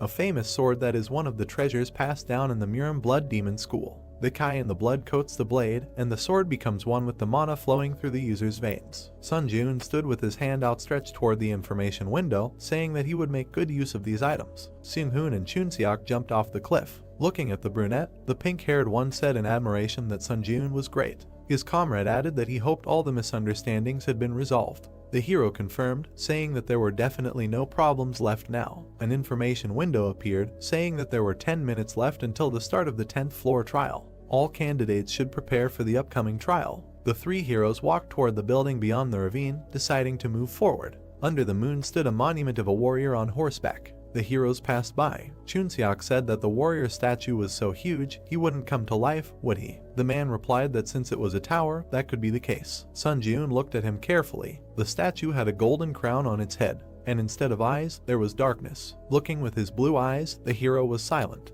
The test participants walked among the gray buildings. Chunseok was surprised, looking ahead. They stopped in the center of the round hall in front of the throne. Next to it was a statue of a warrior surrounded by chains. The same one stood on the other side. Words were heard that there were 3 more statues here, which gave him a bad feeling. Looking ahead, the guy said what it was. He looked at the huge stone monster sitting on the throne and said that it was probably the darkness-devouring overlord. The system reported that the grace period had expired. The 10th floor test was beginning. When the allotted time began to count down, a squad of dark guards would appear. It was necessary to prevent the darkness-devouring overlord from being resurrected. The participants looked ahead in surprise. The chains holding the warriors began to unwind. The eyes of the stone guard lit up with purple fire. He jumped off his pedestal and landed with the others next to the heroes. Looking at the warrior, Seung-hoon said that all his bones were already numb. It was time to stretch. He looked at the brunette, who said that there was a head. Imagining a crossed-out image of a man in a crown, the brunette explained that they must prevent the head, which the squad of dark guards carried on their backs, from reaching the lord. He was glad that everything was so easy. Holding a shining hammer in his hand, the man ordered everyone to take on one target. The armored warrior stamped his foot, and then, like the others, jumped up, raising his sword above his head. The participants of the test looked at them resolutely and asked to wish them luck. Sun Jun put his hand behind his back, thinking that he should deal with him with one attack using the Kai sword. The enemy swung his weapon, leaving a purple trail. The guy jumped towards him. His gaze became surprised. The hero landed, sliding on the ground. He looked at the purple glow around the stone giant's sword and thought that it was Kai energy. Looking carefully, he thought that it was not as simple as it seemed. Are the others okay? At this time, a powerful blow knocked him off his feet. The shockwave smashed the stones on the floor. The warrior with the head behind his back ran quickly. A huge boulder flew forward. He looked at it in surprise. The warrior chopped the stone with an axe, but was still knocked off his feet. Seung-hoon's hand was surrounded by blue glove energy. An eye glowed in the slit of the mask. He said that each of them was of a level that matched the boss. Holding a blue glowing hammer, he told everyone to be careful. A chuckle was heard. He seemed to have let his guard down a moment ago. A pointed hat materialized. Chunseok put the hat on his head, saying that it doesn't suit him, so he can't stand to use it. He stood in front of the warrior running towards him and said that for this, that he made him wear this clown hat. A bow with 3 glowing arrows appeared in the hero's hand. He will have to incarnate his life for this. The arrows, surrounded by lightning, flew forward. Bright flashes appeared from them behind the warrior. Holding a sword in his hand, he quickly attacked the archer. The hat hid his eyes. Clash with magicians, the standard is close combat. A scythe with a red blade appeared. Chunseok stretched out his palm in a fighting stance, saying, "Only if the opponent is an ordinary magician." Looking at him, Sun Jun mentally admired, thinking that after only encountering weak opponents, the sight of these people excites the blood. He jumped back, saving himself from the enemy's bright attack, and thought that the main thing was for him not to fail in such a team. Stones flew around. The brunette kicked them, sending them into the body of a stone monster. The skill Grace of the Wind is activated. All speed is increased by 50%. Current summation progress is 5 out of 7. The hero quickly ran forward with a determined look. The huge warrior thrust his weapon into the ground. The state when he steps on the shadow of a creature. The skill Secret Walk in the Shadow C+ is activated. Strength is temporarily increased by 3. The brunette with a sword ran up to the enemy who was carrying the head. The skill Furious Swordplay is activated. Sword attack speed is increased by 10%. Current summation progress is 5 out of 10. The skill Master of the Kai sword is activated. The hero jumped, cutting the monster's head with his sword. The stone head shattered into pieces along with the crown. The man in the mask talked about a depth charge. His opponent was surrounded by bright golden lightning. The stone man's face was distorted by the scream. The crowned head behind him was also smashed. A red whirlwind appeared in the air. It was the guy in the hat who attacked swiftly, twirling the weapon in his hand. He jumped high, holding a double-bladed scythe. The shining weapon struck the stone enemy. The third head of the boss was smashed into pieces. The stone monster opened its mouth, screaming loudly. The participants of the trial watched as they walked away. Chunseok asked if they were running away. Seung-hoon replied that now that there were no heads left, resurrecting the Lord was impossible. It was time to end. The three guys ran forward. They left the circular area following the monuments. The brunette running behind became alert, noticing something and wondering what that sound was. The huge stone monster stomped its foot. Sun Ji-yoon's eyes widened in surprise. The three stone opponents stood together, forming a pedestal. The horse quickly galloped over their bodies and jumped high with the cloaked rider. The guy looked at him in shock, thinking that it was the one from the entrance. The stone rider was rapidly approaching the headless body on the throne.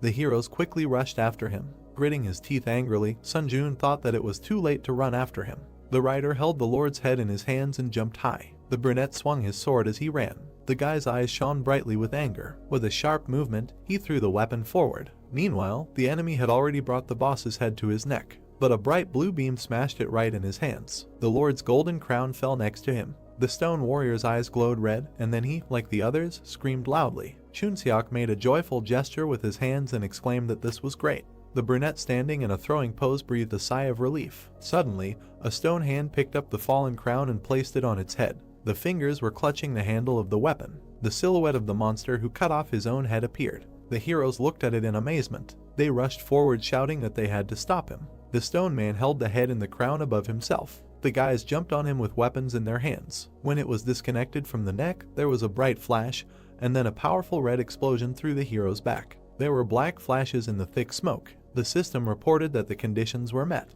The stone monster in the crown rose from the throne. The system reported that the Lord who devoured the darkness had been resurrected. Looking at him in shock, Sun Ji-yoon cursed in his mind. He had received a special task to destroy the Lord who devoured the darkness. Red steam came out of the mouth of the huge stone man. The system reported that any damage would be nullified by the power of immunity. Challengers whose stats were higher than the darkness-devouring overlord would be able to deal damage. The brunette looked at him in surprise, mentally asking what kind of power. He had never heard of monsters being able to use power. The overlord raised his hand, and a sword surrounded by a red glow was approaching. The stone fingers closed on the hilt, and then the boss made a powerful slash with the sword on the ground. Sliding on the floor, Sun Ji-yoon thought about what kind of cheating ability this was. If dealing damage by itself was impossible, then they could do absolutely nothing. He froze. A huge stone warrior appeared behind him. The huge blade of the sword moved forward. Sun Ji-yoon flew back from the bright attack. The wound on his stomach glowed green, healing. The guy thought that he got a problem because they could not complete the mission. Suddenly, his gaze became surprised. He thought that this might work. Several stone guards were approaching with weapons. The hero's comrades ran up to him. Chunseok asked if Sun Ji-yoon was okay, and Seung-hoon added that they should come up with a plan and hit the overlord, but first, they needed to deal with his guards. Standing next to the participants, the brunette said that he had a request. Could the two of them delay the overlord for a while? The masked man noticed that they couldn't do any damage to him, so wouldn't it be more effective to clear out his guards first? Looking at him with determination, Sun Ji-yoon said that he had an idea. There was a way to kill the overlord. The face of the huge stone monster in the crown looked surprised. An eye glowed through the slit of the mask. Finally, Seung-hoon turned away, saying that they would trust him. Looking at the hero, he said that they would not be able to hold out for long, so he should hurry up. The guys quickly rushed to the overlord. Sun Ji-yoon decisively turned to the guard, saying that he was starting. He stood in front of the huge stone guards, saying that they would have to play with him for a while. The blue hammer was surrounded by golden lightning. They quickly hit the boss when the participant used a depth charge. Then any damage is nullified by the power of immunity. The man in the crown turned his red eyes. Seung-hoon landed, telling his comrade that as expected, there was no use. The system reported that the power of the overlord's greatness was activated. The eyes of the stone monster glowed. A notification appeared that everyone should show respect to the overlord.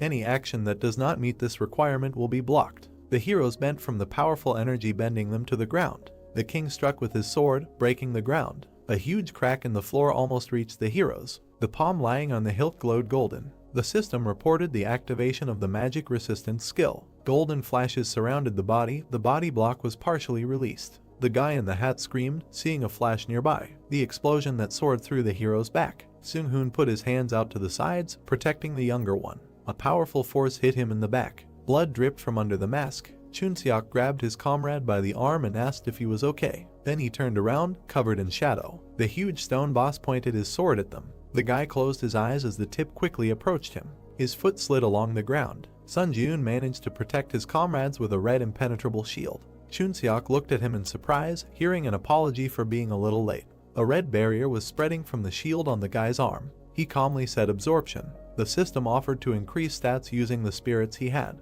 Black and red swirls appeared in the air. The system reported that strength increased by 4, agility increased by 3, endurance increased by 3, mana increased by 6, tenacity increased by 4. Sun Ji-eun clenched his fist, holding the red barrier. A notification appeared that the shield counterattack skill instantly released the accumulated damage. A bright beam threw the Overlord's sword away from the shield. The system reported that the power of the Kai Sword Master had been activated. The blade in the boy's hand glowed blue, and a notification appeared about the activation of the Lightning Sword Kai skill. A bright blue beam rushed forward from the sword strike. Sun Ji-eun gritted his teeth resolutely, thinking that the boss would receive it. The bright energy crashed into the stone monster's body. Deep furrows were left on it. The hero thought that it worked. The Overlord with red eyes opened his mouth, screaming. The system reported that the power of the Overlord's greatness had been activated. Everyone should show respect to him. Any action that does not meet this requirement will be blocked. Sun Ji-eun fell to one knee, crushed by the red energy. He gritted his teeth, trying to resist. The system reported that the Force Breakthrough skill had been activated. The Magic Resistance skill had been activated. The ground around the brunette was covered in cracks. A notification appeared that all blockages on the body had been completely removed. A bright green ball of power surrounded the hero. A notification appeared that the proficiency of the skill Force Breakthrough had reached 100%. The proficiency of the skill Magic Circuit had reached 100%. The proficiency of the skill Magic Resistance had reached 100%.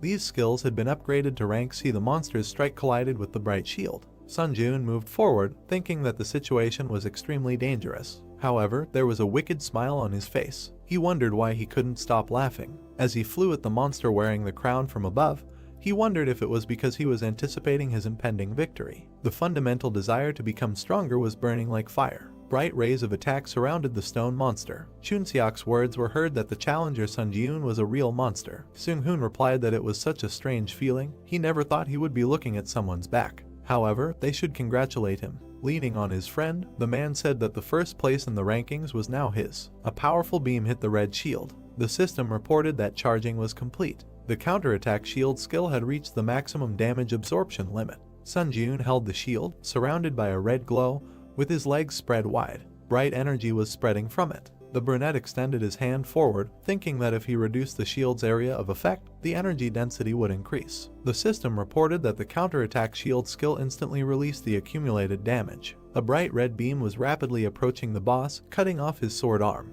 The Overlord looked at it in surprise. Gritting his teeth, the hero quickly approached him. The system reported that the Wind's Grace skill was activated. All speed increased by 70%.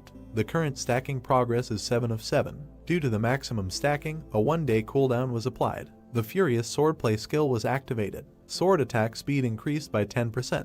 The current progress of the summation is 10 out of 10. With a swift strike of his sword, he cut off the monster's huge head. The system reported that the darkness-devouring Overlord had been defeated. The white-haired girl looked at the image of the fighting hero. She smiled, holding her hand to her face, and said that this challenger who showed crazy growth was her contractor. She imagined a man walking with a torch in his hand. The ordinary challengers who climbed the tower carefully prepared themselves so as not to take risks, and only climbed the tower one floor at a time after tirelessly spending a lot of time training.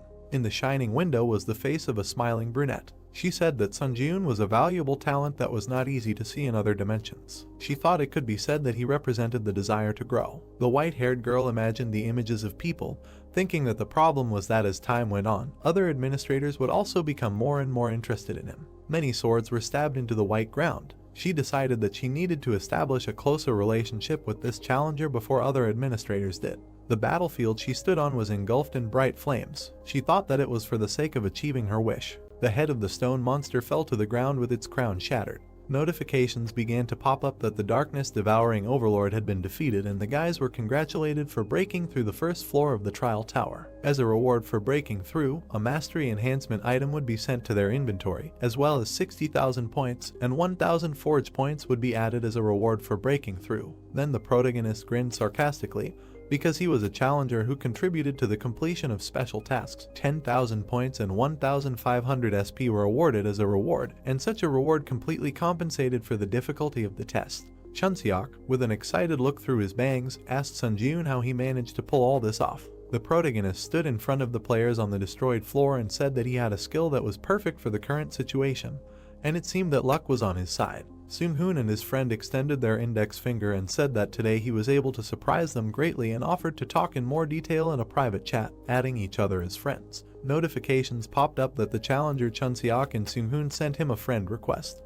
Then a portal appeared, and the protagonist said goodbye to the guys. Notifications popped up that over 1,000 applicants had successfully broken through the 10th floor and the system expansion was beginning. It was a place that looked like a stone tunnel, and a message that the shop had created a category called Dimensional Travel, which was now available to the guys. The brunette stared at what was happening and thought that it meant moving to other dimensions like Ares or Murim, but he wondered if that was the same as signing his own death warrant. Messages started popping up that the Earth Dimension Administrator's observation area had been expanded and it was possible to communicate with the administrator even in the waiting room. A message that the Earth Dimension Administrator's intervention area had been expanded and an additional contract with the administrator was available and moving to his personal domain. However, an additional contract could only be concluded once, after which additional contracts would be limited and the additional contract could be terminated at any time. Sunjun raised his eyebrows in mild surprise. He imagined his silhouette holding hands with the administrator girl under an official contract, and he didn't need an additional contract. It turned out that the additional contract was something like a similar scheme, but if the contract can be terminated, then the only loser is not the administrator. Then he went to the inventory window and assumed that right now he could not know for sure, and first he should figure out what he managed to get on the 10th floor. It was a card with an item, Mastery Upgrade, which was specially created by the tower for creatures with skills, and upon receiving which they could arbitrarily increase the level of mastery of one of their skills by 20%. Then he decided to drink this potion and was asked to choose a skill to increase mastery. He wiped his mouth with his hand and wanted to improve the skill of the Grace of the Wind. A notification popped up that the selection was complete, and this skill was increased by 20%, and it reached 100%, so the rank increased by 1 level. The card describing the skill of the Grace of the Wind, when the effect looked like this, when he said the name of the skill, it would increase all speeds by 10% and this effect could be stacked. Sunjun's eyes widened in surprise, because he noticed that the recharge time had disappeared. Then, streams of red light began to emit from his chest under the silhouette of the Overlord devouring the darkness, because the next step was that he used the absorption of the spirit to permanently increase the stats. Numerous notifications popped up that various skills were increased by a certain number of points, and one of the skills of the Overlord devouring the darkness was absorbed. The brunette through the bangs widened his eyes, because he received the skill of mana management. A card appeared with a description of the magic control skill where the effect concerned the use of magical power, then this step in the area of innate talent. The main character looked at this card with a puzzled look and realized that now he could control mana like someone who has innate talent, but just standing and watching it did not make sense. He looked at the messages from the administrators who invited him to their domain. Sunjun looked up with a surprised look and did not understand why all the administrators were interested in him at the same time. The main character found himself in a snowy field where there was a cemetery of swords, because he was invited to the Lord of Steel Blood and he moved to this world. Then he saw a small house in front of him from which smoke was coming. A blonde in a towel came out from there and left. She went outside and stood in front of the main character because she joked that she already knew that he would choose her. Sunjun watched as the girl placed her hands on her waist and said that she had won the bet thanks to him, while he wondered why they had sent the invitation at the same time. The two of them then walked across the snowy field, and the receptionist became curious as to why he wasn't asking any questions. The brunette looked at the surprised girl and said that he had accidentally obtained a mana manipulation skill and asked if there was any information about it.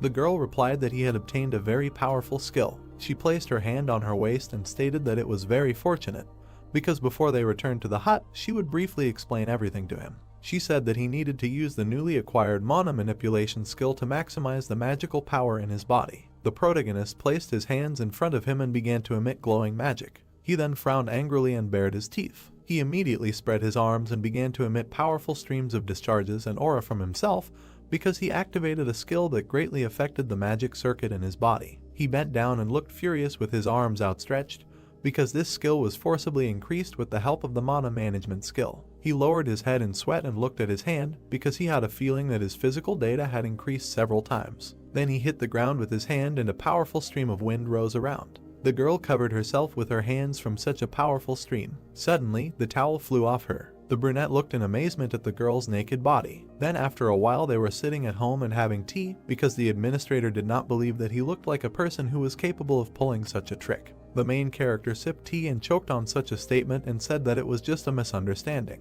The girl placed her hand on the table with a malicious smile, saying that he was at a loss, and in any case, he should try this skill from time to time later, namely activating skills that use manas with the mana management skill. She imagined how thin branches of skills were emitted from the bright sphere of energy. She said that no matter how the understanding of mana management changed, the skill would be able to stimulate the growth of each skill. Sun Ji-eun inquired about why he was called. The girl sat at the table opposite the guy and said that when he entered the waiting room on the 11th floor, he received a notification about the expansion of the system. He replied that thanks to this, he was able to come here without going through the tower. At this time, he was chewing on a cookie when the girl explained that only the expansion was not limited to such a function as the interference zone, and the real purpose was to convince that the administrator could seriously cultivate applicants. He became curious about what this meant. The girl immediately raised her hand, snapped her fingers in the discharge of aura. A message popped up that the administrator of the Blood Iron Lord was transferring power to the contractor using the interference zone, and the new power was engraved on the soul. Light began to emanate from the protagonist's chest and he was tense all over, because it was the power of the Blood Iron Sword imprinted on the soul. He asked if she couldn't just give power before, to which he received a refusal. They sat opposite each other at the table, and the girl said that she had already paid the corresponding price of the tower. Sun Ji-eun, looking at her in surprise, realized that the additional contract function was also open, so maybe it would be better to find another applicant, and did not understand why him. He inquired about why she was so actively helping him. The girl sat opposite the protagonist and said that she saw a huge opportunity in him. Through her long hair, sitting on a chair, she said that administrators are rewarded by developing applicants, but this is by no means the end goal. Sun Ji-eun's eyes widened in surprise through his bangs when he heard that everyone was investing in one or another precedent to fulfill a long-standing wish. While Sun Ji-eun sat at the table with a confused look, notifications from various administrators began to pop up. The girl at this time smiled maliciously, leaning on the back of the chair, and said for those too impatient, she will end her story here. Then the protagonist found himself in a bamboo forest, because he received an invitation to the administrator's domain. He walked along a green meadow and realized that it was ideal for training, because he was just curious about his training method that the Steel Blood Lord taught him.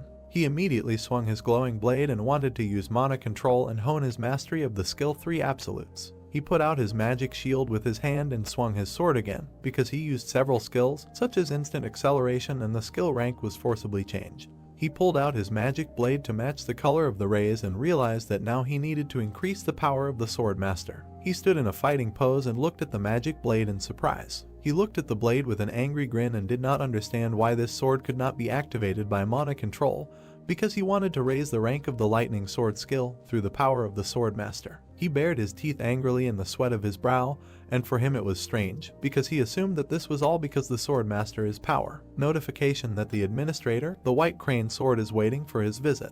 He walked along a forest path among the bamboos, and messages popped up in front of him, because he decided to postpone the issue of skill growth with energy for now. The administrator, the White Crane Sword, puffed out his cheeks and spoke well. It was the bamboo trees in the forest, and he realized that judging by the title of the administrator, he must be an old man like Beek Sunhak. He looked ahead in surprise. He saw a man on the Chinese veranda, meditating and eagerly awaited. It was a white-haired girl, the administrator, the White Crane Sword, and she was eagerly awaiting the arrival of a challenger like him. The protagonist's eyes widened in surprise, and he realized that the girl in front of him was actually a teenager. He was standing next to the girl, who asked if there was a problem. He replied that it was surprising to see the administrator in front of him, with whom he only corresponded.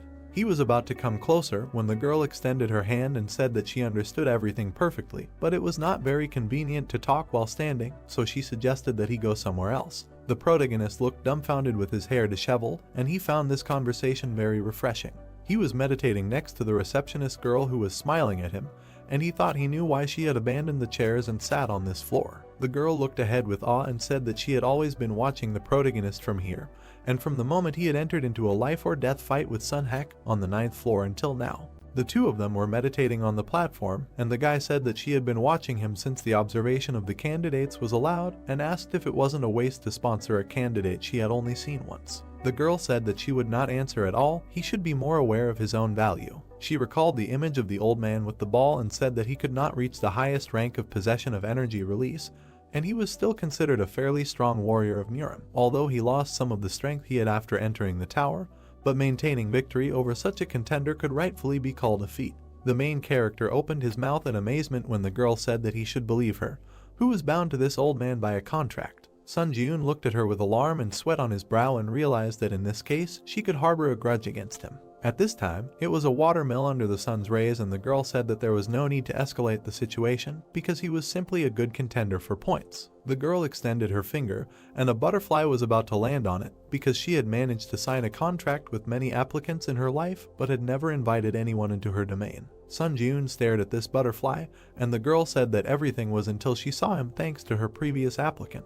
Then she looked at the sleigh with slight malice and said that he should already guess what was what, and therefore decided to say it directly so that he would make an additional contract with her. The protagonist looked at her coolly through his bangs and asked if there were any benefits for him that he could get after this action. The two of them sat on the platform and looked at the forest when the administrator said that if he signed a contract with her, she could make him an apostle of the administrator of the White Crane Sword. He again became curious about what benefit he would get from becoming her apostle. She imagined a warrior in armor standing in front of the unique sign, and explained that in the tower, the term apostle refers to a candidate who enters into a special contractual relationship with the administrator, and the latter can only appoint one person as an apostle in his entire life, and only candidates who become apostles can acquire all the powers of the administrator. The protagonist thought about what was happening in surprise. He remembered the image of that very girl administrator of Steel Blood and realized that the patronage contract was so important, and realized that the girl then proposed to conclude a patronage contract, but did not bother to tell him about such important nuances. The white-haired girl was sitting on a pillow with a sword in her hands, and Sun Ji-yoon said that in the test tower it was said that an additional contract is a contract that can be broken at any time, and asked why she was offering him patronage that can only be presented to a candidate once in a lifetime under such unfavorable conditions. She said that, like that woman, she chose him to fulfill her long-standing wish. She imagined a huge sharp sword and said that she wanted the sharpest sword in the world, the best sword that would never break or become dull. She imagined the protagonist in a demonic form with shining eyes and saw that it had the potential to be sharper than any sword. Sun Ji-yoon stared through his bangs and realized that this was an old wish, and the Bloodlord had mentioned it earlier too,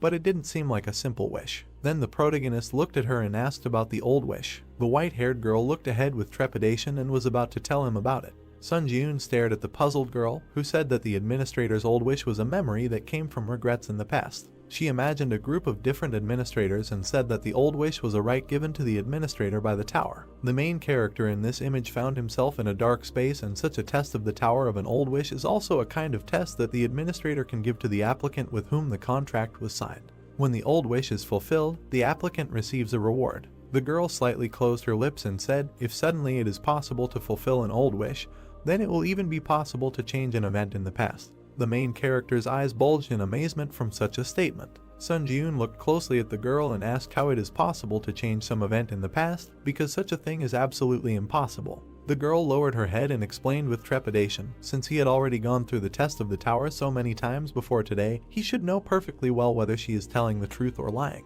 The brunette looked at her intently and understood that she was not lying. He remembered how he was trapped, tried to get out of it in his various moments from the past, because if we are talking about the tower, then it is definitely not lying. The guy frowned slightly from under his brows. The two of them were sitting under the roof and chatting when Sun Ji-yoon asked if he could ask just one question. He looked at her warily and asked about fulfilling her long-standing wish. How high should he go up in the test tower? The girl immediately timidly scratched her cheek and looked away. Sun Ji-yoon looked at her with sweat and slight anxiety when he heard that it had to be at least the last floor. The message that the contract had been concluded. This administrator, nicknamed White Crane, began to jump happily because she said that he would make an excellent choice and would not regret it under any circumstances. Sun Ji-yoon immediately stretched out his arms to hug the girl and realized that he had made a contract with her after all. He imagined a huge gloomy tower and realized that it was the last floor, because he learned that the top of the tower was the goal that needed to be reached in order to fulfill the administrator's long-standing wish. The main character looked ahead with a surprised expression when the notification that he had been recognized as the true apostle of the administrator, the White Crane Sword, popped up. As an apostle's privilege, the effectiveness of the powers and skills of the dimension increased by 10% and also mana increased by 3. Currently, the challenger Sunjun was recognized as the apostle of 2 administrators, and as a privilege, his agility increased by 3, but he knew that he could not pass up this kind of advantage that allows him to immediately become stronger. He remembered that the girl showed her sharp blade and received an unexpected gift. He exclaimed and looked at the girl, who asked if he had heard anything from that woman. Sunjun looked at her with a puzzled look when he heard about the creature that was looking for him. The white crane put her hand on her head and was indignant because the steel bloodlord did not tell her and completely believed in his strength. The white-haired girl looked through her bangs, which she was adjusting with her fingers, and said that she believed in him too, but still felt that she should tell him that she was going to use up his question tickets from now on because of such valuable information. Sunjun looked at her intently and agreed, because he didn't use them anyway, and they just accumulated in his inventory. A notification that all the question tickets belonging to this applicant would be used up. The protagonist realized with a dumbfounded look that this was a huge amount of tickets spent at once and tried to comprehend how serious a topic this was to discuss. It was a huge Chinese tower, because in the Muram dimension, there was a huge force called the Muram Union. It was a group of teachers, led by Sukhan, who he killed on the 9th floor, but he held an important position as a commander in this union. The girl introduced the guy with the blade with a surprised look and said that because of his high position, there were people from that dimension who were looking for Sunjun. The main character stood in front of the girl under the shadow and assumed that she meant that the Muram Union would pursue him to kill him. Bruce stared at her when she refused and corrected him that the Muram Union was currently in disarray due to the fight for the vacant position of commander. Our hero became curious about who wanted to take revenge on him then. She answered that it was the sword, the dragon of the Namgung family, when suddenly a magical portal appeared in the city of Tokyo. It was the heavenly dragon sword, Namgung Hayek, who flew out of the portal. This heavenly dragon looked at everything around him arrogantly, because he was a creature that in the Muram dimension, where everyone was obsessed with martial arts, was called a genius. All the fighters immediately flew with swords to attack Namgung, because he was looking for Sunjun, using revenge as an excuse, but in reality, he was driven by simple curiosity. Namgung stuck his glowing blade into the ground when a whole crowd was flying at him, and the girl said that she did not know when this would happen, but if he encountered them, he should be ready to risk his life. These fighters were immediately bloodied and killed by the blade of the heavenly dragon. The message that there was a transfer to the waiting room. Through the magic portal, the protagonist found himself in a room and was about to take off his jacket. He then looked away warily and thought about Namgung. He opened the inventory window again and realized that he was being sought by a psychopathic killer from the Muram dimension and realized that he needed to go to that dimension himself. A notification that he had purchased the powers of the steel wings and spent 15 forge points and purchased the homecoming stone. He held a magic stone that emitted an aura in his hands, and now he had learned something new. But it was little that I had no choice but to level up like crazy before he met Namgung. A notification that the absorption of the homecoming stone, the destination, the Earth. The protagonist immediately found himself in his room and was looking at his phone. He stared at his phone. He saw a bunch of missed calls and messages from Heian. It was a brunette in a white shirt who was worried because once he read the message, he should immediately head to the Hunter Association. Sunjun stared at the phone and guessed that something might have happened. He activated the power of steel wings. Suddenly, magical wings appeared behind him. He immediately rushed to fly at high speed to the association. They were transported to the Hunter Association, where people were crowded. The hunters walked in a crowd and looked at each other when one of them said that he was glad that this was not a forced mobilization. And judging by the video, he really is ruthless and bloodthirsty. They were trying to figure out what will happen to Japan from Namgung now. Then the hunters began to look up in surprise. They saw the protagonist quickly land on the ground. He waved his hand at the guys, apologized for such an appearance. Then he ran inside while being watched. A crowd of people looked at the guy who had left in surprise and realized that he had just flown. The protagonist was met by Heian and her boss, who were happy to see him and assumed that he had gone through a lot of trouble in the tower. The protagonist stood in front of the guys and extended his hand, saying that they hadn't seen each other for a long time and asked why he was urgently ordered to come. Heian smiled and put her hand to her chest, saying that a serious incident had just happened in Japan. She was worried that he would go to Japan alone if he found out about this incident, so she urgently contacted him. The director of the association took the remote control in his hands and wanted to turn on the news on TV.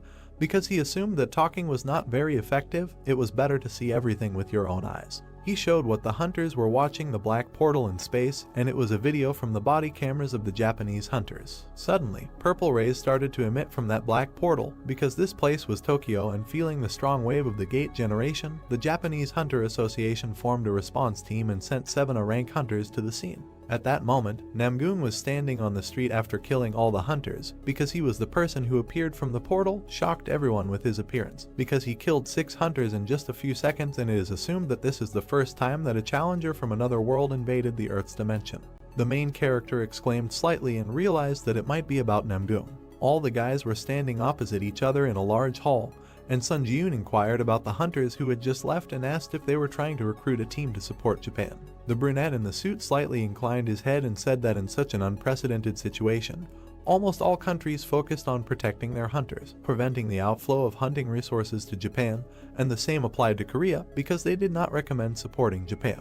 Then he picked up the remote control again and said that it was the body camera of the only survivor. At that moment, Namgoong was coldly walking towards the wounded fighter, who was begging for mercy. The heavenly dragon at that moment looked bloodthirstily at the last survivor. This warrior with black hair, with glowing eyes, looked at the wounded man and said that his name was Namgoong, and he was a heavenly sword dragon who came to avenge Sukhan. Our hero immediately frowned and realized that it was Namgoong, because he could not imagine that they would cross paths so soon. Then our hero looked to the side. Hae-in grabbed his sleeve. He looked at the girl who asked why he had such a serious expression on his face, because this was not a forced mobilization, and they met for the first time after such a long time and suggested to have lunch together first. From under his bangs, the main character began to hesitate with an answer. Hae-in looked at Sun Ji-yoon with slight sadness and asked if he would go. Our hero looked straight through his bangs and said that he would answer the call of Japan and go to the area in Tokyo. Hae-in's eyes widened from such a statement. She immediately began to shout why he always acts so recklessly, because he should also be able to think at least a little about the feelings of other people. He immediately put his hand on the girl's head and tried to calm her down. He immediately began to leave with an angry look, waving his hand, and said that this was a problem that he must definitely solve. In the memories, it was little Namgoong, who held a magic sword and did not understand why no one understood its sound. At this time, the boys restrained the defeated fighter and said that it was just sparring, but Namgoong attacked his opponent too hard. When the boys were standing on the platform for duels, an old man walked up to them and said that at 13 years old, to master the released energy is strong, and his achievements exceeded even his own expectations. Sanok, that I was in a yellow cape, greeted the sword master. Under the setting sun, this old man stroked the young fighter's head and said that martial arts are not intended to harm people, but as a path to excellence. At that moment, little Namgoong looked puzzled at the hand of the old man, who told him that it is impossible to hurt people without reason. The message that the test tower selects the strongest from the Muram dimension. He remembered how the crowd of guys rejoiced, because their young master had already reached the 20th floor of the tower. At that moment, Namgoong clenched his fists in anger, because as he thought, he was missing something and climbing the tower on his own did not satisfy his desire. At that moment, he stood far away in the shadows and realized that such an incredible feat was accomplished in just 17 years, but for him, it was not enough. Through his lips, he apologized to his mentor because, as expected, he used his skills in killing people. He bloodthirstily thrust his sword into the enemy's head and used the rite of spatial invasion. His silhouette stood on the ruined remains of the city burning in flames and declared that he was no longer satisfied with death from fools, and in Muram, he could not kill whenever he wanted. He frowned maliciously and realized that he thought that this scoundrel named Sun Ji-yoon would be able to dispel his boredom. At this time, the main character walked out of the airport under the rays of the sun. He was met by a girl in a suit and pointed to the car. He was driving a black car under a police motorcade. Then the protagonist followed a girl in a suit who pointed him inside because other hunters were waiting for him there. Seung-hoon and Chun-seok at this time noticed the presence of the protagonist and looked at him sarcastically because after the test on the 10th floor, fate brought them together again. The protagonist entered the room where his former friends were sitting and heard in the Hunter Association about their possible participation, but they really came, but asked if these were all the hunters who responded to the call of Japan. Seung-hoon answered that another candidate from America should arrive soon. Our hero stood in front of the grinning guys and understood that it was safe to say that each of their guys has the skills of an S-rank hunter. The brunette stared ahead and understood that the challenger from the other world that appeared in the Tokyo area was a real monster that even the three of them might not be able to defeat, and he hoped that the challenger that was supposed to come from America would be just as strong. Suddenly, the door to their office opened. Sun Ji-yoon tried to look to the side. Then his eyes widened. A red-haired girl named Catherine entered the room and recognized him as well. The brunette in a suit looked at the protagonist and was surprised that the guys could know each other. Sun Ji-yoon replied that they had crossed paths in the tower once. Catherine scratched her head in embarrassment and looked away, saying that she really didn't want to meet him under such circumstances. The guy replied that they could hardly meet differently. The brunette looked at the indignant Catherine, who wanted their meeting to take place in a more normal setting.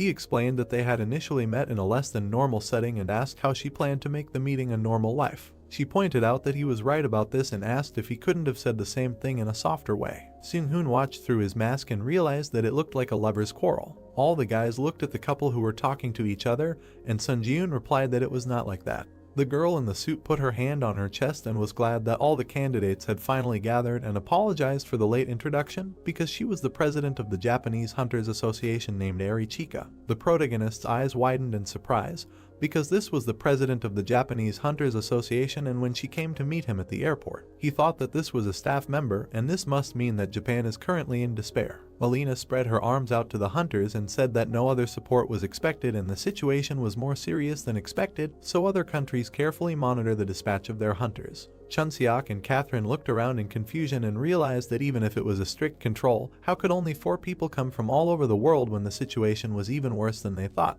Alina's hand shook convulsively, clenching her fists, and said that no one wanted to help them at the moment. Alina immediately bowed to the hunters and said that they were all who came to the situation. She was sincerely grateful to them. Catherine watched as the protagonist helped Eri stand up and said that now was not the time to bend her back. Catherine continued to look at the protagonist in surprise, who was about to help the president, and realized that he looked so emotionless on the outside, but there was still something in him. The protagonist at this time replied that instead of bending her back, Eri should better give them a higher reward. Sun Ji-yoon put his hand to his chest and cried out that he asked for the promised reward to be double, and then they would actively support Japan to solve the problem that had arisen. The main character smiled maliciously through his bangs and realized that growth was waiting for him, because he was not here to be a hero or to show humanism, because he was only interested in the rewards and growth that he would receive by killing Namgung.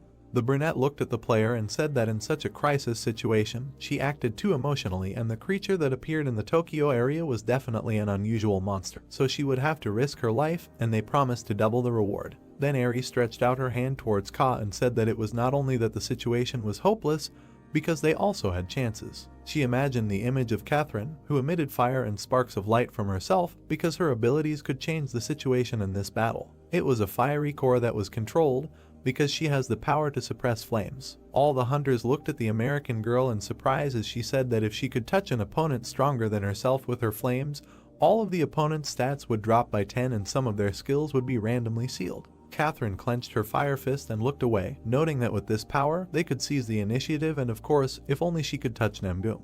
The brunette looked coolly through his bangs and said that in a word, they must create a situation so that they would have a chance to use this power. A military helicopter was flying in the sky, and this was the latest news. A military helicopter was flying over the ruined city, and the news said that the Chinese hunter Peng, who went to the Tokyo area alone to provide support, had just met a challenger from another world. While Namgung was sitting on the destroyed car, a hunter came up to him, and the news said that they were not moving, but both sides looked like they were talking to each other. The news discussed that this was a possible situation. As far as they knew, all the challengers of the trial tower could talk to each other regardless of the dimension or country. At this time, the heavenly dragon looked at the fighter and thought that he might be Sun Ji-yoon.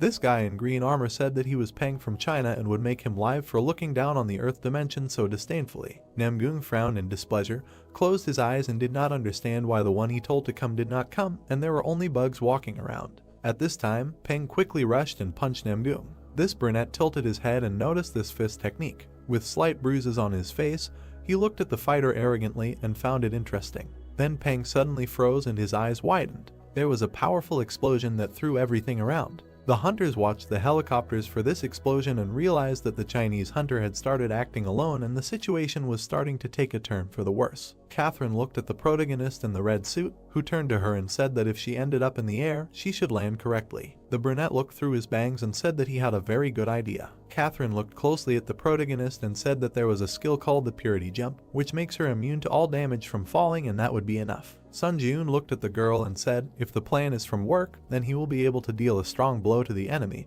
and at that moment it will be necessary to immediately activate his power. He immediately grabbed the girl by the waist, who was scared, and said that they needed to get out. They immediately quickly jumped off the helicopter and the power of steel wings was activated. At this time, Chun-seok along with Seung-hoon grabbed onto the side of the helicopter and were about to jump when the magician suggested that Sun Ji-yoon was doing his best to do it himself. They both immediately jumped down. Catherine flew face to face with the main characters and realized that he really was not okay to hit. Where did you see a person in such a situation throwing himself into the air without giving any explanation? The two of them flew down, and Sun Jun noted that he was glad that the Chinese hunter had pissed off Namgung. Sun Jun hugged the girl by the waist in flight and said that as soon as Namgung opened up, she should immediately use her strength. He then abruptly tore away from the girl with his steel wings. He saw Namgung fighting with Peng at this time. At this time, the Chinese player put up his shield, which was instantly destroyed. The Sky Dragon swung his blade and realized that the Chinese player was not even able to properly concentrate the energy in his fist, but he was using a fist technique. Peng immediately flew back from the numerous magical punches. Namgung swung his punch, which sent Peng flying hard into the ground. Then the brunette from the other world tried to look to the side. He cast an angry look to the side. He saw a red beam flying at him. Namgung managed to cross his arms in front of his face and flew back slightly. He immediately crashed into the ground and crumbled everything around him. These were concrete fragments and light drops of blood. After such a blow, Namgung was slightly landed, kneeling on one knee. A huge blister appeared on his hand. Our main character appeared, leaning his hand on the wall and walking with a sword. Sun Jun stood in front of his opponent and said that falling from the real sky is something that can be done twice. Namgung looked at our hero with an evil eye and asked who he was. Our character bared his teeth with glee and said that Namgung had been desperately looking for him, and when he met him face to face, he had no idea who was in front of him. A notification began to pop up that the skill Ashen Blood had been activated, and all types of more damage caused to users were reduced by 40%. Because he had survived, being on the brink of death, and skill mastery was increased by 20%.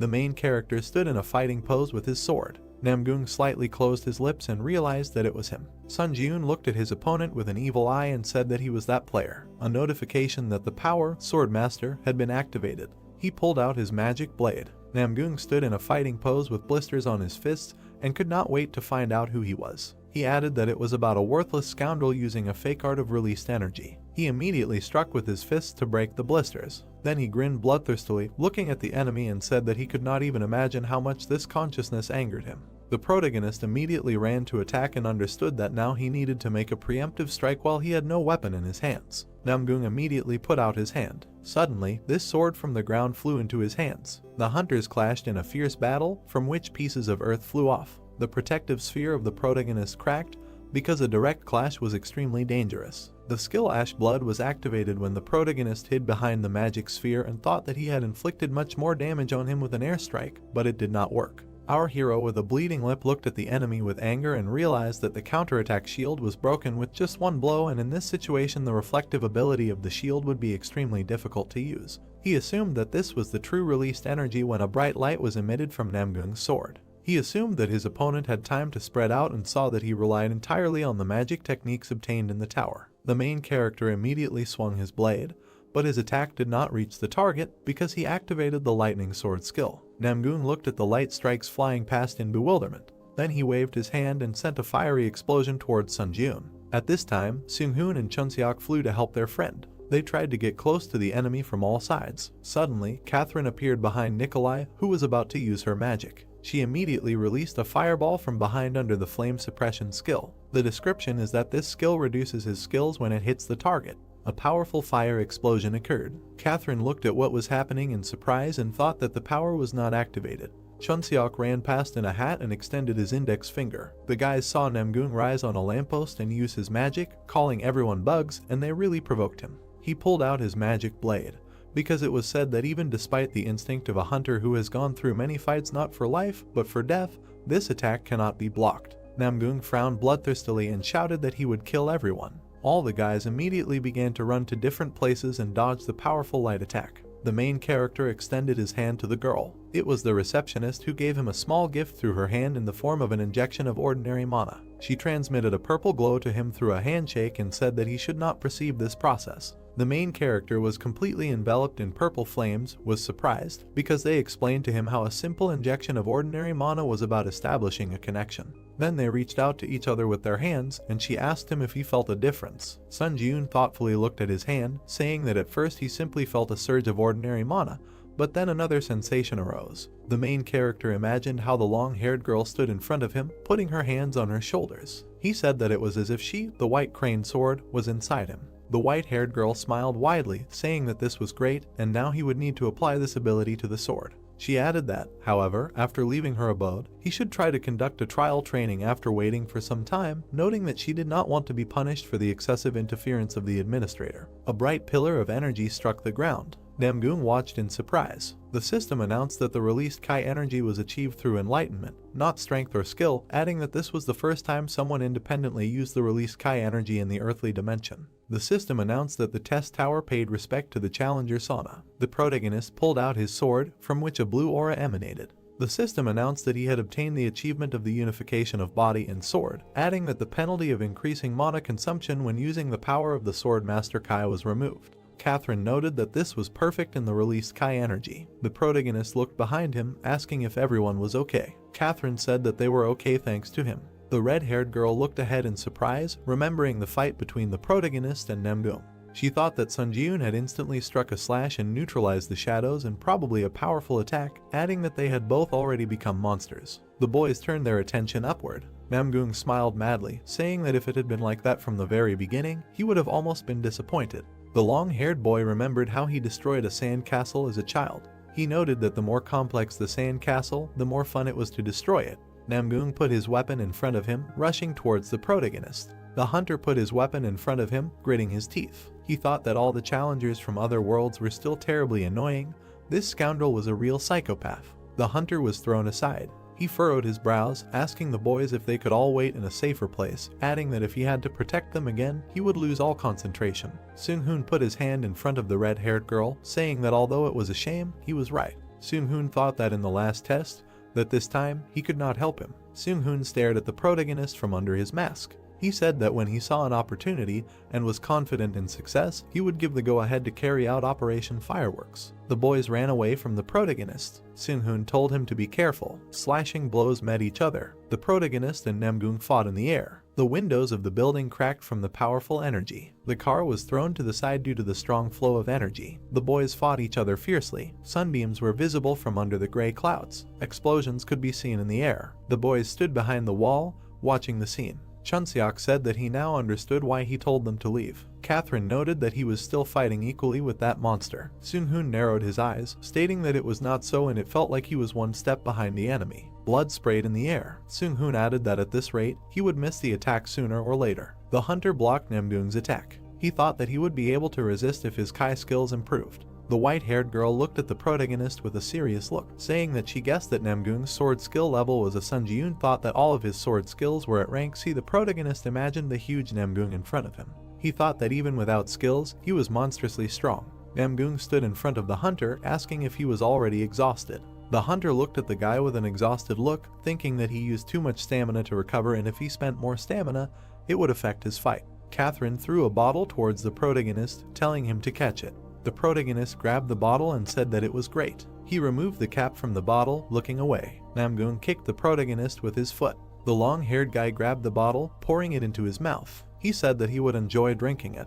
The guys looked at what was happening in bewilderment. Chunseok asked what kind of a thorn he was. The hunter looked at the guy with annoyance, clutching his stomach. Namgung smiled maliciously, saying that people always have something called hope, and he is no different from others in this regard. The system announced that a small amount of stamina had been restored. Namgung asked that perhaps he could gain the upper hand in this fight. If he tried his best, he would eventually be able to defeat the opponent somehow and maybe he would survive. The long-haired boy held his head with his hand. He smiled maliciously, looking at the protagonist. Namgung said that when these thoughts were torn to shreds, a seal appeared on his face, despair instead of hope, and only this expression gave him pleasure. Namgung drove the protagonist to the wall. He looked at the hunter with displeasure, wondering how this scoundrel dared, adding that he still saw a glimmer of hope in his gaze. The protagonist bared his teeth, his gaze flashing. Namgung gritted his teeth in displeasure. He struck the protagonist. The attack sent the protagonist flying backwards. He fell onto the broken rocks. Sun Ji-eun looked up. Namgung looked at the protagonist furiously. He thought that he didn't even have the strength to move now, wondering why he kept looking at him like that. The long-haired guy swung his blade in front of the hunter's face. He told him to taste despair as much as possible. Blood gushed out from the protagonist's eyes. The hunter gritted his teeth, noting that the stamina that was the fuel for recovery had also reached its limit, and if he gathered all his strength, he would only be able to attack once. Namgung exuded a malicious aura. The protagonist thought that he couldn't see a thing, so even attacking him just once wouldn't work. The protagonist bared his teeth in annoyance, wondering what he should do. The guys ran towards the protagonist. The red-haired girl called out to the hunter. The protagonist sat with his eyes closed, his mouth slightly open. He thought that if they came closer now, they would just die a miserable death. The hunter put his hand in front of him, telling them not to come closer. Namgung slightly opened his mouth. He looked at the guys with a bloodthirsty smile, saying that these were his comrades, and that was why he had this annoying expression on his face. Catherine shot a fireball towards the enemy. Suddenly, Namgung unexpectedly appeared in front of the girl. The long-haired guy attacked the girl with his sword, drawing it across her back. Seung-hoon looked to the side, calling out to Catherine. He appeared in front of the enemy, attacking him with yellow lightning. Namgung's leg appeared above the guy's head. The long-haired guy kicked the guy, pinning him to the ground. Blood was streaming down the protagonist's face. Namgung grabbed the girl by the hair, presenting the blade to her. Catherine told him to let go. Namgung pressed his blade to the girl's neck. The protagonist opened his mouth wide. The long-haired guy said that he could smell the burning flesh of his comrade. Sun Ji-eun told him to stop. The long-haired guy smiled bloodthirstily, saying that it was a wonderful expression. Chun-seok's hands appeared in space. The mage stood to the side of the enemy, casting a spell. The mage created a magic circle using the ice shackles skill. Chun-seok grabbed the red-haired girl, running away from the enemy. He noted that she needed urgent help from healers. Namgung looked away angrily, saying that he was a nasty fly, after which he broke the ice that froze his hands. The long-haired guy rushed towards the guys. The mage surrounded the girl with a barrier using the Zor ball skill. The barrier in the form of a ball began to bounce along the ground. Chun-seok noted that he threw her as far as possible,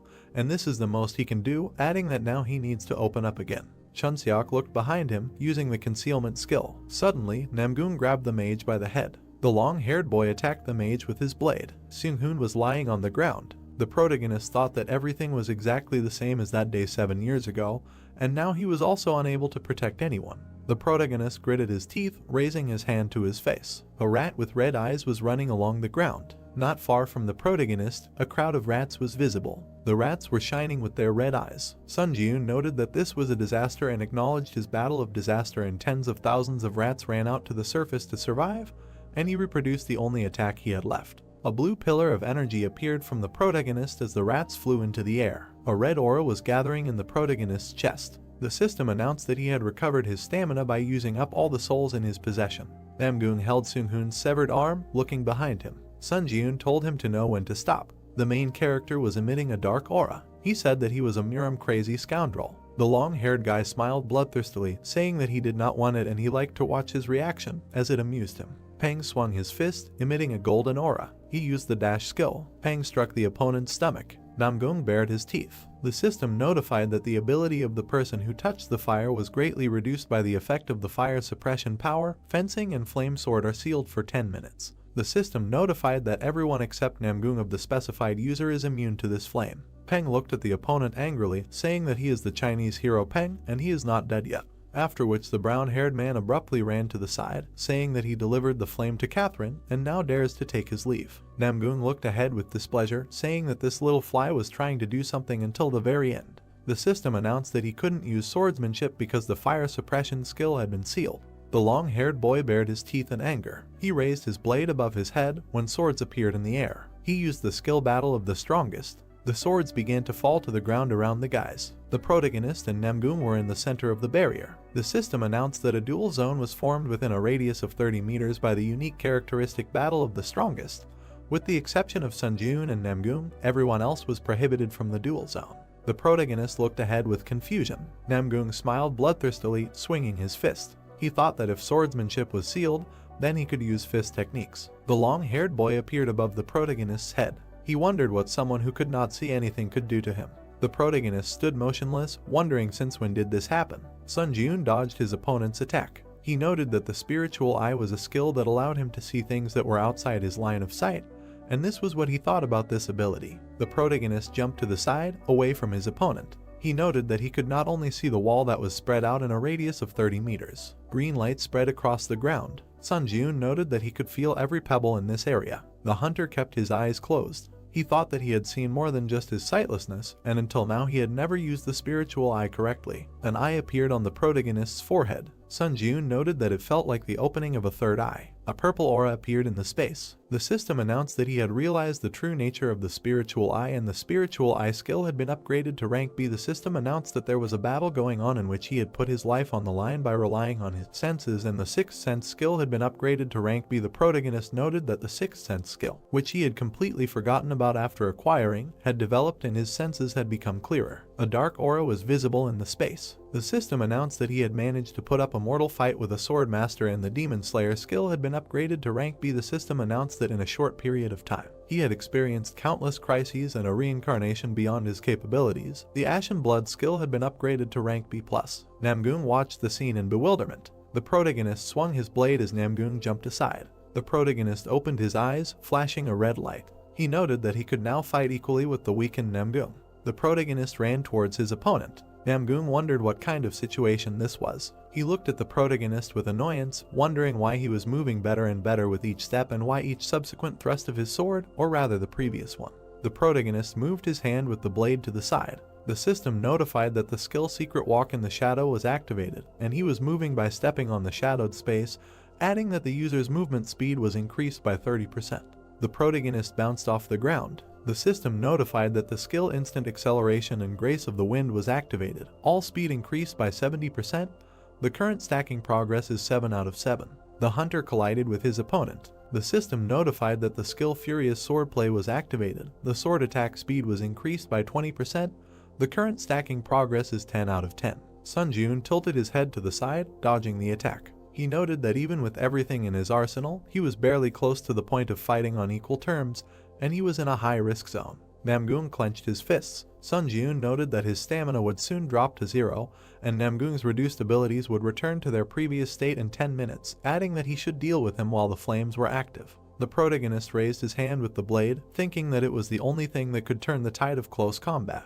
The hunter threw his blade towards his opponent. He noted that this was a sudden change. Namgung dodged the blade with a malicious smile, saying that he made a stupid choice because he was cornered. The long-haired guy swung his fist, saying that he was a fool. The hunter leaned to the side, dodging the attack. He looked ahead with a cold gaze, using the Blood Steel Sword skill. A blade appeared in front of the protagonist's foot. The system announced that the power, the Sword of Steel Blood, had been activated. The hunter stabbed the blade into his opponent's body with his foot. Blood flowed from the mouth of the long-haired guy. A red blade was sticking out of his body. Namgung gritted his teeth, thinking that he had touched the core of Kai energy and he needed to act quickly if he wanted to fully recover later. The long-haired guy looked down in bewilderment. The system announced that the effect of the power, flame suppression, had ended. The purple barrier gradually began to disappear. The system announced that the action of the unique characteristic, the Battle of the Strongest, had ended, and the duel zone within a radius of 30 meters was unlocked and outside interference became possible. Chunseok said that the barrier had disappeared. Namgung began to sheath his blade, saying that he had played too much and would finish this battle next time. The long-haired guy took out a stone with a mark. A blue portal appeared in space. The guys looked at what was happening in bewilderment. Chunseok asked what the portal was. Pang noted that he was going to return to the Muram dimension. Namgung was moving towards the portal. At that moment, everyone instinctively felt that if they couldn't kill Namgung here and now. The guys looked at the enemy with an angry look. The author noted that one day he would become a real disaster for the earthly dimension. The guys moved from their place, heading towards Namgung. Pang said that they couldn't let him go. The guy said that they shouldn't let him escape. The long-haired guy looked behind him. He narrowed his eyes, asking what they said about escaping. Namgung raised his blade, declaring it on fire. He used the flaming sword skill. Namgung directed a fire attack towards the guys. Catherine looked at what was happening in bewilderment. A bright flash occurred on the ground. The debris of buildings lay on the ground. The protagonist stood in front of the boys, protecting them from the attack. Sun Jun looked away when his arm was torn off. The system notified that the counterattack shield skill was disabled, making it impossible to reflect the accumulated damage. Catherine looked at the protagonist in fear, saying that his arm. The protagonist looked behind him, telling her not to pay attention to her since the enemy was still in front of them. The hunter gritted his teeth, looking away. Namgung called out to the protagonist. The long-haired guy looked at the hunter with a menacing look. He noted that he could kill him with one hit from the very beginning, asking that he really wants him to go to the very end. The protagonist looked at the guy furiously, thinking that this was terribly angry, but he could not answer him. Namgung looked behind him with narrowed eyes, saying that he would be back soon. The long-haired boy entered the blue portal. The protagonist fell to the ground. The long-haired boy was welcomed into his world, the Muram dimension. The boy said that he had returned. Namgung rested his knee on the ground, coughing up blood. The boy asked the young master if he was okay. Namgung shouted for them to quickly call a doctor. The long-haired boy looked ahead angrily, wiping the blood from his mouth. He thought that no matter what, he would drive him to despair. A white light was visible in the addition. A hospital near Tokyo. The protagonist slightly opened his eyes. Eri looked at the protagonist worriedly, asking that he had regained consciousness. The protagonist slightly raised himself, asking where he was. Eri noted that he was in the hospital and was not allowed to make any sudden movements yet. The protagonist looked away as his body was bandaged. Eri told Sunjun that he was badly hurt. The association president leaned down in front of the protagonist, noting that she didn't even know what to say in response to his great sacrifice. The brunette looked at the protagonist's arm in surprise as it recovered. The system announced that the ash blood skill had been activated. The protagonist looked at his arm, saying that he was fine, asking where the others were. The protagonist pulled back the curtains, asking Catherine how she was. Catherine looked at the hunter in confusion. The dim light illuminated the hospital room. Chunseok was moving along the corridor on crutches, after which he smiled widely, calling out to the protagonist. On the protagonist's cheek, there was a mark marked by hand. Chunseok asked what was wrong with his face. Sunjun said that it was because he looked into Catherine's tent and saw that she was full of energy, concluding that she was fine. The boys stood opposite each other. The protagonist said that Seung-hoon was not in the room, asking if he knew where he was now. Chunseok noted that he himself had only seen him briefly early in the morning. The guy looked sadly in front of him, saying that he thought he was in a depressed state now because he had lost his right arm. Seung-hoon stood on the balcony, looking into the distance. The hunter came up to the guy from behind, saying that this is where he was. Seung-hoon said that the ghost of the sword had come here. The white-haired guy looked at the protagonist's arm, asking if he had restored his left arm with a skill. Sunjun said that he had. Seung-hoon noted that it was an unimaginable skill, and it never ceases to amaze people. The white-haired guy lifted his sleeve, saying that, as he had probably already heard, his arm could not be saved. The white-haired guy looked at the protagonist in surprise when he apologized. The hunter slightly opened his mouth, saying that if he was just a little stronger, then perhaps such consequences could have been avoided. Seung-hoon created a magic hand, telling him not to worry too much about it, since, fortunately, he has the skill, so this disadvantage does not hinder his activities much. The hunter lowered his head, saying that he climbed the tower like a madman only for his own height. Seung-hoon held a cigarette in his fingers. He said that it was not so bad, because this thought alone makes him much stronger. The white-haired guy looked ahead, saying that however, the strong should always help the weak, at least this is his life credo. The protagonist looked sadly ahead. He said that he also realized a lot in this fight, and it turns out that he forgot something very important. Seung-hoon began to remove the mask from his face. He stated that however, in one, he can be calm, although he is strong, but at the same time he is not a psychopath who abuses power. The protagonist looked at the white-haired guy. Seung-hoon said that when they first met in the tower, he had no idea what was on his mind, asking if he should give him a light.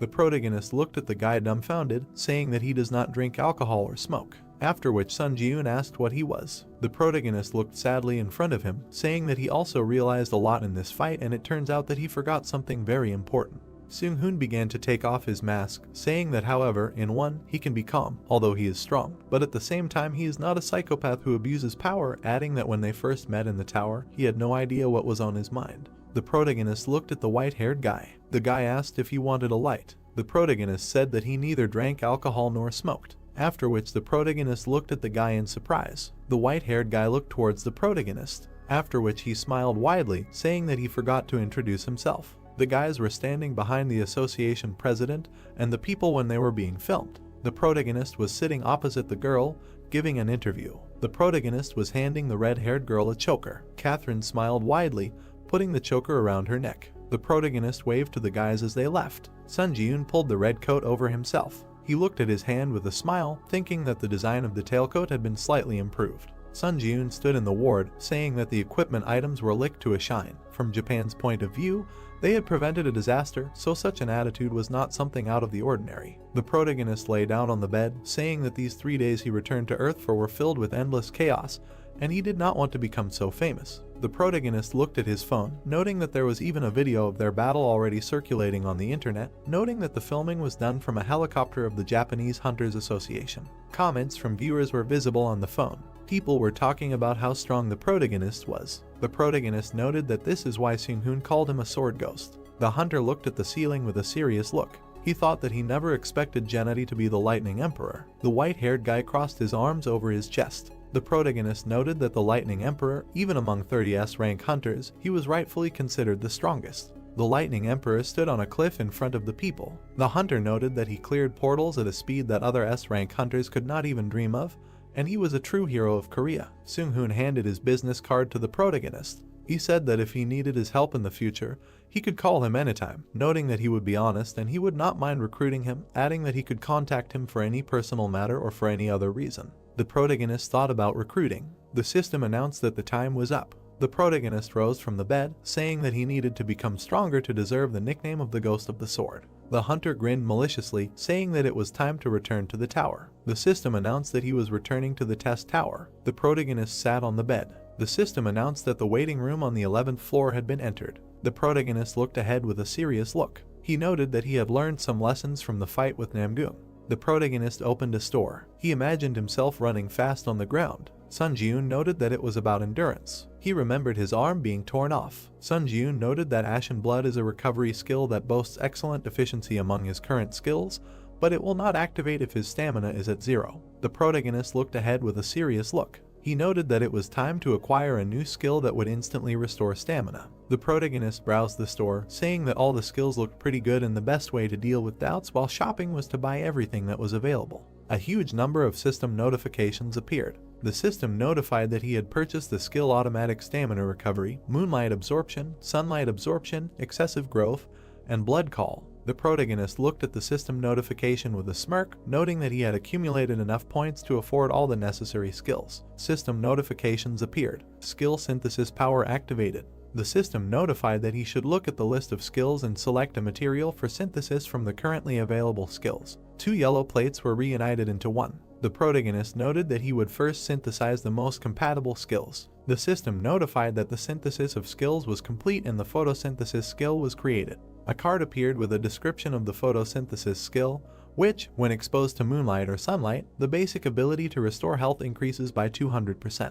The protagonist thought that this was an excellent rank, grew, and the strengths of the two skills were well intertwined into a single whole. The photosynthesis and Call of Blood skill plates appeared, merging together. The protagonist noted that now he needed to add Call of Blood there for a greater effect. The system notified that the synthesis of skills was complete and the Blood Contract skill was created. An image with a red sphere appeared. A system window appeared with a description of the skill. Vitality, stamina, and mana can be extracted from the blood of a creature, and this only applies to creatures and directly killed users. The protagonist looked at the window in confusion. He said that this time he failed, the rank did not increase, and the benefits of photosynthesis disappeared. The protagonist looked at the system window. The system notified that he bought the skill Blood Call and 20,000 points would be deducted from his account. Sun Ji-yoon said that he would buy another skill of the same kind and that would be the end of it. The skill plates began to connect. The protagonist noted that he would now try to combine the Blood Contract with the Call of Blood. The system notified that the synthesis of skills was complete and a new skill was created.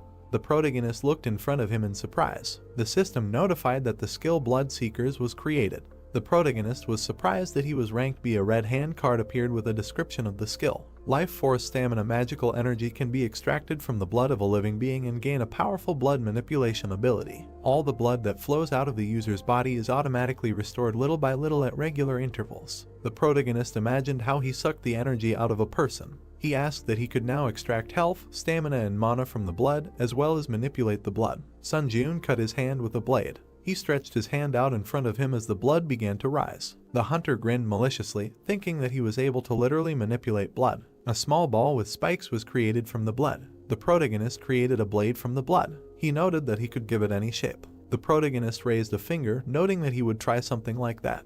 The protagonist grinned at the finger from which the blood rose. He noted that now it is not even necessary to make a cut to draw blood out, although he will still have to make a cut if he suddenly needs a lot of blood. The protagonist grinned contentedly, thinking that Blood Seekers would be very useful. The skill plates began to shine. The hunter noted that now all that was left was to improve the Eye of Truth. The system notified that the synthesis of skills was complete and a new skill was created. A new Eye of the Fire Dragon was created. A picture with an eye of the dragon and a description of the skill appeared. The power of the fire dragon lives in the eyes, allowing one to see invisible things. It can see information about things and it becomes possible to determine the lie of another person. Blue light began to emanate from the eyes of the protagonist. The system notified that the skill of the Eye of the Fire Dragon was activated. The protagonist looked at his tailcoat. The system notified that this was an old frag of the vampire count and the user can temporarily create a blood shield by consuming stamina or blood. The protagonist looked at his black boots. The system announced that these were speed boots and that the acceleration period would be increased when filled with mana. The protagonist stared ahead, noting that this was a phrase he had not seen before. The protagonist turned his attention to his weapon. The system announced that this was a bloody heavenly demon blade and that when a user who had reached the flame sword stage fully activated, the blade's exclusive ability would be unlocked. The protagonist recalled the huge flash on the battlefield. He noted that the flame sword was what Namgun had used to destroy the entire Shinjuku district. The protagonist imagined an image of a sword emitting a blue aura. He noted that only those who had reached the flame sword stage could awaken the bloody heavenly demon blade's true ability, and he simply thought that it was a pretty good sword, but he could not even imagine that such an ability was locked in it. The protagonist extended his finger to the system window, saying that he would continue conquering the tower. There were many system notifications. The system notified that the 11th floor of the testing tower had been entered, the difficulty was high, and the theme of this test was a mentality test. The time was 7 days. The system notified that the condition for successfully passing the test was to break through all 7 gates within the allotted time. The conditions for failing the test were the death of the applicant or the expiration of the allotted time. The reward for successfully breaking through was an ancient testing mirror. The protagonist looked ahead with a serious look. A man appeared in front of the protagonist and greeted him in the testing temple. Sun Ji-eun asked what kind of testing temple this was. The man crossed his arms over his chest and crossed his legs. He said that from now on, he would go through the tests given by the testing god, and these tests would continue until his death. The man added that since he, despite being a simple adventurer, had decided to go through the testing god, he would have to bear full responsibility for the consequences. The protagonist stood opposite the man. He asked what he should do to pass through the first gate. The man asked that he didn't know the rules of the Ares family of Supreme God's trials. Sun Ji-eun said that he didn't know, thinking that this must be the same or dimension from which the Black Knight came, invading his trial on the 5th floor. The man sighed heavily, saying that he had no idea what kind of wind had brought such a stupid adventurer there and nothing could be done. He would have to explain. The man imagined 3 images of men. He said that the trial and the temple of the tests are simple. It is a test of the body, faith, and spirit. The protagonist stood with his back, looking at the man. The long-haired man said that at the beginning there is the body, and at the very end they reach the most difficult one, the test of mentality, and breaking through the gate is very easy. The protagonist looked at the man with a serious look. The man said that in each test room, a high priest would be waiting for him, and he had to convince them or kill them. All he had to do was move on to the next room.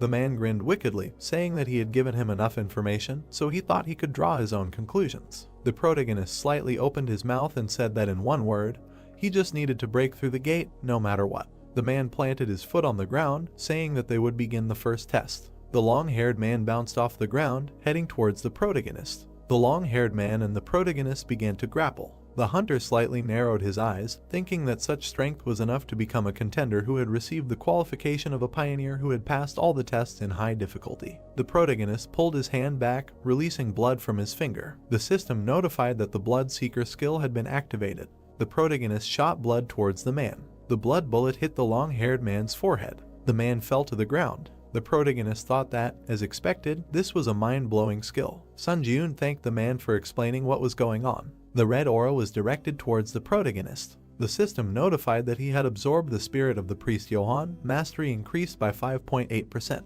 Many system notifications appeared in front of the protagonist. The administrator priest of the 7 gods was shocked and outrageous by his behavior when he accidentally saw this scene. The administrator godslayer swordsman nods approvingly at his inhumane and cruel actions. The administrator hero of the ruined world looks at him and praises him for demonstrating an interesting spectacle. The administrator seeker of divinity says that he has nothing to worry about because he is flawlessly coping with the test. The protagonist frowned, looking at the notification. He thought that if he took into account the nicknames of the administrators, he believes that he attracted their attention because these tests are related to the god. The protagonist looked ahead in bewilderment. The system notified that the administrator of the Steel Blood Lord was shocked by his actions. The administrator of the White Crane Sword was upset that he went to the test without saying a word about it. The protagonist said that he did not even know how to contact the administrators. The protagonist approached the priest lying on the floor. The protagonist picked up the mirror, saying that there was an item here. System notifications appeared. The administrator of the priest of the 7 gods is watching his actions. The administrator of the hero of the ruined world admires his greed. The administrator of the godslayer swordsman nods as if he completely understands him. The eyes of the protagonist began to emit a blue aura. The system notified that the fire dragon's eye was activated. System windows appeared. Divine mirror of the high priest. The user can use this divinity to create a divine shield only once, the creation of which can shake his mentality. Perhaps the divine power of the god of verification contained in the mirror can motivate the user to prove their destiny. The protagonist noted that the main information ends there, and after that a phrase is revealed that can only be seen through the eye of the fire dragon. The protagonist looked at the mirror curiously, asking what can motivate the user to prove their destiny and what it means, adding that he thinks it can simply be considered a one-time protective barrier. The protagonist began to head to the side. He put his hand on the wall, thinking that he would like to receive more of these things during the body check. The protagonist opened the door. The girl said that she never expected that an adventurer whose name is unknown to him would get to this place so quickly. A girl with red eyes was sitting in the chair. The blonde said that, apparently, Johan's glory days are already in the past. The protagonist stood in front of the girl, asking if she is the priestess in charge of the second trial. The blonde grinned maliciously, saying that she is. The blonde placed her hand on the armrest, saying that she was the priestess in charge of the second trial, Jane. Jane threw the chair towards the protagonist, saying that it was nice to meet him. The protagonist stopped the chair with his hand, saying that since she was using violence, it was indeed a body test. Sun Ji-eun glared at the blonde. Jane jumped off the ground. She swung her weapon at the protagonist, saying that he hit the bullseye. The blonde threw a chair at him and said that it was nice to meet him, and the young man caught it and replied that since he was using violence, it really was a body check. Then he raised his eyes and looked straight at her. At that moment, the girl jumped up and ran towards him. She swung and shouted that she had hit the bullseye. Then she struck with her sword. The guy managed to bend over and said that this energy was familiar to him, similar to the one he had used earlier. Then he turned around and saw something else. Notifications appeared in front of him.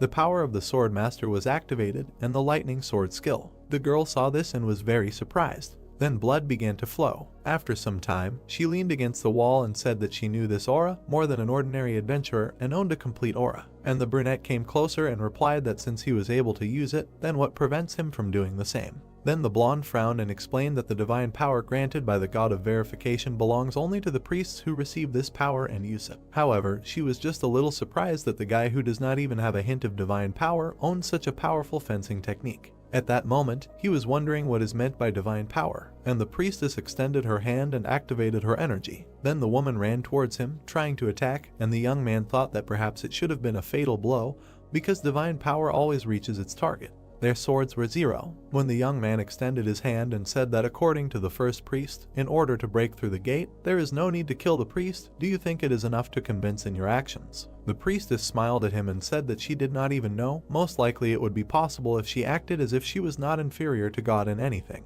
And the log turned around and answered that after checking the body, how much more time will remain to pass? The woman's eyes lit up with a bright light. She once said that the more she listens, the more impudent this man seems to her, quite relaxed, even too much. Do they really think that she has already won? Then she jumped up and shouted that it is better to ask such questions after defeating her. However, the young man did not even move from the spot. He threw her sword back with one blow, activated the skill instant acceleration, and a moment later grabbed her hand and pressed it to the wall. Then he came closer and said that now he has definitely won. And the girl looked up and answered that this is not so. How did he manage to do it so quickly? And the young man replied that as promised, now we need to talk about the verification process. At that moment, the priest had no choice but to tell and ask if he is really going to take her powers or something like that. Then notifications began to appear. Administrator Hero of the Ruined World patiently waits for his answer, and Lord of Steel Blood looks at them, squints his eyes, and Sword of the White Crane worries because of the unexpected question. The young man looked at her again and said that he is not fond of something so vile. For her it was a relief. New notifications immediately appeared. Administrator Lord of Steel Blood completely agrees with the words of the priestess. Administrator Sword of the White Crane believes in him and trusts him, and Administrator Seeker of Divinity watches his choice with interest.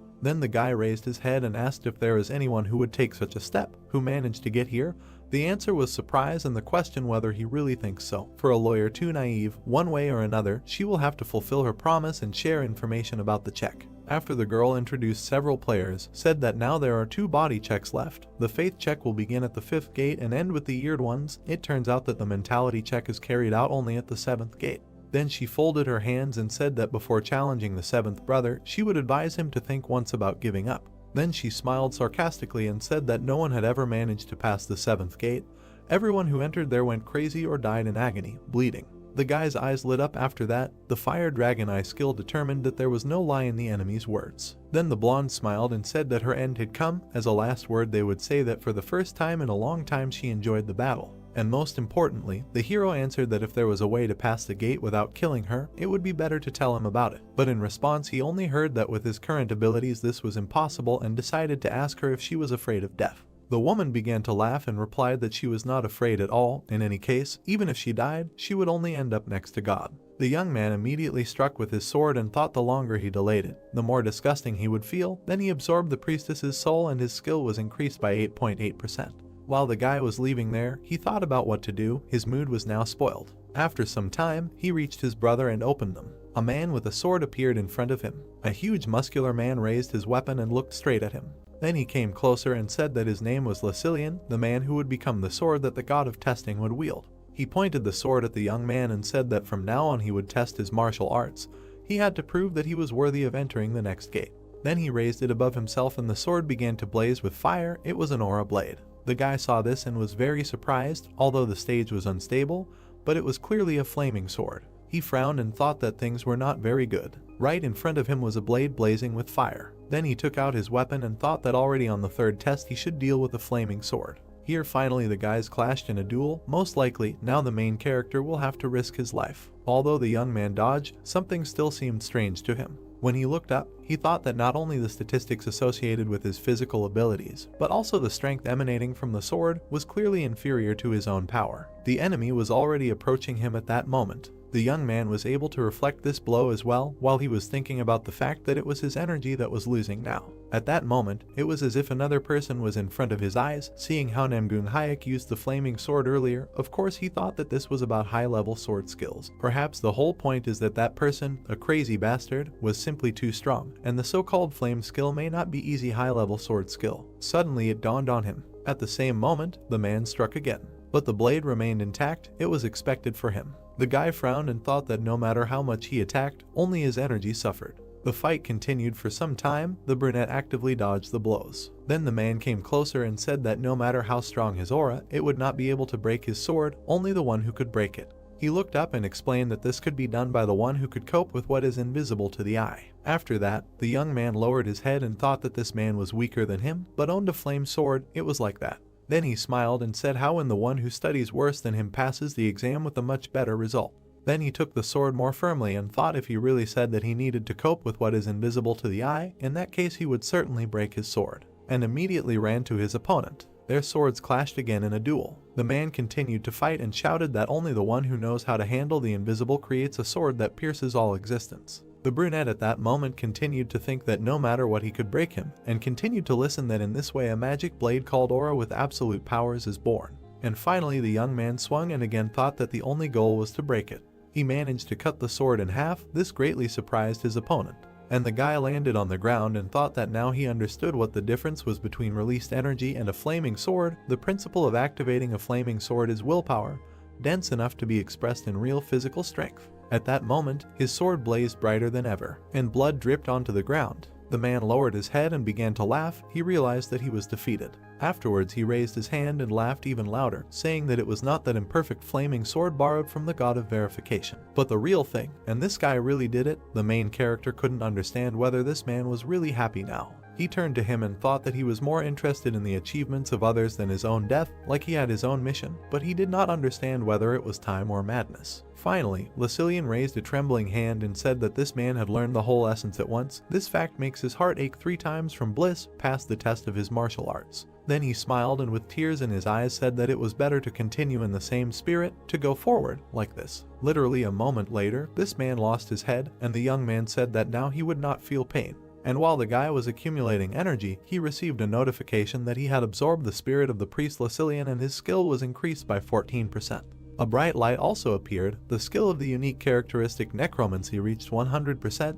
The rank of the unique characteristic necromancy increases by 1 level. The brunette looked at this and thought, what ability will his arsenal be replenished this time? Then a notification appeared where it was written that these are additional effects 6. When absorbing the soul of a stronger opponent, after evaluation, you can get the ability to extract power. The guy looked at it and was surprised. The ability to extract the enemy's power is something interesting. Every time a necromancer raises a level, it never disappoints. Besides, it's only a B rank and already revealed such huge opportunities. Then he took a step forward and thought about how curious it is to know what awaits him at rank NS. Then another notification appeared where his characteristics appeared in the status window.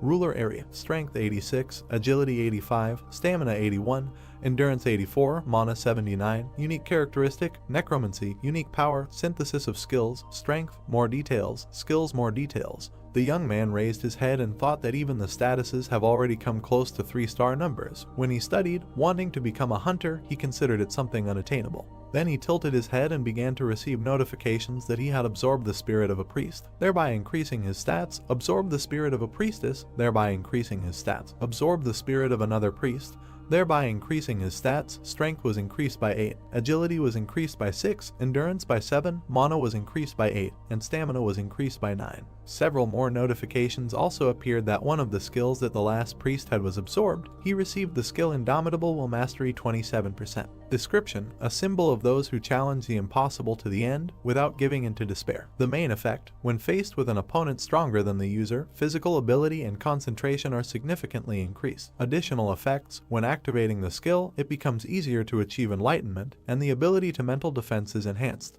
After the guy went forward, he walked along some corridor. There were broken glasses around. He finally reached the door. He opened it and looked forward. At that moment, a large room appeared in front of him. The young man tensed up because there was no one, but it turns out that a person was flying above his head all this time, who noted that he was watching. The previous priest had left this mortal world. It was a blonde man, similar to an angel, who said that the situation was contrary to his expectations. Notifications immediately began to appear that the administrator of the Godslayer, the swordsman, asks him to be careful.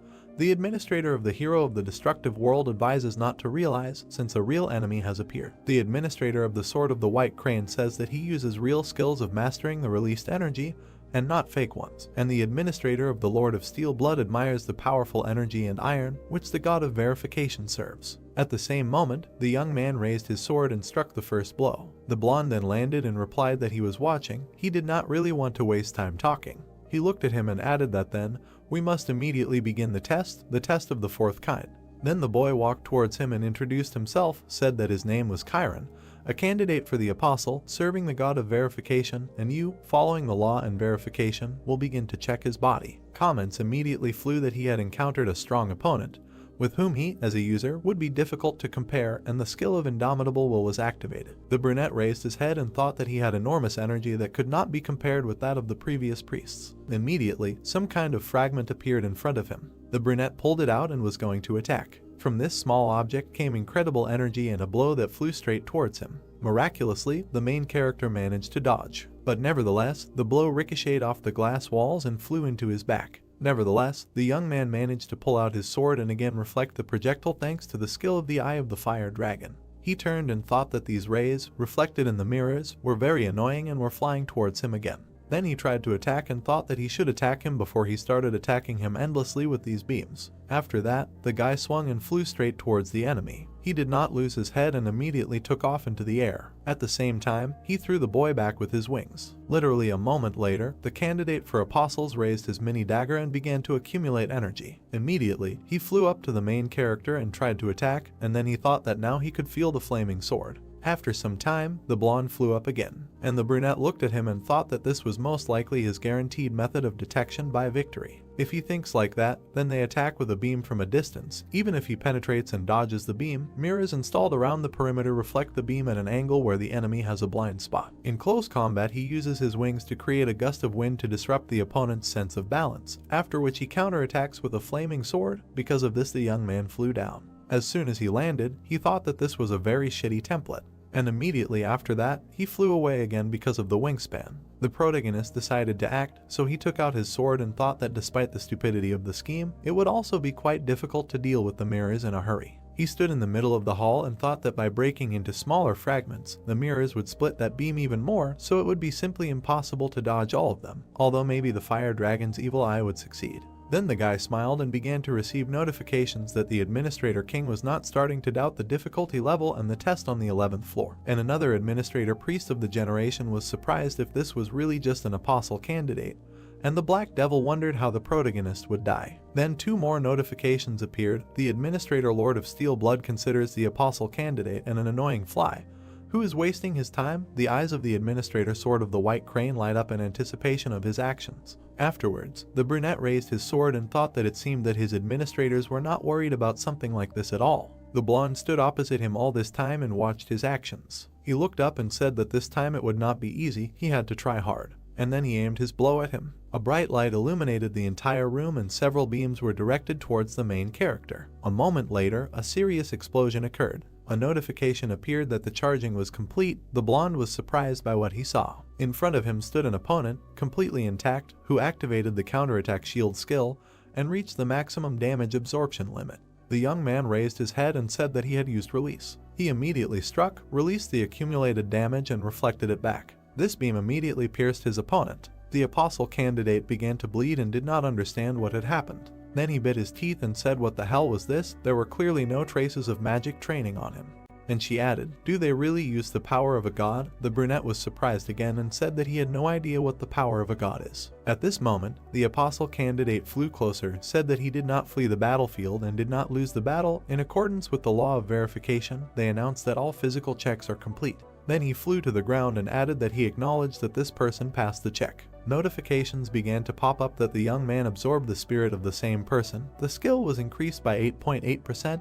When absorbing a spirit stronger than the user, an assessment is made for the disappearance of power. The guy was surprised when he saw after the completion of the assessment that it was confirmed that the spirit of the person has power, and this power will be extracted. A bright light appeared in front of him, and information that the divine power is now engraved on his soul. The protagonist watched this and thought that it turns out that it is about the power that the local priests use like him. Then he raised his hand and thought that he felt some energy penetrated his heart, but did not circulate at all, said that the methods of managing divine power and mana, apparently, are very different. Notifications appeared that the administrator between the White Crane asks why the divine power penetrated his core and energy, and the administrator Lord of Steel Blood is perplexed when he feels that in the divine power of his heart there is no trace of battle. The young man alive at that moment only thought about the possession of divine power and something extremely significant, and received information that he absorbed the spirit of the priest, thereby increasing his statistics. Strength was increased by 4, agility increased by 3, endurance increased by 3, mana increased by 4, stamina increased by 5. Suddenly, the next door opened in front of him. The guy raised his head and heard someone greet him. An old man stood there who said that this was the one who was overcome by the madness of martial arts. These people stood opposite each other. At first the heroes did not understand what his words meant and asked what they meant. And the old man lowered his head and said that victories, victories, more victories, isn't his goal to grow endlessly to become the strongest. At that moment, it dawned on the brunette that it was true that he wanted to become stronger, continue to grow, but wasn't this man exaggerating too much when he said that he wanted to become the strongest? Suddenly the elder appeared behind him and added that he was not exaggerating, but simply voicing the conclusion that the young man would come to in the end. This surprised him very much. The guy immediately turned around and tried to strike, but there was no one in front, and the old man immediately appeared on his head and said that he shouldn't talk like that and get excited.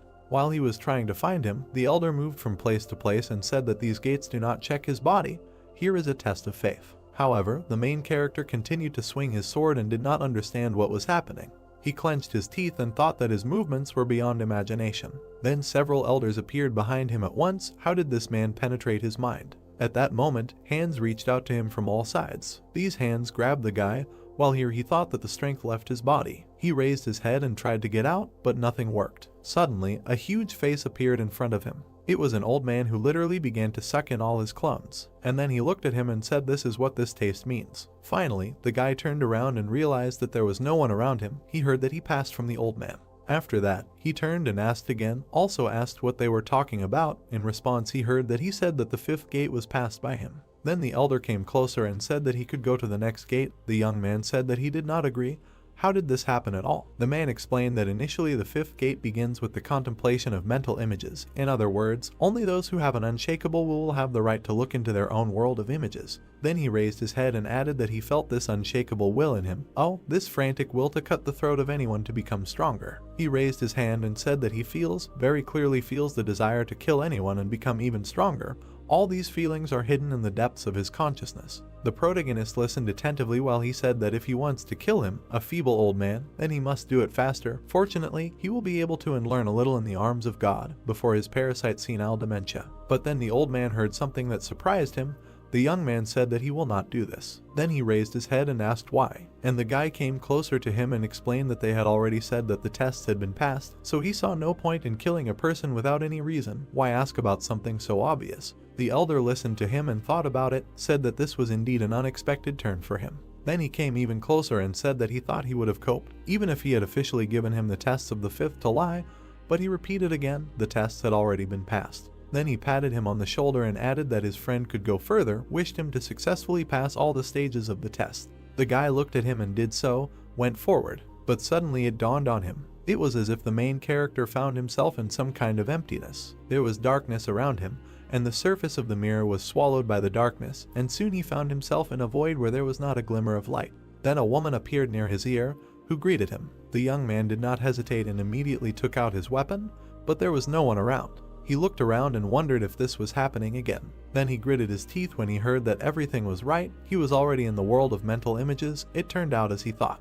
And when a sprout grew on his back, the woman added that the previous priest had planted a family so that he could penetrate the world of mental images. Suddenly it dawned on the brunette that when the old man patted him on the shoulder, he did this, and the woman continued to answer his thoughts. A moment later, the young man seemed to be in a huge web, and the priestess said that he should not worry too much. Then she looked at him and said that it was because she would take good care of his physical shell. The brunette looked up and thought that her words, on the contrary, made him more nervous. And the girl took out her dagger and said why people are so cruel, that for rude comments addressed to a girl, she only has to want and his neck will be pierced through, but he will not be satisfied with such an arrangement, will he? Here the main character looked ahead and wondered if he could ask how he should now pass the test of his faith. And the woman began to smile and noted how polite this man had suddenly become. How sweet. Okay, she would explain everything now. Then she pointed to the valley and said that the space he was in now was the world of his mental images. Here he just needed to be able to see his own world of mental images. As soon as he completed the task, the sixth gate would be passed. Here he thought that he did not understand what it meant to be able to see his own world of mental images.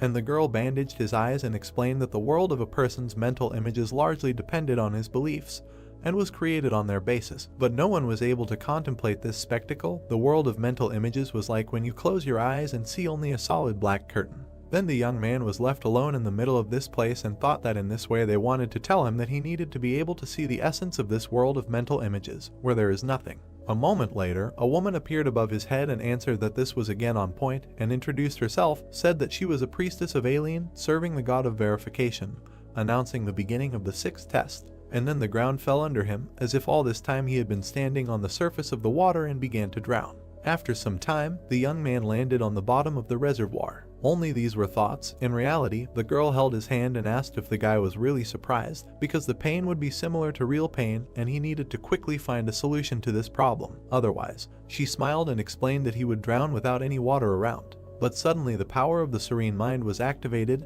This surprised her. At the same time, the guy was underwater, and thanks to the power of a serene mind, he did not lose his composure, and the limitation of mental images weakened. He also thought that this was great. It was much better until he was subject to panic, able to hold his breath underwater. Then the wasp looked there and thought that much more importantly, that for a moment he seemed to feel a tingling in his fingertips. The young man frowned when he heard that his willpower was really impressive. She did not expect that not only would he break out of mental images, but he would also be able to move his body. The woman raised her hand and thought that this guy was able to protect himself even at an unconscious level. What kind of monster was this man?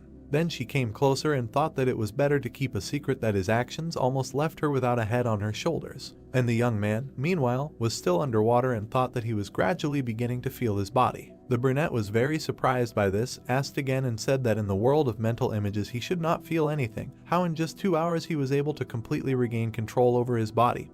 What kind of monster is this? The brunette was surprised to hear about 2 hours, but after all, no more than a minute had passed since he got here. In response, he heard that in reality time moves much faster than in the world of mental images. This news also surprised him and made him think that it was very dangerous. If he spent more than part of the remaining time from the allotted 7 days in this sixth gate, he could die from the penalty for failing the test. Immediately after, he tried to surface and thought that he needed to see the world of mental images as soon as possible. His eyes at that moment began to change color, and his thoughts were such that if he could again feel his body through the use of the power of the serene mind, then it meant that activating this skill was also possible. Then the guy spread his hands and activated the skill of the eyes of the fire dragon. He raised his head and thought that he finally saw. There was something on him that looked like a huge whirlpool. The water at that very second began to diverge in different directions, freeing up space for him to pass, while the brunette was thinking whether he should call what he saw a sea of blood. The priestess watched all this and did not understand what was happening.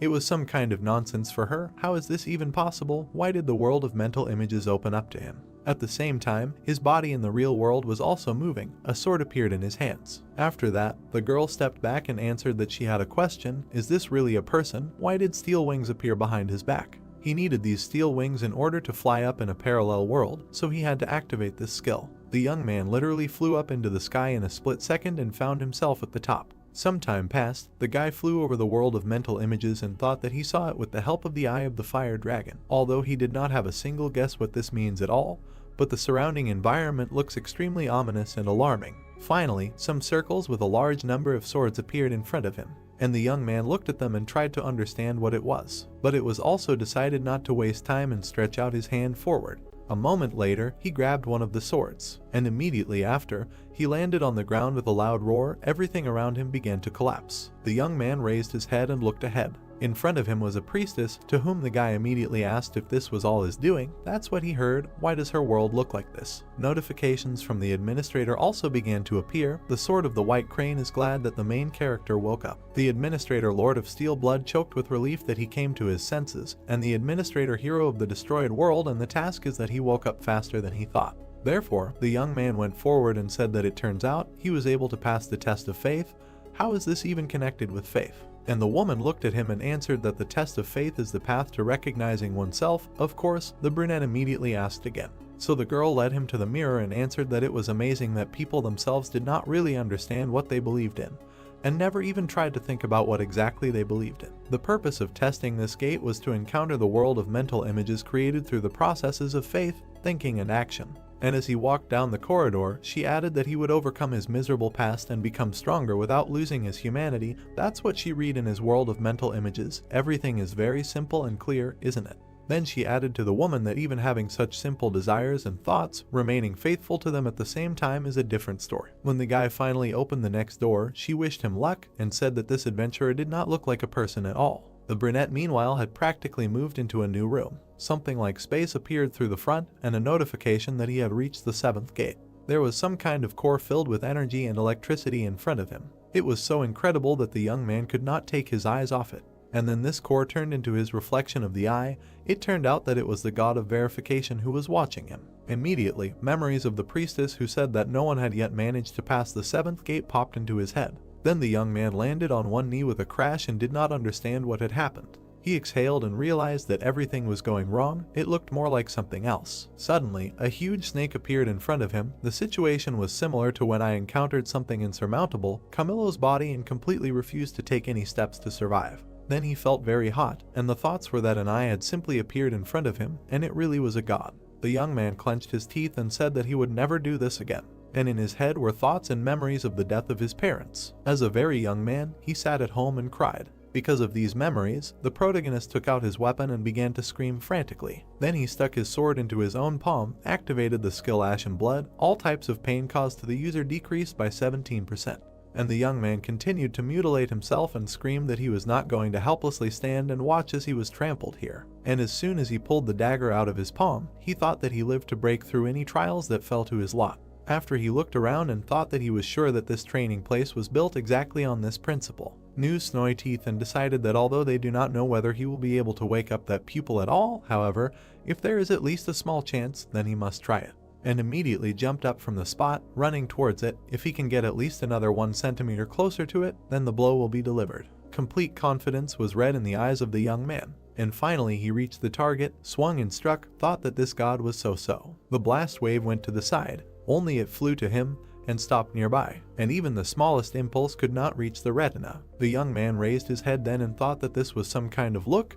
Any such nonsense bothers him. And the eye still continued to watch him, and a notification appeared that the god of verification appreciates the spirit of the applicant. The god of verification is glad to see the applicant with such high spiritual strength after a long time and tells him to prove himself, looking into his confident eyes. The guy was very surprised when he saw another notification that the god of verification remembers the existence of the applicant and announces the beginning of the test of the 7th gate. Suddenly the eye began to move and change color. Everything around began to collapse and the god of verification himself disappeared. The brunette lowered his head and tiredly thought, does this god really exist? At that very second, a huge mirror appeared in front of him. The young man saw it and jumped back. It was that very mirror. It reflected the main character, slightly modified, and it was necessary to establish contact with himself in the future and begin synchronization. Therefore, the main character raised his hand and tried to touch the mirror. Then a bright light appeared, and then followed a notification that a mentality test was beginning. The speed of assimilation with him inside the mirror slowly increased as if the mirror was going to absorb him, and the applicant had to pass the most suitable test for checking mentality. Also, a notification appeared that it was necessary to prove that his beliefs would not change in the future.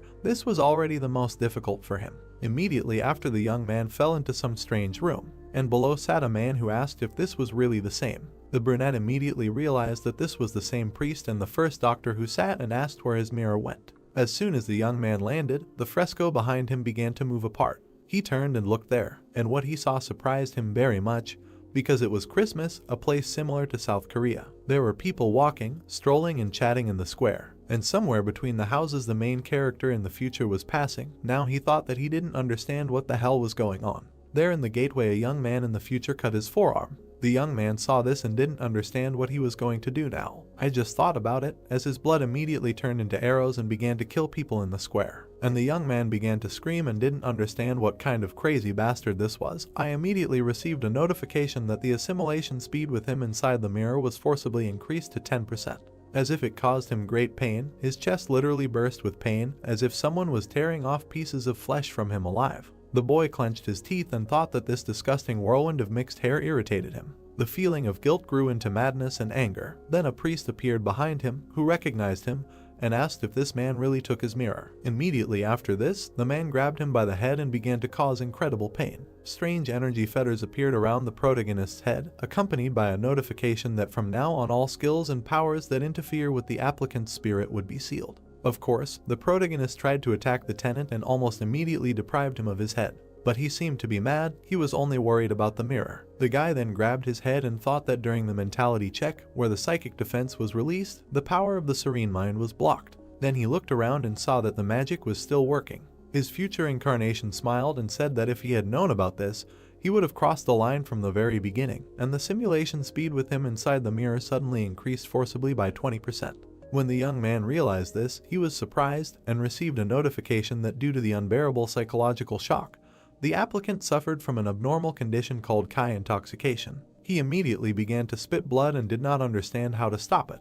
Then he understood his head and thought about what had happened, why was this happening, and why was he doing something so disgusting?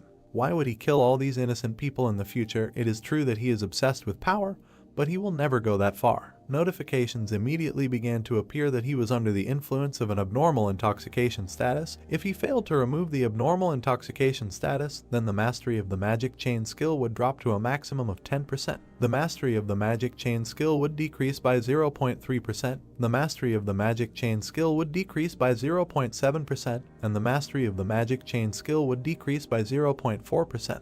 The young man saw this and thought that the magic chain was now working at its limit. Then another person appeared before his eyes. It turned out that this was the world of Muram, where the man approached the soldiers and ordered them to immediately bring the head of the Union here. After that, the brunette looked at them and said that in this case, at least he would save the lives of those who were here now. But a man came out to meet him and said that he had heard that a madman called the Sword Ghost had recently appeared there, and now that he had seen him in person, he could say that he was worthy of his nickname. A middle-aged man approached him and said that he was pleased to meet him, introduced himself as Lee Jinwon, the head of the Union, and asked what the child's name was. But he did not answer and immediately ran towards him, and the man saw this from the group. Literally a moment later, the two began to fight. All the people around were already dead, and the head was bleeding after a while and said that he simply had no words. Then he raised his head and said that this guy had killed all the members of the Union. Although he himself had said that he would not touch anyone, was he not ashamed at all? But the brunette came closer and said that he felt no shame at all. Then he lowered his eyes and added that these ragged, worthless things were just his fighting resources. Resources that did not make him tired, did not get sick, and were no longer of any value.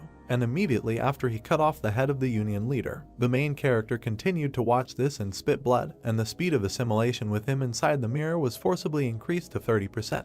Some time passed, and the location in the mirror changed dozens of times. The future incarnation of the hero, who became infinitely stronger, destroyed 1,000 enemies, was in the state of a monster, imbued with madness and seeking only growth. Finally, he even got to the priest, who cursed him before his death and said that he prayed to all the gods for his death. Then he killed the king of animals, who asked him to stop and asked if he hadn't said that it was better to kill only him to visit his subjects, but in the end they all died. Crazy monsters who never lost. That's who this man was. Then the guy got to the next opponent, who looked at him and said that this was some kind of nonsense. Why did the one who conquered the dimension come to such a wretched place? The young man felt all this and literally screamed in pain. The assimilation rate had already increased to 40%, then to 50%, it did not stop. Then the young man raised his head and thought that if the assimilation level continued to grow like this, then eventually the worst would happen. He smiled and said that it was a feeling, it turns out, pleasure and not a joke. The location changed again. There was a bright flash of light. People burst into some room, kicking down the door. A man who looked like a cyborg entered and said that the one who commits such inhumane actions and really thinks to remain unpunished. The future incarnation of the main character stood there and had already killed one person. A brunette was standing nearby, and when she lowered her head she asked why this man was doing this. She could not cope with tears and screamed for what reason she was killing innocent people, to become stronger, for what?